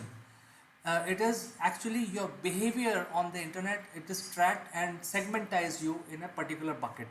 So what happens is, if somebody is looking for a certain segment of people, you will come into that list. Say some business is looking for trying to sell insurance, and they want to basically reach out to people who are in the age group of 25 to 35, and they had certain behavior, and if you happen to show that behavior on the internet, automatically you become their target audience. So the behavior plays a major role. How you basically use the system plays a major role in determining your identity today. Going forward, it will be even more smarter to track you down. So it's not only your username, it is how you basically use various systems on the internet, and that becomes part of your identity. For example, if you're doing a review of legal systems, so the chances are either you require some help, so lawyers can proactively reach out to you, or you are generally concerned about legal system, you want to give an opinion. So the legal fraternity would be informed that so and so person is trying to make inquiry in the legal system. So you see, it doesn't matter what name you have. You can name yourself Casanova, but it won't matter, because your identity is a combination of various factors today, and everyone in the world must know how their identity is being maintained or being viewed on the internet. So it's important. So I think we have understood what is the digital identity, and we have to see that our identity is not misused. Uh, Things like your personal physical appearance has identification mark. If you fill out any application today for any admission, they will ask your identification mark. So you would say, hey, I have a mole on my forehead, or I have 11 fingers. So everyone has some identity. I have a scar on my left hand, right cheek, etc. Everyone would be having an identity, and so your face becomes your biggest identity. So there was a time when the finger scanning used to be considered as a foolproof identification, and about 10-15 years back, there was a huge ho-halla about biometrics and all that. Now even the biometrics can be fooled. People have realized that it's the finger scanning data which is kept in certain database, and that can be hacked, then your identity can be lost. So industry has moved along they are not dependent on uh, the finger scanning as a password. So, the emergence of finger scanning basically happened because it was easy to have a finger scan as your password, because your finger scan is very unique. In fact, there is no other person in the world which will have your kind of a finger. So logically it was felt that finger scanning is the best method, and that way you don't have to remember your password, just, and you carry your finger always with you. So all you have to do, give your username, scan your finger, and that's it. You're in the system, you're in the internet. But then it also had a lot of pitfalls, and because of that, now the emerging trend is the face recognition, because your face is your exact replication of your physical personification. So capture the face into the system in such a way that it exactly matches your digital identity. So world is moving towards that, and now this technology is so advanced that even if you wear a mask on your face, you can still be identified. So for example, if you walk into a bank, there is a CCTV camera capturing your image, and that image will, even though you have put a mask on your face, can identify you as XYZ. So this technology has evolved to so much, very rapidly evolved into this arena, and that is why it has become very, very powerful, and it's much closer now to replicate your personal identification with your digital identification. So I think even though you have multiple passwords in the system, say for example Facebook, you have one password, and LinkedIn, you have another, and you may think that, hey, I'm trying to protect myself by having different passwords and different usernames, but that won't help you, because your identification is captured by the face. And this technology is now available across multiple platforms. In fact, the mobile players have come up in a big way. All the mobile handsets, devices have the face recognition, so you don't have to press a finger, you just look at the mobile and it opens up. So this is where the world is moving. So that is why it is very important to know your to capture your personal identification into digital world. And how do you do that? And also protect it, because once you have come closer, uh, you have to make sure that your digital identity is not misused.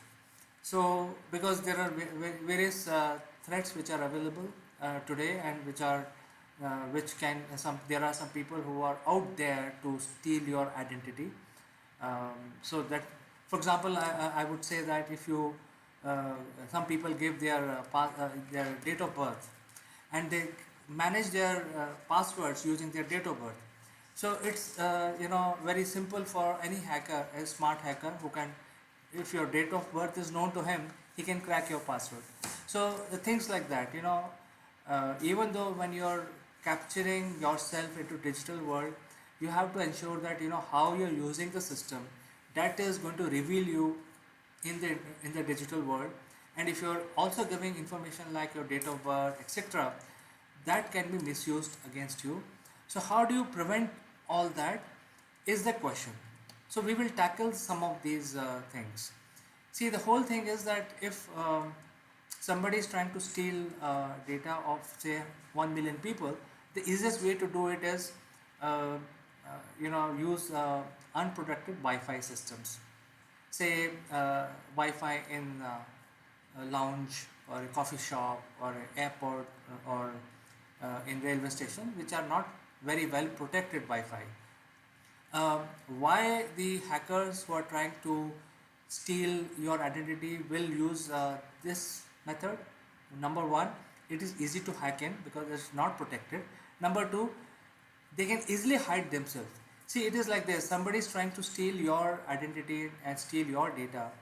They will like to first conceal themselves because they are obviously committing a crime.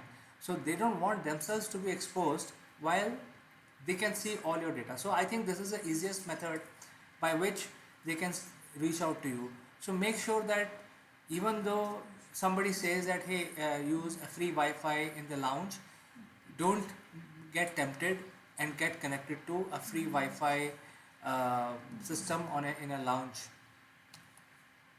Similarly, when you see unprotected web page, don't click on that, don't go to that page itself, because what happens is, for the same reason that people who are trying to use unprotected web pages, they will very easily conceal their own identity, and when you are browsing something which is not protected, in the backend they will have some sort of a software running which will capture all your data, your pictures, your documents on your PC without even you knowing about it. So make sure that don't look at the web pages which do not show the lock sign on the left hand side top in your browser. So these are very, very important keys. I think everyone should make sure that they don't look, have caution not to look at the unprotected websites.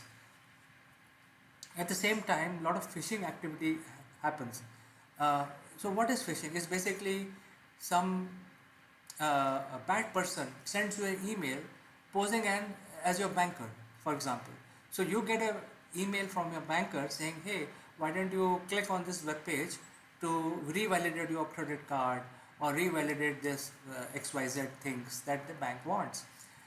So make sure before you start clicking at that email, because the email will capture the logo of your bank very nicely, but when you look at the website carefully, there will be one or two spellings here and there, some spelling mistakes.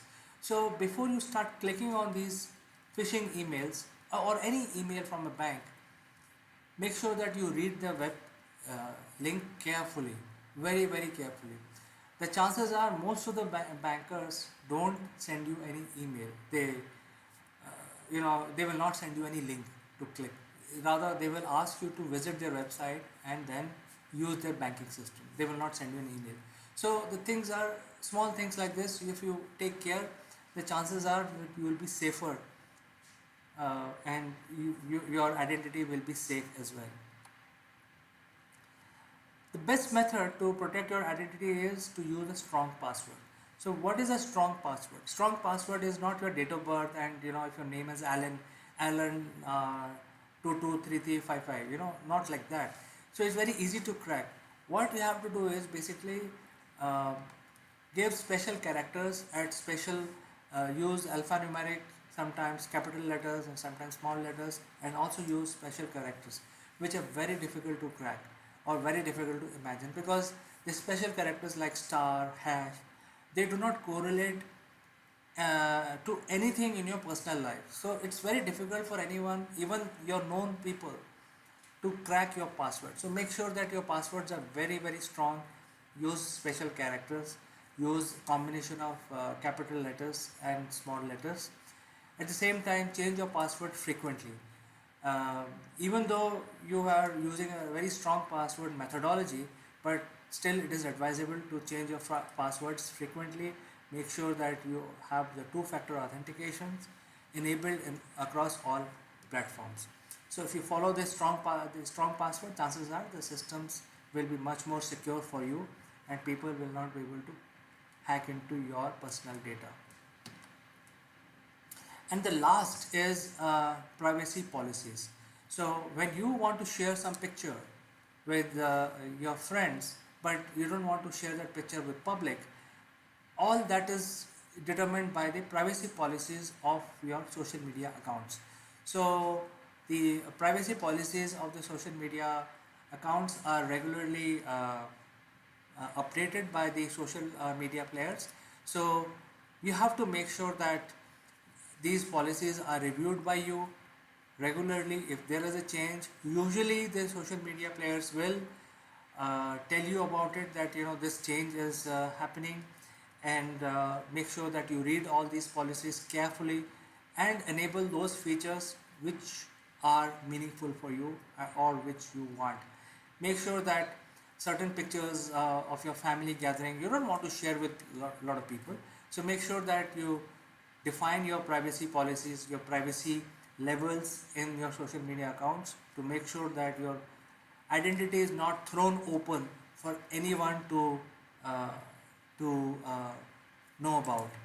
So these are certain things that um, if you follow and do these things, you will be much more literate in terms of understanding your digital identity, and there is no point in assuming anything that, hey, if I have my password secure, I have a strong password. Your behavior itself will reveal a lot of things about you. So make sure that you have the right behavior when you're using the digital systems. Also make sure that you change your password, and very important, make sure that you use a face recognition technology wherever is possible, so that you use the best of the breed which is available to protect yourself. So with this, I will end the session today. Dear friends, write to me, give your comments about this.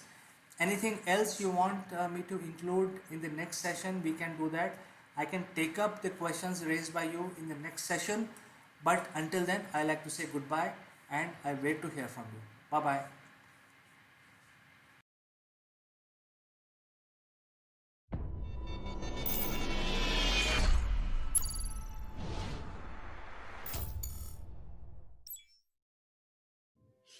Hello, friends. I'm Kanchan from Akulmac Technologies, and you are welcome to our show Roundtable, and where we have eminent panelists today.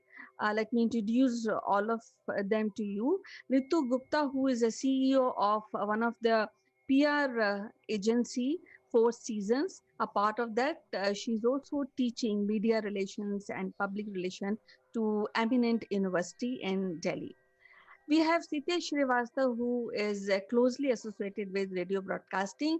He has a deep interest in corporate training. So, welcome both of you on roundtable discussion today. Thank How are you. you? How are you, Ritu? Absolutely fine. Thank you. How are you, Sitesh? I'm well, Kanchan. It is always great to talk to you all the time. So I thought it's an interesting discussion that between, we always discuss. So today we have a third panel with us, Ritu. So it would be more interesting. Today's topic is how important is hobbies in the development of children, and can these hobby can be converted into bread earning uh, skill for individuals. So, what is your opinion, Ritu, on this? I feel hobbies are very important for any child and every child to go for, because hobby develop them as a person, which is very important in today's world. And hobbies can be, you can do your hobby in group, you can do your hobby all alone also. So in both the cases, it increases your confidence, and it also allows a child to de-stress himself or herself, which is very important. When the child learns to socialize, and it also enhances your creativity, which is very important, that any person, whether you are going to do some kind of a job, you're going to work in corporate, or going to be some kind of an entrepreneur, you need to be creative, because creativity helps you think out of the box. That's what Yes, I feel. yes, true. You have mentioned valid point, because I also feel that hobby benefit children in many ways. It gives child an opportunity to express themselves. It allows them to discover themselves and build self-esteem.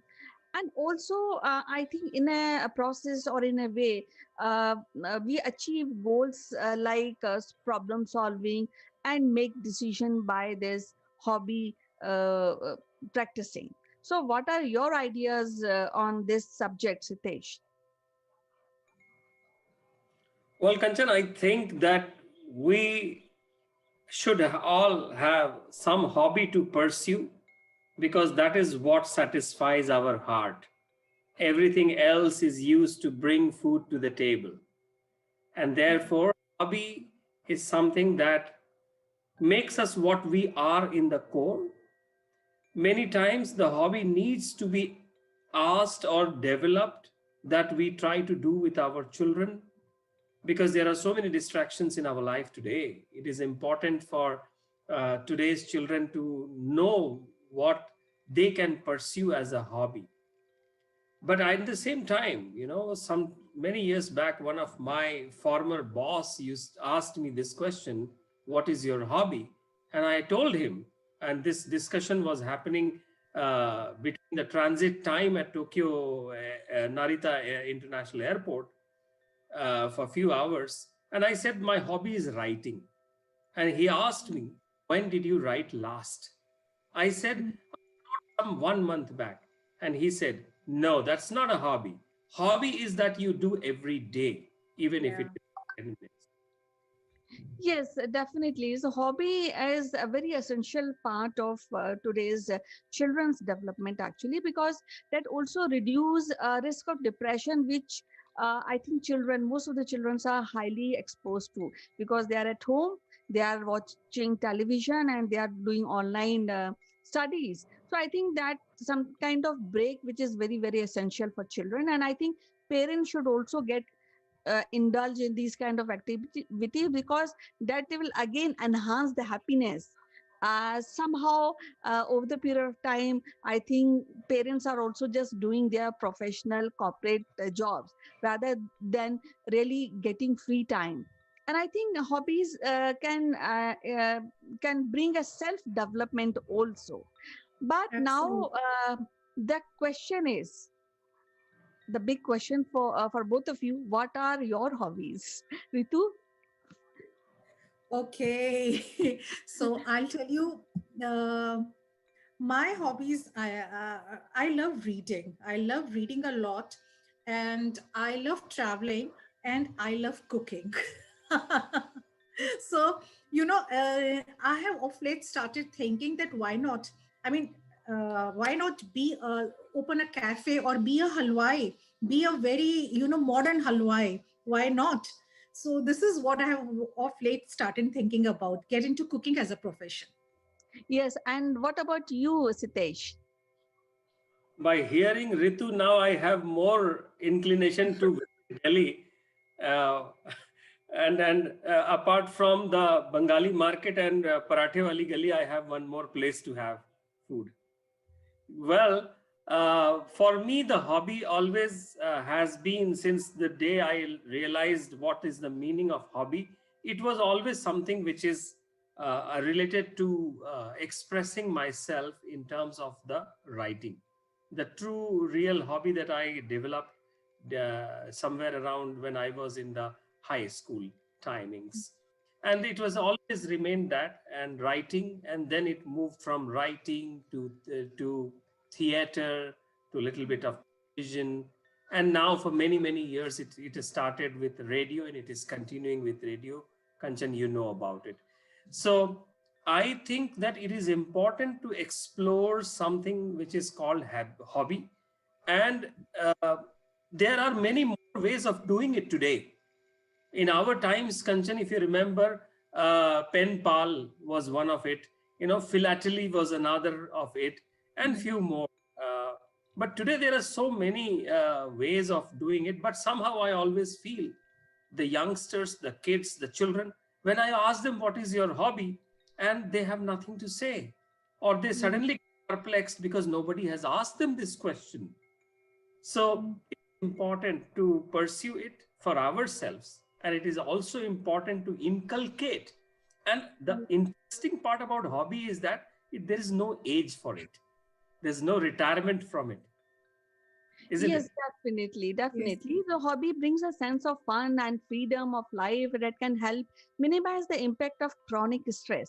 Now, the big question is again is that many parents don't encourage because there's academic pressure on children. So, and there are many Mhm. schools. If you really go counting the school, there are many schools who have cut down the hobbies in terms of the painting is there, and acrylic painting, or water painting, or sometimes making paper craft, and everything is there. But I think a hobby has to be turned into a skill. Now it is an era of a skill, like you said that writing, Sitesh said that you like writing. So now when we are talking about writing hobby, is there any way in schools from very early age when children can be taught in marketing writing or in copywriting or is news writing? So that is very important aspect because it is a hobby, but it should not go waste. There is a probability that a child can pick up that particular hobby and turn into a career or a breadwinner aspect of his life. What do you say, Exactly. Ritu? Yes, you can, and it's very important to do what you love. So basically, most of the people, they love their hobbies. And yes, people are making their hobby their profession. And I've seen some schools in Delhi, and I think the government is also doing, they're changing their syllabus. But I've seen in some schools in Delhi that nowadays they're teaching journalism in 9th, 10th, and 11th, 12th classes also. There is fashion designing, interior designing, and also like I don't know about in Bangalore or like you're in Hyderabad, but in Delhi we have a zero period in school where kids, they do what they like doing. You have various kind of uh, courses, you short term courses which you can take up in the school, and that is the time when you get to learn about those things, like storytelling. Then theaters are being doing pretty famous in Delhi schools. So you tell kids about various other options and let the child choose what he or she wants to do, but you have to give them the taste of all those things, and then it's a very good option that the kid decides what he or she wants to do later on in life. And every child is not good in academics. Every You can't expect every child to be getting 90%, 95%. I don't know how every second child is getting 95% these days. But what about those kids who get 80%? What about those kids who get 60%? They're also pretty good people. They also have brains. It's just that they cannot buck up physics, chemistry, maths. So there has to be some option for those kids also, which many of the schools are now thinking on. Yes, because I also in new education policy, I think government has a stress on teaching academic with creativity. That the aspect which I've seen in our children currently. In fact, in my children also going through that phase. But again, the question is that are we exposing our children at school level like a carpentry or like something animal and wildlife? Because there is a social studies as a subject where, or for say astronomy, the space we have, like children read that these are planets and these are asteroid and all routine education.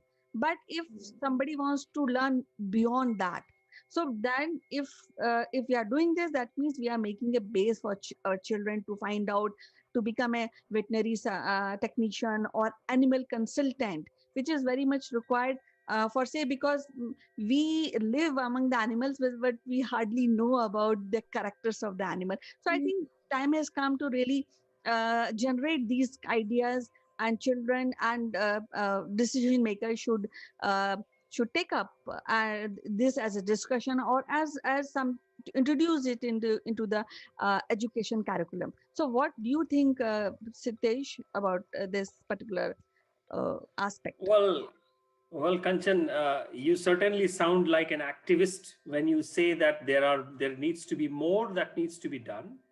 Well, Ritu, this is a welcome to hear that Delhi schools have a zero period. In fact, that's a very interesting thing, and I would take this up in the next PTM, which I love to talk to the. Yes. In fact, my children don't like me talking to their teachers for so long.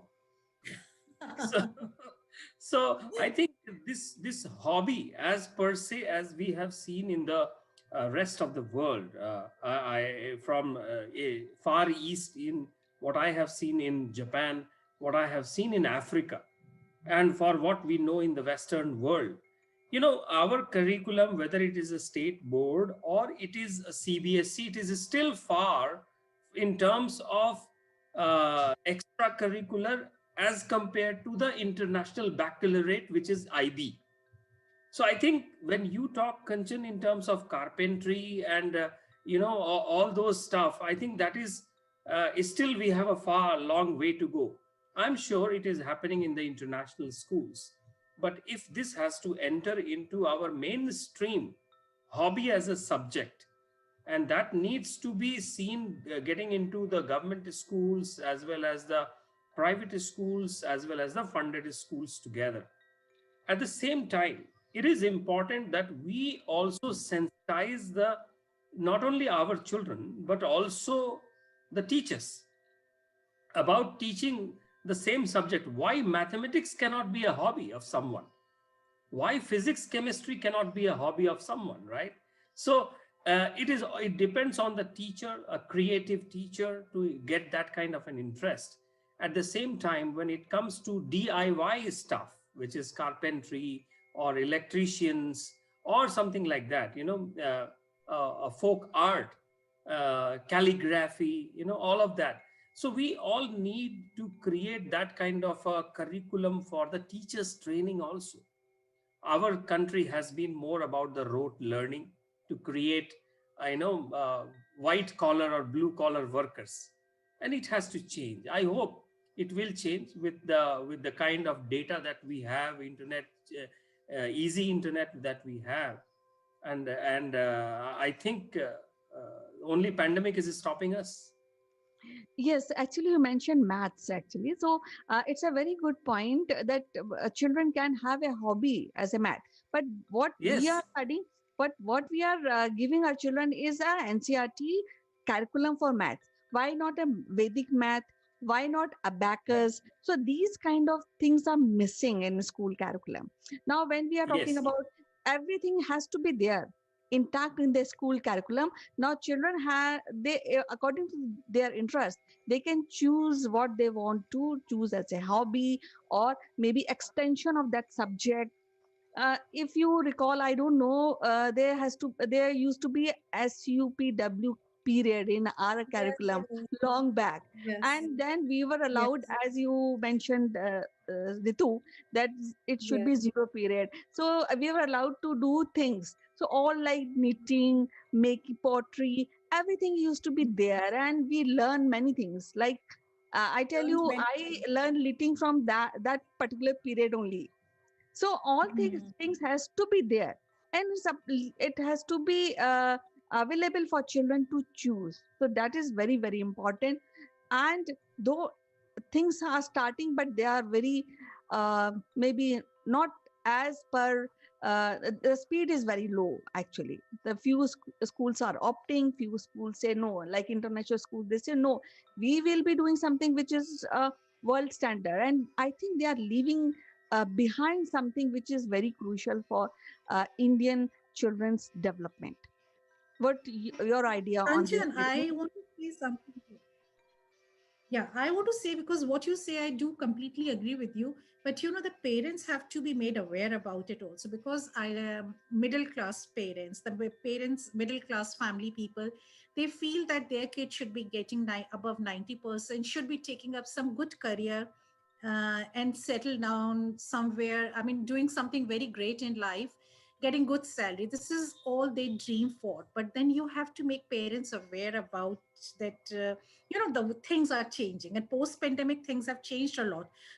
People have lost their jobs, and they have started something new. Many of the people, they have become entrepreneur. What they are doing, like I know a lady in my building. Now what she does is, she's created a cloud kitchen. She's lost her job, she's created a cloud kitchen, and now she's doing pretty fine. So why not? So the awareness has to be created among parents, among students also themselves, that there is a life beyond their academics life also, and then they can take it up professionally also. But then for that, you have to really, have a roadmap in your life, a proper roadmap that how you want to do it. And parents and kids and the teacher, all three are very important in it. Yes, I also want to add one thing, because if you are not sound, uh, if you're not happy, and hobbies gives you happiness. So if you're not happy, if child is not happy, I think I doubt that they will not be able to excel in the academics also. Now when we are discussing a hobby, there's a greater part of Kanchan, I skill. really, just one thing I want to say. Yeah, since you said happy, I have met someone, a teacher who is conducting happiness classes in school. It's a Yes, course of happiness course, and it's yes, very important. Happiness classes. right, Yeah. right. So So this is actually, what I want. yes, Sorry. actually, I think we are just pursuing the same path, but little slow. Now, Sitesh, you know that skill development is coming up in India, and NCRT and our Prime Minister also stress on skill development. But then, when we Skill talk about development. skill development, the crucial aspect of development comes of soft skill development. So, are we really taking this again? It's a part of hobby because we do a lot of activities when we do software development as a practical, like time management or listen and recap. Mhm. So all these the activities. So are we also taking seriously soft skill hobbies along with the hard skills and academics? So, Kanchan, all through my IT life of more than 2 decades, I have always uh, spoken about the soft skills as comparable to the hard skills. And all the Mhm. time, corporate life has told me that hard skills gets you the money, the soft skills gets you the happiness. And they don't understand that these are not interchangeable. They are exclusively together complementary and supplementary. And therefore, we also have an IT company, interestingly, in India called Happiest Minds, which is founded by a former Wipro chairman, Ashok Suta.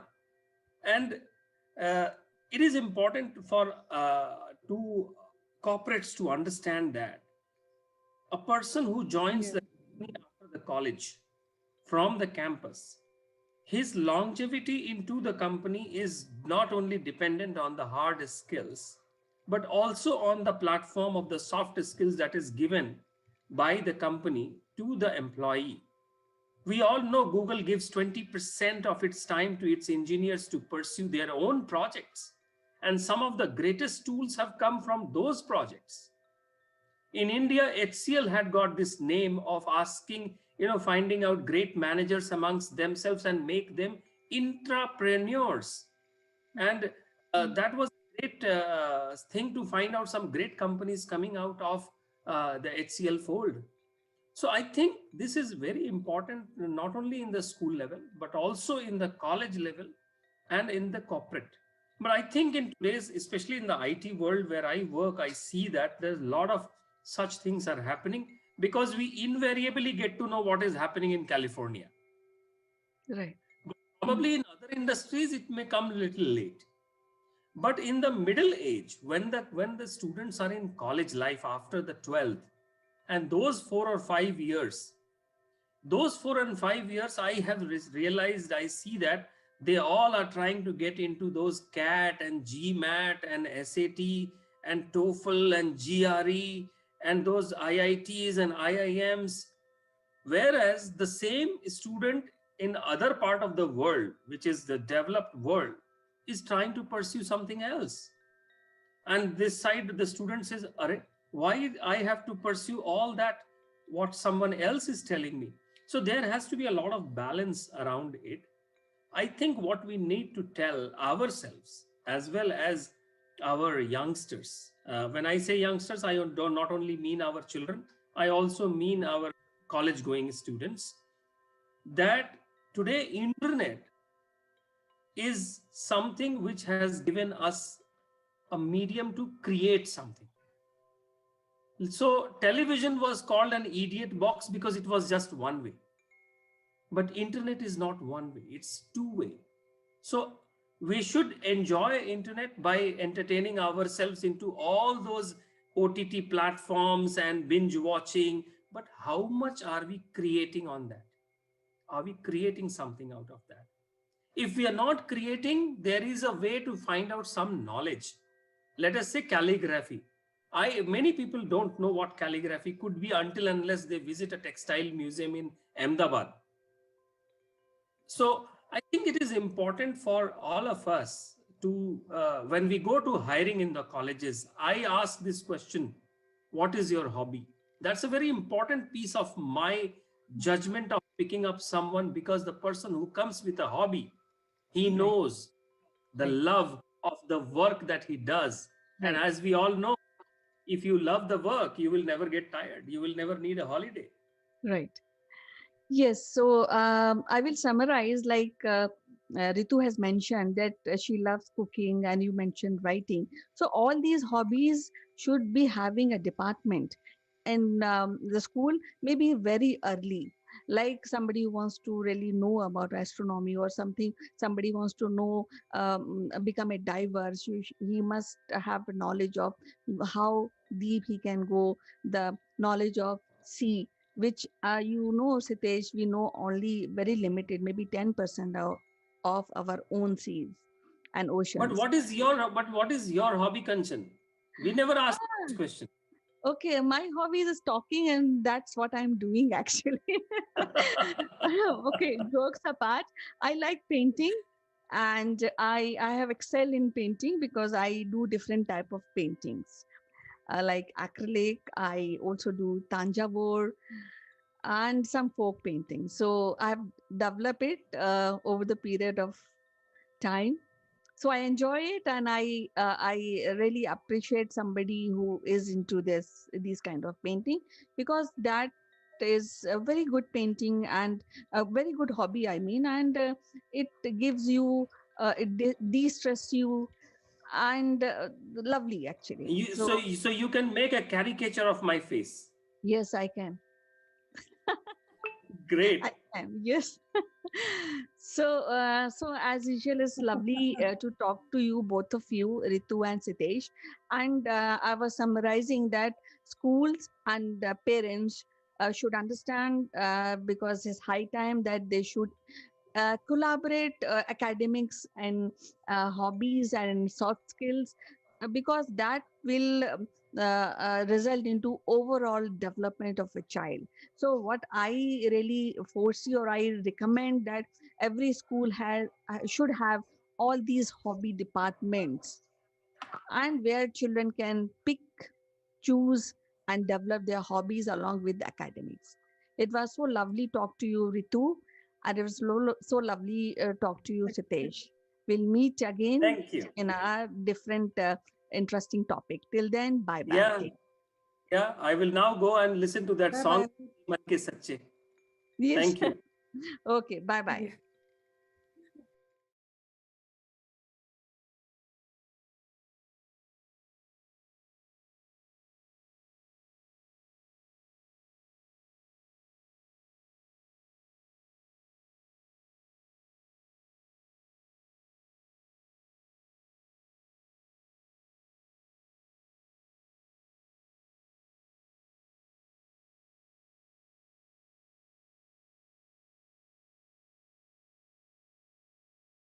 Hello, friends. Welcome to Akulmek Live. And today's in the space section, we want to discuss the matter related to space exploration. And as you know, it's a major news. All the larger enterprise, well-known people are behind setting up their, systems and establishing colonies outside the Earth. And there are a lot of countries who are in the race right now.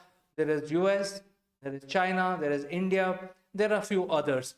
I think a lot of scientists are also making statements that in order to survive, we need to colonize other planets and probably leave the solar system altogether in long run. So I think when we go about setting up our colonies, sending humans outside the close and comfortable environment of Earth, what it takes to have a space travel. So I think there are technical challenges which we all know. The distance itself is a very big challenge for humans to leave Earth. Then there is a challenge with regard to radiation.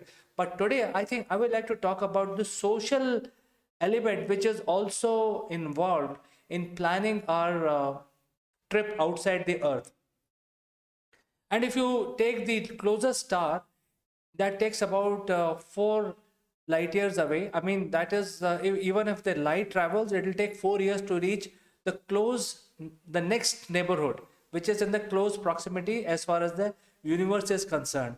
So when we have to go to Alpha Centauri star system, there are very promising signs that one of the planet, which is Proxima b, is very similar to Earth in terms of gravity and in terms of heat signature.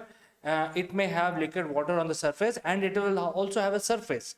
So I think it is a very close candidate to send humans out to Proxima b planet. However, with current technology, it will take about 32,000 years. So there is no way we can actually travel. 32,000 years is like an eon. The only way we can plan such a trip is we make the generation starships. And when we talk about generation starships, it actually means that when bunch of people start their journey to Proxima b, they will be fully equipped to reproduce on the ship. And by the time they reach Proxima b, they will multiply, and there will be a separate humanity riding on the spaceship. So the spaceship is called generation starships because it will be designed to support the generation of human beings. So scientists have done a lot of these research, and they have come up with a minimum number which can travel on this generation starship to start with. And this minimum number is something like 49 men and 49 women to travel, and they will be paired in certain genetical order, so that they can reproduce successfully. So having planned this trip out, I think we need to remember that when these people are going out, they will be moving far away from Earth, and they will not have too much influence from Earth. They will not be driving too many instances and examples from Earth. They will be in connection, in constant connection with Earth, but then gradually, as they move further and further away from Earth, their connection will start basically diminishing, and they will have to come up with their own methods and own systems in order to create a process. In other words, the people who are going to Proxima b, and they are prepared, their ship is prepared to support something like 30 to 40 generations by the time they reach there, they will have to design a way where the goal of their journey is percolated downwards into many generations. Because if that is not done, then midway they may decide to turn their spaceship in some other direction and go somewhere else. So we have to ensure, or the people who are residing on that generation starship will have to ensure that there is a process where they remember their goal. And second thing they will have to remember or to create is a governance system, some sort of a governance systems, because humans' brain is, can be very fictitious at times. They may have emotional issues. They may get into hypersensitive environment. They may start committing crime. And then there is no government, like Earth has a government to enforce the law. And these people are out there in space with no interaction with Earth, or very little interaction with Earth. They will have to make some sort of a system which is sort of a law on the spaceship. And once they are able to create the legal system for the spaceship, there will be a need to enforce the legal system. There will be a need for policing. So I think to start with, it is not only solving the technical issues around sending humans outside in this space, but also coming up with a process where the law is implemented, the goals are very well defined, responsibilities across humans will be very well defined, who will do what, those kind of things will have to be very well defined. And once those are defined, the legal system is in place, then only you can actually put these 49 men and 49 women on a generation starship, which will be traveling to Proxima b or some other planet which we may decide in future to travel to, in order to establish human colony outside of Earth. The fourth problem that we will get now is the education. When the offsprings are taking birth on the ship, what is that they are learning? On Earth, children study history, music, for a holistic development. Sports, they also interact with their own classmates, and overall the personality of a human is shaped gradually over the years. When these people are going in a spaceship, they will not see the surrounding as we see. We will not see, they will not see mountains, rivers, etc. So what sort of education system their kids will have to undergo, so that whatever they are deciding in terms of law, goal, and human ingenuity has to be taught to these children, and their evolution in terms of being an adult when they grow up has to be controlled in certain manner, so that their offsprings can also carry these values, because we have to plan for many generations, and these are the some of the key items which will be required and will be implemented. And this is nothing to do with technical aspects of traveling out in the outer space. This is about, making a process where humans can successfully travel in space, in terms of medical support, in terms of legal support, in terms of creating courtrooms, in terms of understanding the cultivation. For example, if they reach Proxima B, by this time they will have no idea how to do cultivation. And even if they land on Proxima B, they will have to relearn these processes all over again. Whereas on Earth, we already know there are a lot of farming activity going on Earth. There are a lot of farmers. They can replicate quickly. I mean, if the journey is like 1 or 2 months, people can replicate that system on any other planet, whether it is Moon, Venus, or Proxima B, which is 4 light years away. However, if the generations are going to take for us to travel and reach and establish human colony on the nearest next door neighborhood, takes many generations, and by the time they reach there, they would have forgotten.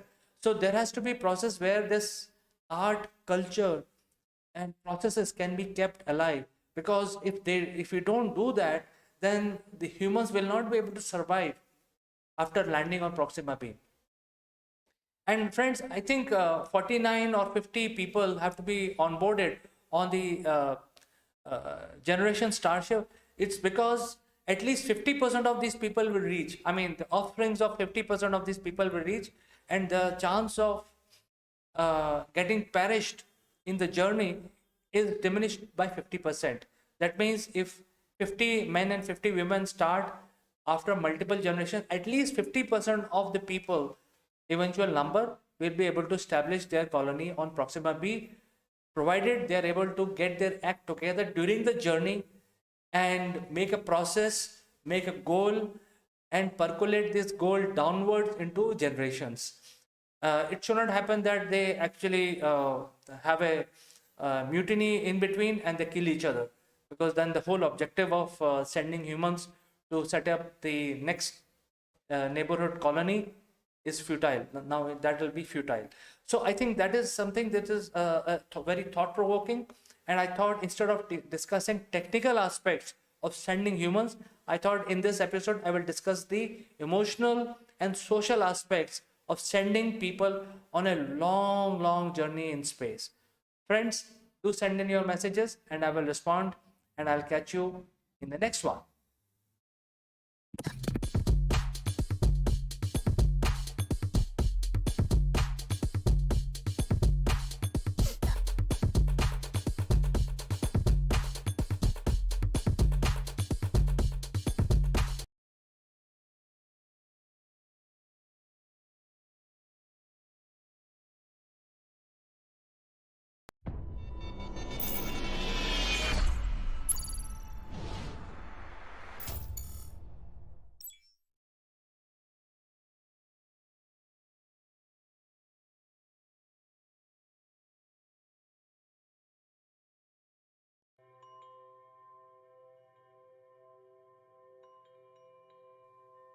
Hello friends, this is Chandrakant from Akulmac Technologies, and welcome to Top Brass Likeable Leaders. Today, ladies and gentlemen, I have a very distinguished personality on the show. His name is Mukesh Narasimhan Murthy, and he joins us from Bangalore. So he has a long career of 2 decades. He is very well known in the startup fraternity. He has been a serial entrepreneur, so many of us knows who are part of the industry. But I think we will learn more about him when we bring him on in the discussion. So without further ado, let me present Mr. Mukesh Narasimhan. Thank you, CK. I appreciate it. I'm glad to be part on your show. It is a pleasure, Mukesh. In fact, I know you a little bit, and I would like to know more about you. And the viewers definitely would like to know more about you. And this is an interactive session, so viewers can also interact with you. So you had a very long career, Mukesh. You had, you worked with the corporate tier one companies, and then you have been a serial entrepreneur for almost like 2 decades. Would you like to tell us your story, how it all began, and what inspired you to become an entrepreneur? All right. I would like to start from saying that I'm a Bangalorean. I've been a Bangalorean all my life. And, in Bangalore, the IT environment started pretty early. In fact, it started blooming from Bangalore. So that is something that it is more of a childhood dream to be part of the technology front. So that's pretty much what made me and my aspirations to get into the technology aspect and the forefront. And I was working with IBM, Hewlett Packard, and these are the organizations that gave me the bigger insight to get into global technology solution delivery. So that's pretty much what takes me and brings me here. So I think you have been a very modest person also, even though you have achieved too many things in life. But I think we will learn more about you. You have been in Absolutely. You have been in the industry for almost 2 decades, 2+ decades, and in last 2 decades we have seen so many transformation happening. Would you like to throw your opinion or tell us more how you handle these transformations? See, the digital transformation absolutely is a wonderful thing that happens to each one of us on a day-to-day basis, I would say. It started off with Windows to start with, the early days of the technology. And that's what brought in a lot of people closer in terms of assembling of computers, I would say. So that is something that people started with. And later it became small businesses, medium businesses, and large enterprises. And these are the different areas that helped us to look bigger and having a wider perspective of how technology can grow. And that's pretty much what got us to have developed technologies today under Savvy Global Tech. And we have go to market solutions. And that's pretty much why we are here to have this discussion.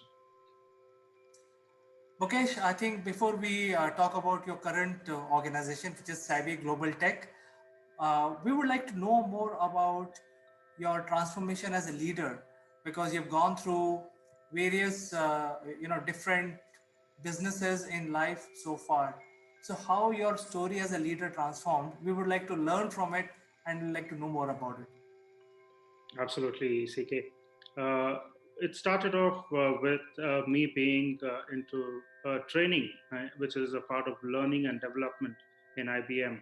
So, starting to interact with peer engineers, recruiting them, and making them fit to market, training them for on different technologies. So, those are the different aspects that gave us an insight on how different functions in an enterprise organization work, and how to make individuals ready for those different levels that each one of them belong to, or they've been asked to fit into.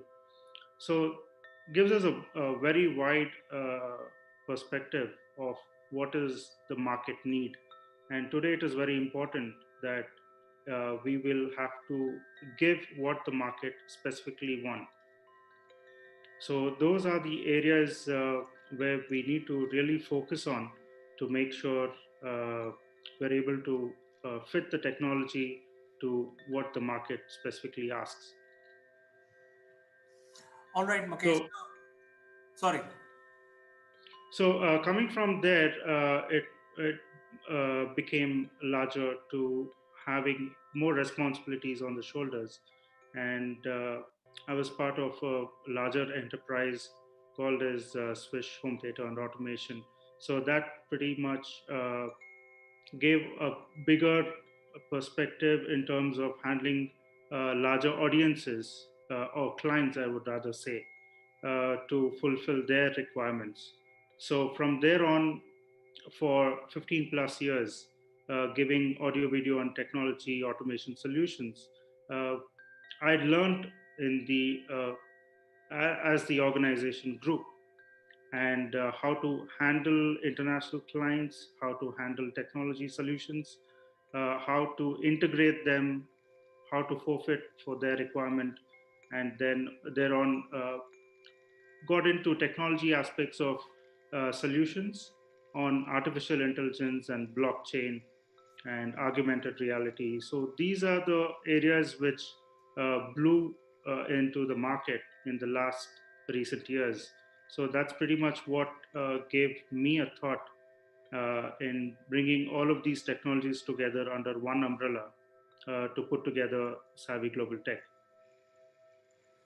So, since we are talking about these buzzwords of the industry, which is IoT, transformation, and machine learning, etc., and now you're talking about Savvy Global Tech, would you like to give us more information about, what your current organization is all about? Our current organization is all about providing the trending technologies, is what we call.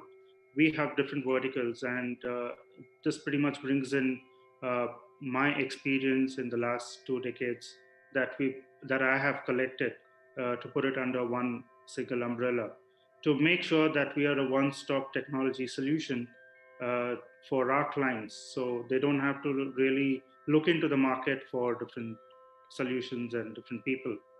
So we are able to give them end-to-end solutions.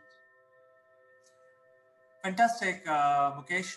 So now going back to your personal journey and your evolution as a leader, I would be very, very interested in knowing some of your key achievements which you cherish. Every leader has certain achievements and certain things they hoist their flag, and they get the feeling of pride. So would you like to share some of your achievements with us so that we get inspired by those deeds of yours? Absolutely. In fact, we started off with designing solutions on artificial intelligence, both in two different areas. One in technology perspective for industries, and the second one in the healthcare.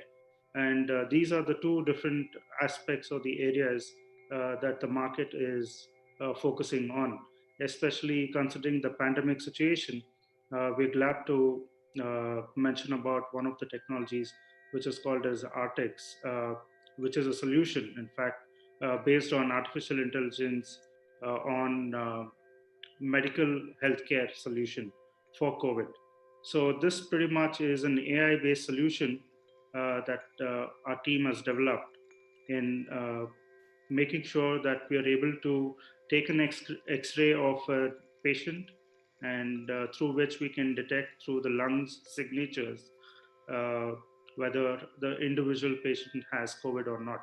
So these are some of the tech end solutions that we have developed, the one among them. And apart from which, we've also developed another artificial intelligence based solution for industries, and where people are working on a day-to-day basis, even, but the industries can't stop because those are factories, and people, there has to be a human interaction with the machines. So in these areas, having maintained social distance is quite important, and it is need to be forefront safety aspect to make sure that the individuals who are working there, putting their life in front of everything else, and making sure the production is on, and then the technology is cherished there. So we have developed a solution where the cameras which are installed in those industries can detect what is the distance between two individuals uh, that needs to be maintained, and it tracks that information in terms of the distance, and it also detects whether the individual is uh, wearing a mask to make sure that he's safe in a environment that he's working in. And those are the kind of solutions that we have developed, and these are the go-to market solutions that we have ready. So Mukesh, from the sound of it, it looks like very, really high tech, applications. And I think almost 100% of the industries, small, large, and medium, all of them require this kind of application.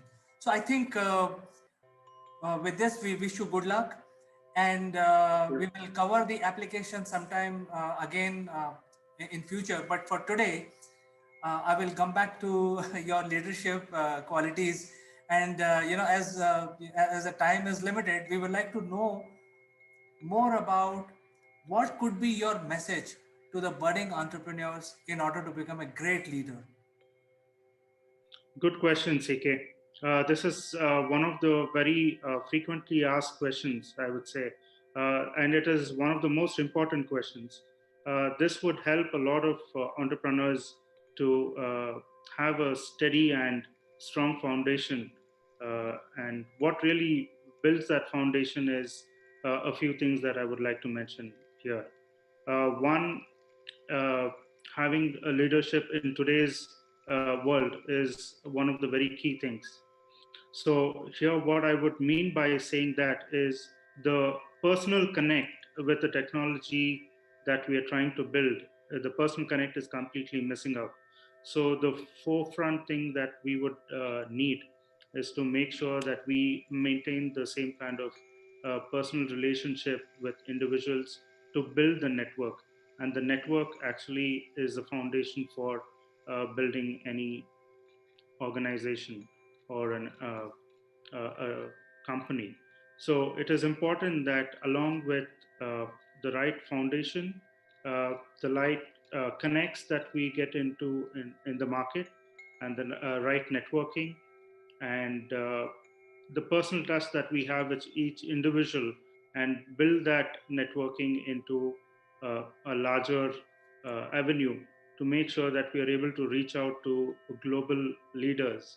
And once we are able to reach out to global leaders, that's where we are able to offer the technology solutions to make sure it is more cherishing for each one of them to apply it in their own areas.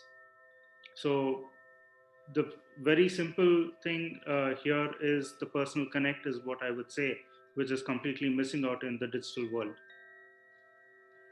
So I think your message is very loud and clear.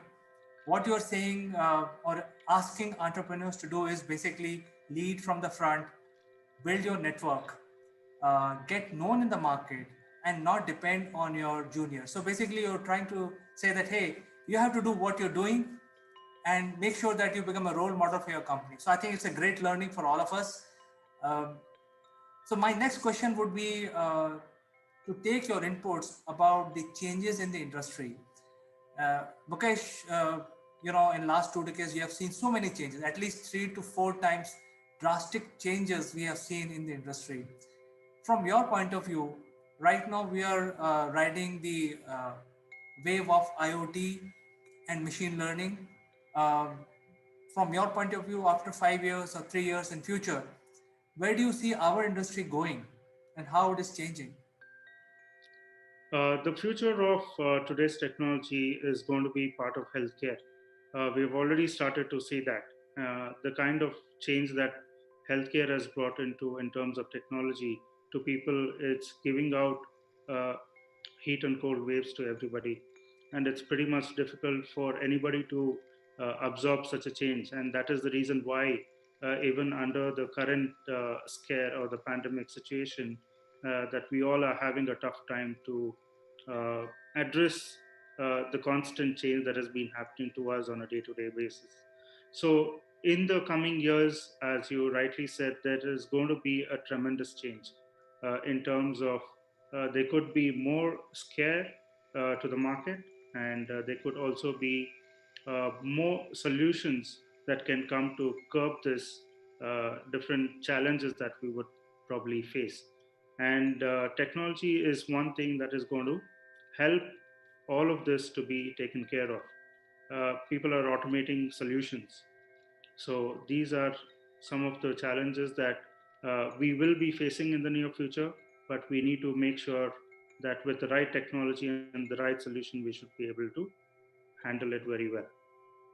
It's very heartening to learn that you're already thinking about developing new applications for the new age, and your organization is now building rapidly building applications which are for future, basically futuristic in nature. Right. However, the investor community also play a major role in whatever is going to come out in next decade or next 5 years. What is your key message to the investor community? Because I think that has become a holy grail of all IT entrepreneurs, to find the right investors who can live with them for at least 5 years or more. So do you have any opinion on this? See, I have a completely different opinion in terms of investors.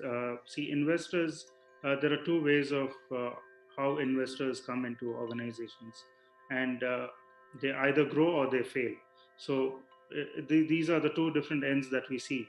There are very few organizations sustaining today, even after there has been great investments from investors. So I'm not against them, but I'm only trying to understand how this investment could be a more sustainable one than looking at even after good investments coming into organizations. Uh, we need to understand why they're failing. So my point of view is only to take it to in the positive direction and make sure that it becomes a more sustainable investment and growth for any organization for that matter.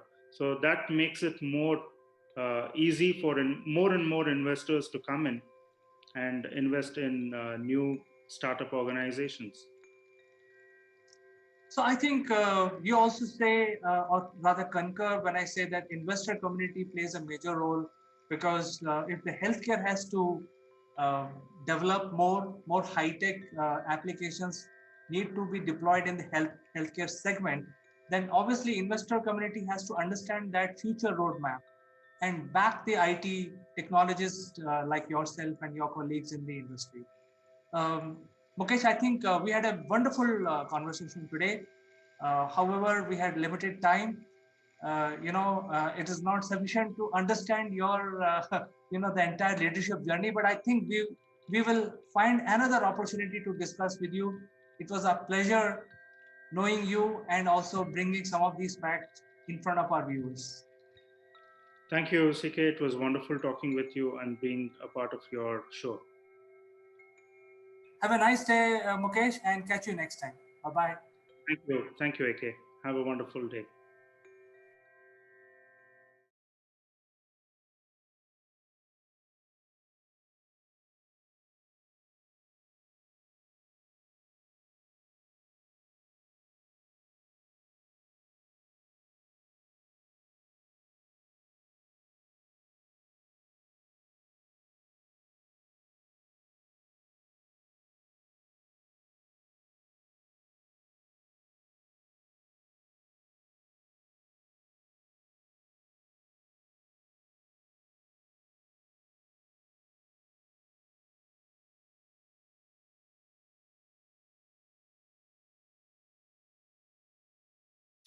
Hello friends, welcome to Akulmek Live, and today I want to discuss the importance of democracy and what next we can achieve in the area of democracy. As you know friends, democracy is a very successful political system. It's age old, tested, tried, and most of the countries are following democracy today, and most of the countries who have signed the UN Charter are following the system. In this democratic political system, people actually cast vote and select their candidate, and hence people's wish is directly translated into political power. The politics of the day then govern the government for a period of 4 or 5 days. However, there are intrinsic problems, and because of that, there is a voice which is asking for, I mean, when I say voice, it's the people's voice, which is asking for automation and also casting vote using online mechanism.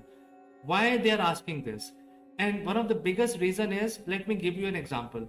If there are 100 people living in a community and only 70 cast their vote to choose a governor for that community, and out of the 70, say for example, one candidate gets 50% vote, which is lower than the 50% of the total population.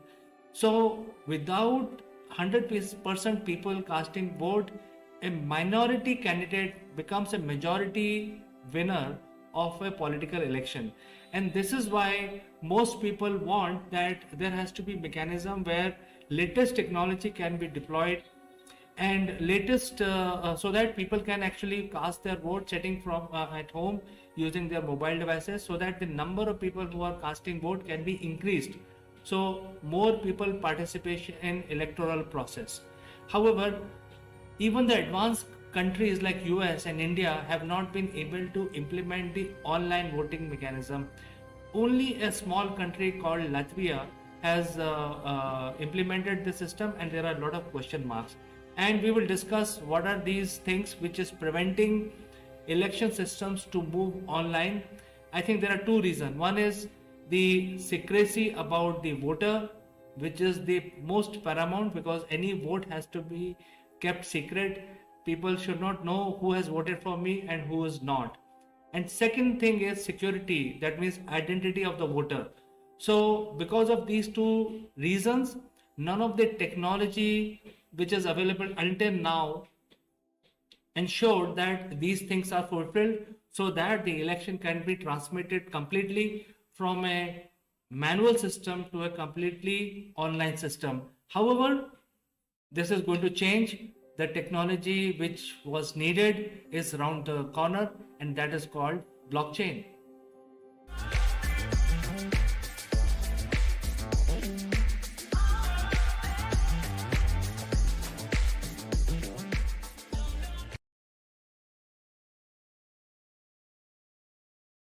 Friends, blockchain was really invented in 1991, but then at that point in time, there were not many takers for it until 2009, when the cryptocurrency was developed using blockchain technology.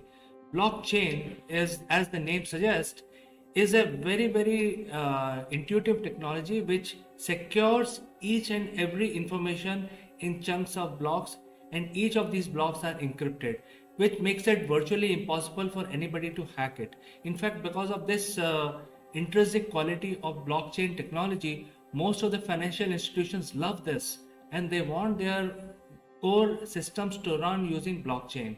And because of this, even the cryptocurrency is designed on blockchain, and hence it is virtually not hackable by anyone, government or non-government agencies. It's highly secure.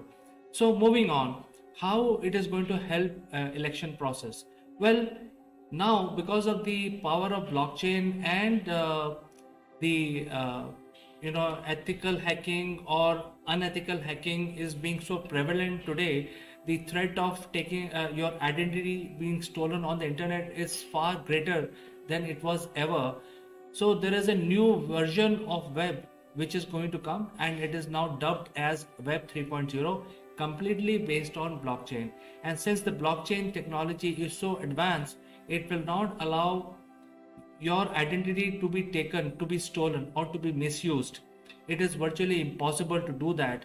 And because of that, the next wave of web, which is going to come up in a big way, will not require any passwords. So if you have a one identity, for example, in my case, I have my name, I can use my web using the same identity, and I don't have to use multiple passwords for multiple applications. So the different applications which are existing at this point in time on web will dissolve, and then you will use one web and multiple things on the web without getting logged in into multiple things at the same time. So that is one aspect of blockchain when it comes to web 3.0. And when the web 3.0, which is like a couple of years from now, I don't see any hindrance of taking the electoral process also onto the internet, where since your identity is proven, there is no need for proving your identity or walking up to the casting center, or as we call it, where you actually cast your vote. You can do it from your mobile, and that will make it very, very foolproof.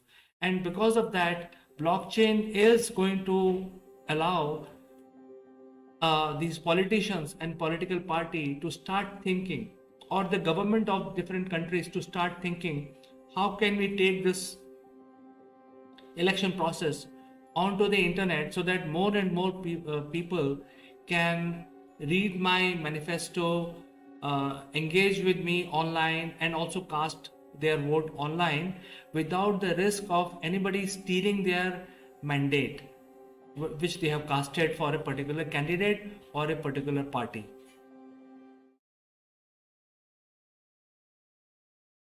One of the key requirements of voting is the voter identification, and that has been a big challenge, because you as a voter can actually vote twice, and sometimes if suppose you have not voted, somebody else will vote on your behalf. So these are the things which needs to be avoided. There are lots of checks and balances have been built by various election commissions across in various countries. Therefore, for example, in some countries, the voter IDs are issued, which are different from national IDs. And before every election, you need to get to the election commissioner's office and declare that you are the voter ID and this is your voter ID. And just before the election, a list is produced to ensure that these are the authorized voters who are going to vote in this election. And this list is circulated on the casting station. And when you approach to cast your vote in that particular place, the voter ID is then validated before you are allowed to cast your vote.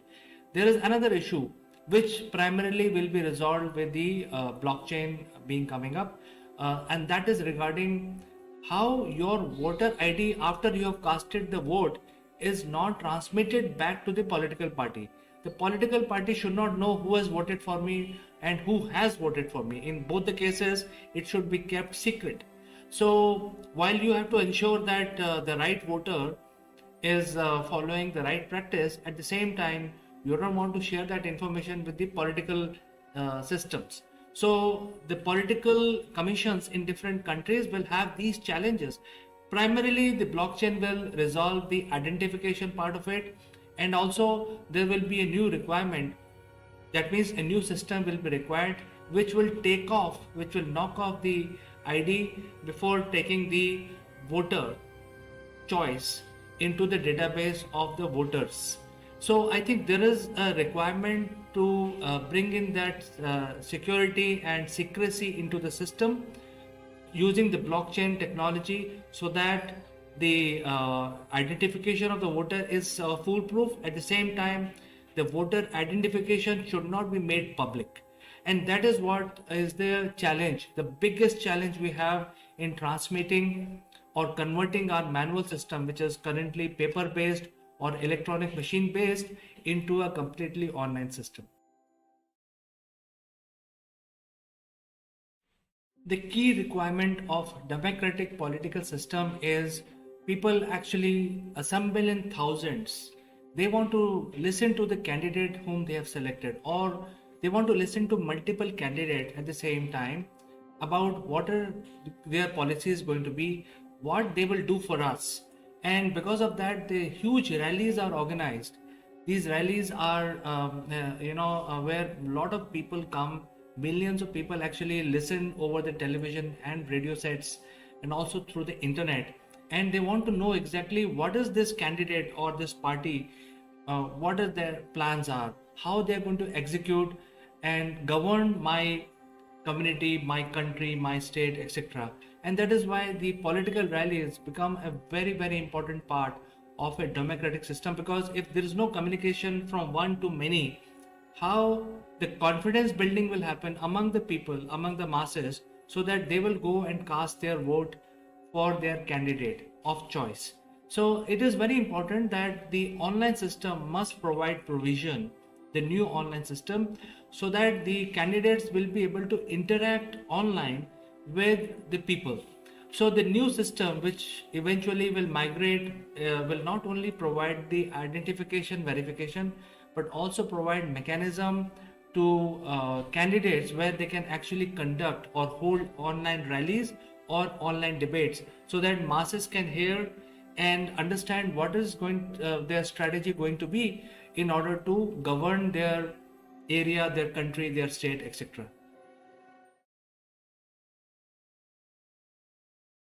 Just before the election or the commencement of the election process, different candidates and different parties comes out with their manifesto. What is a manifesto? Manifesto is the list of things that they have understood, and they have promised that these are the list of things or activities or provisions or new laws, new changes, regulation, etc. This party is going to bring in next couple of years, during which during which they will actually hold the power of governing the countries and state. And this manifesto is published in a big pump and show. Many parties actually spend a lot of money in making very attractive manifestos with their photograph of the candidates on the cover, and also they actually talk about their strategies, how they are going to do these things. I mean, you can promise that, hey, I will reduce your taxes, I will provide free education, I will give you free transportation, but how you are going to do it? So the entire strategy is also mentioned in the manifesto document. And when the process moves online, I don't think people are going to read the manifesto, which is like a book. It has to be available online, and people may have a different requirement also. What physical requirements people have, but in the online world, people will have a totally different requirements. They will have a new way of actually comparing manifestos. Also, manifestos should be available at the time of voting being casted, so that they can refresh their memory, etc. So all of this needs to be moved in. The process of creation of manifesto also be completely online, where people actually then choose to read what manifesto they want to read. And that is why bringing the manifesto creation and publishing of manifesto must also be considered as part of a new system which will emerge in future.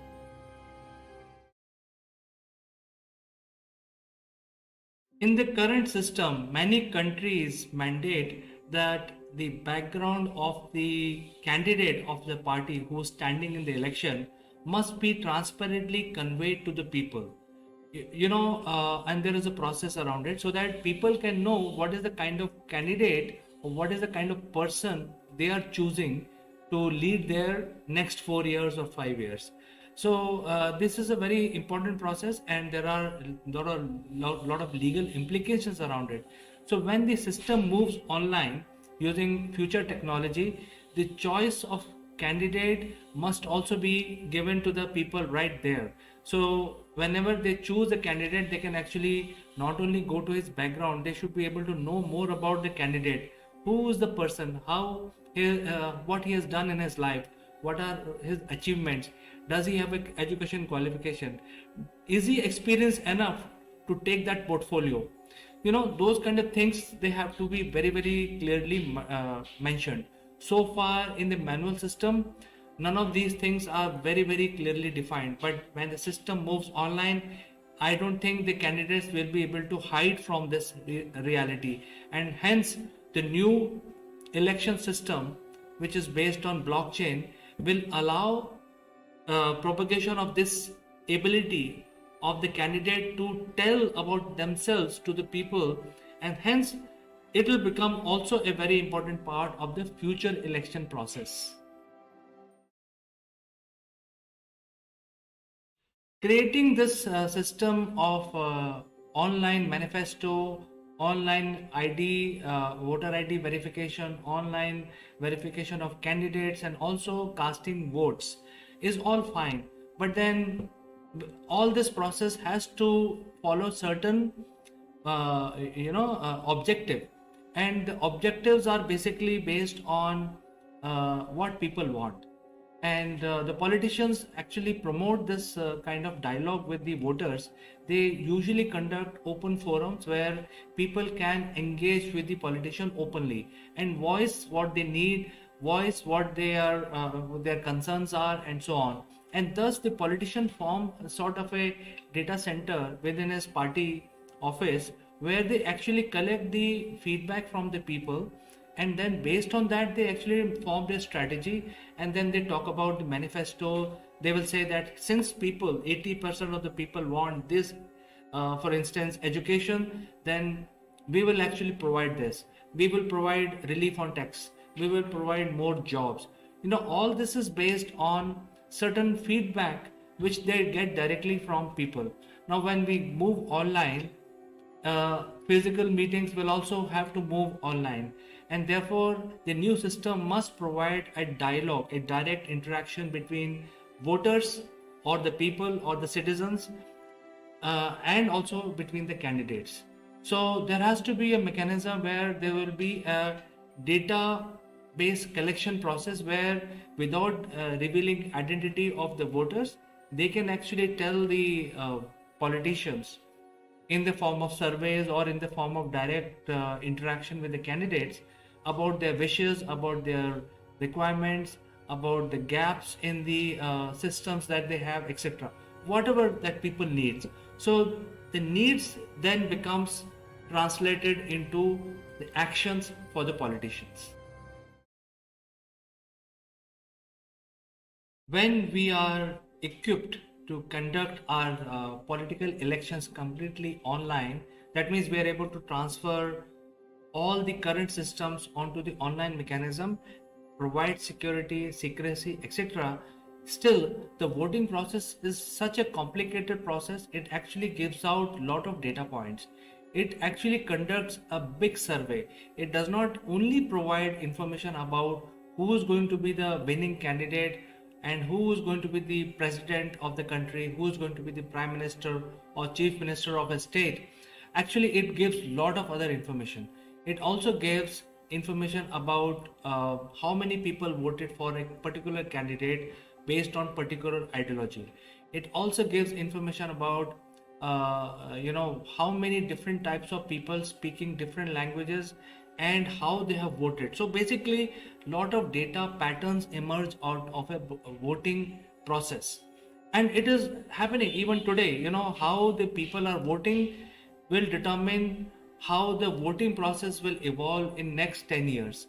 So therefore, considering the gravity of secrecy and security, the new system will have to be ensuring that these data analysis or data marts should be used responsibly, because by way of millions of people voting on the same system, the system will have the ability to create different demographic, different kind of data scenarios and presenting that to the government. And so therefore the election system must be immune to all this data analysis.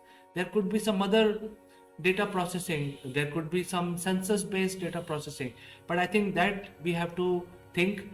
Right now the clarity is not available right now how this whole thing will pan out, but I think one thing is very clear, that eventually, sooner or later, the election process has to move in the online medium. Friends, the future looks very promising.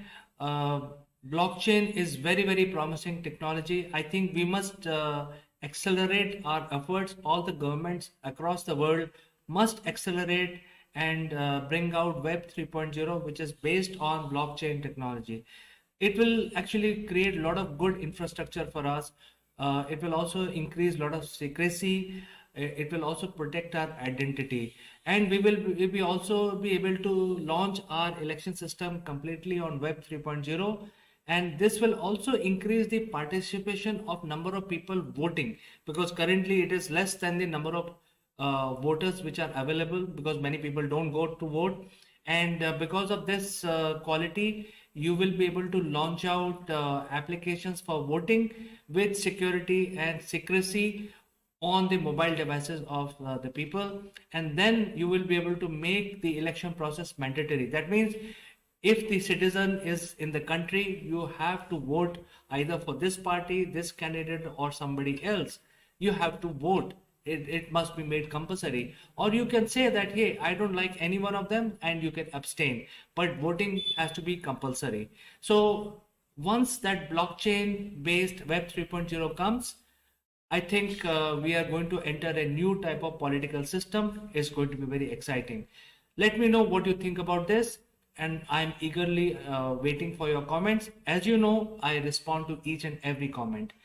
So I say goodbye only for today, to catch you again in the next one.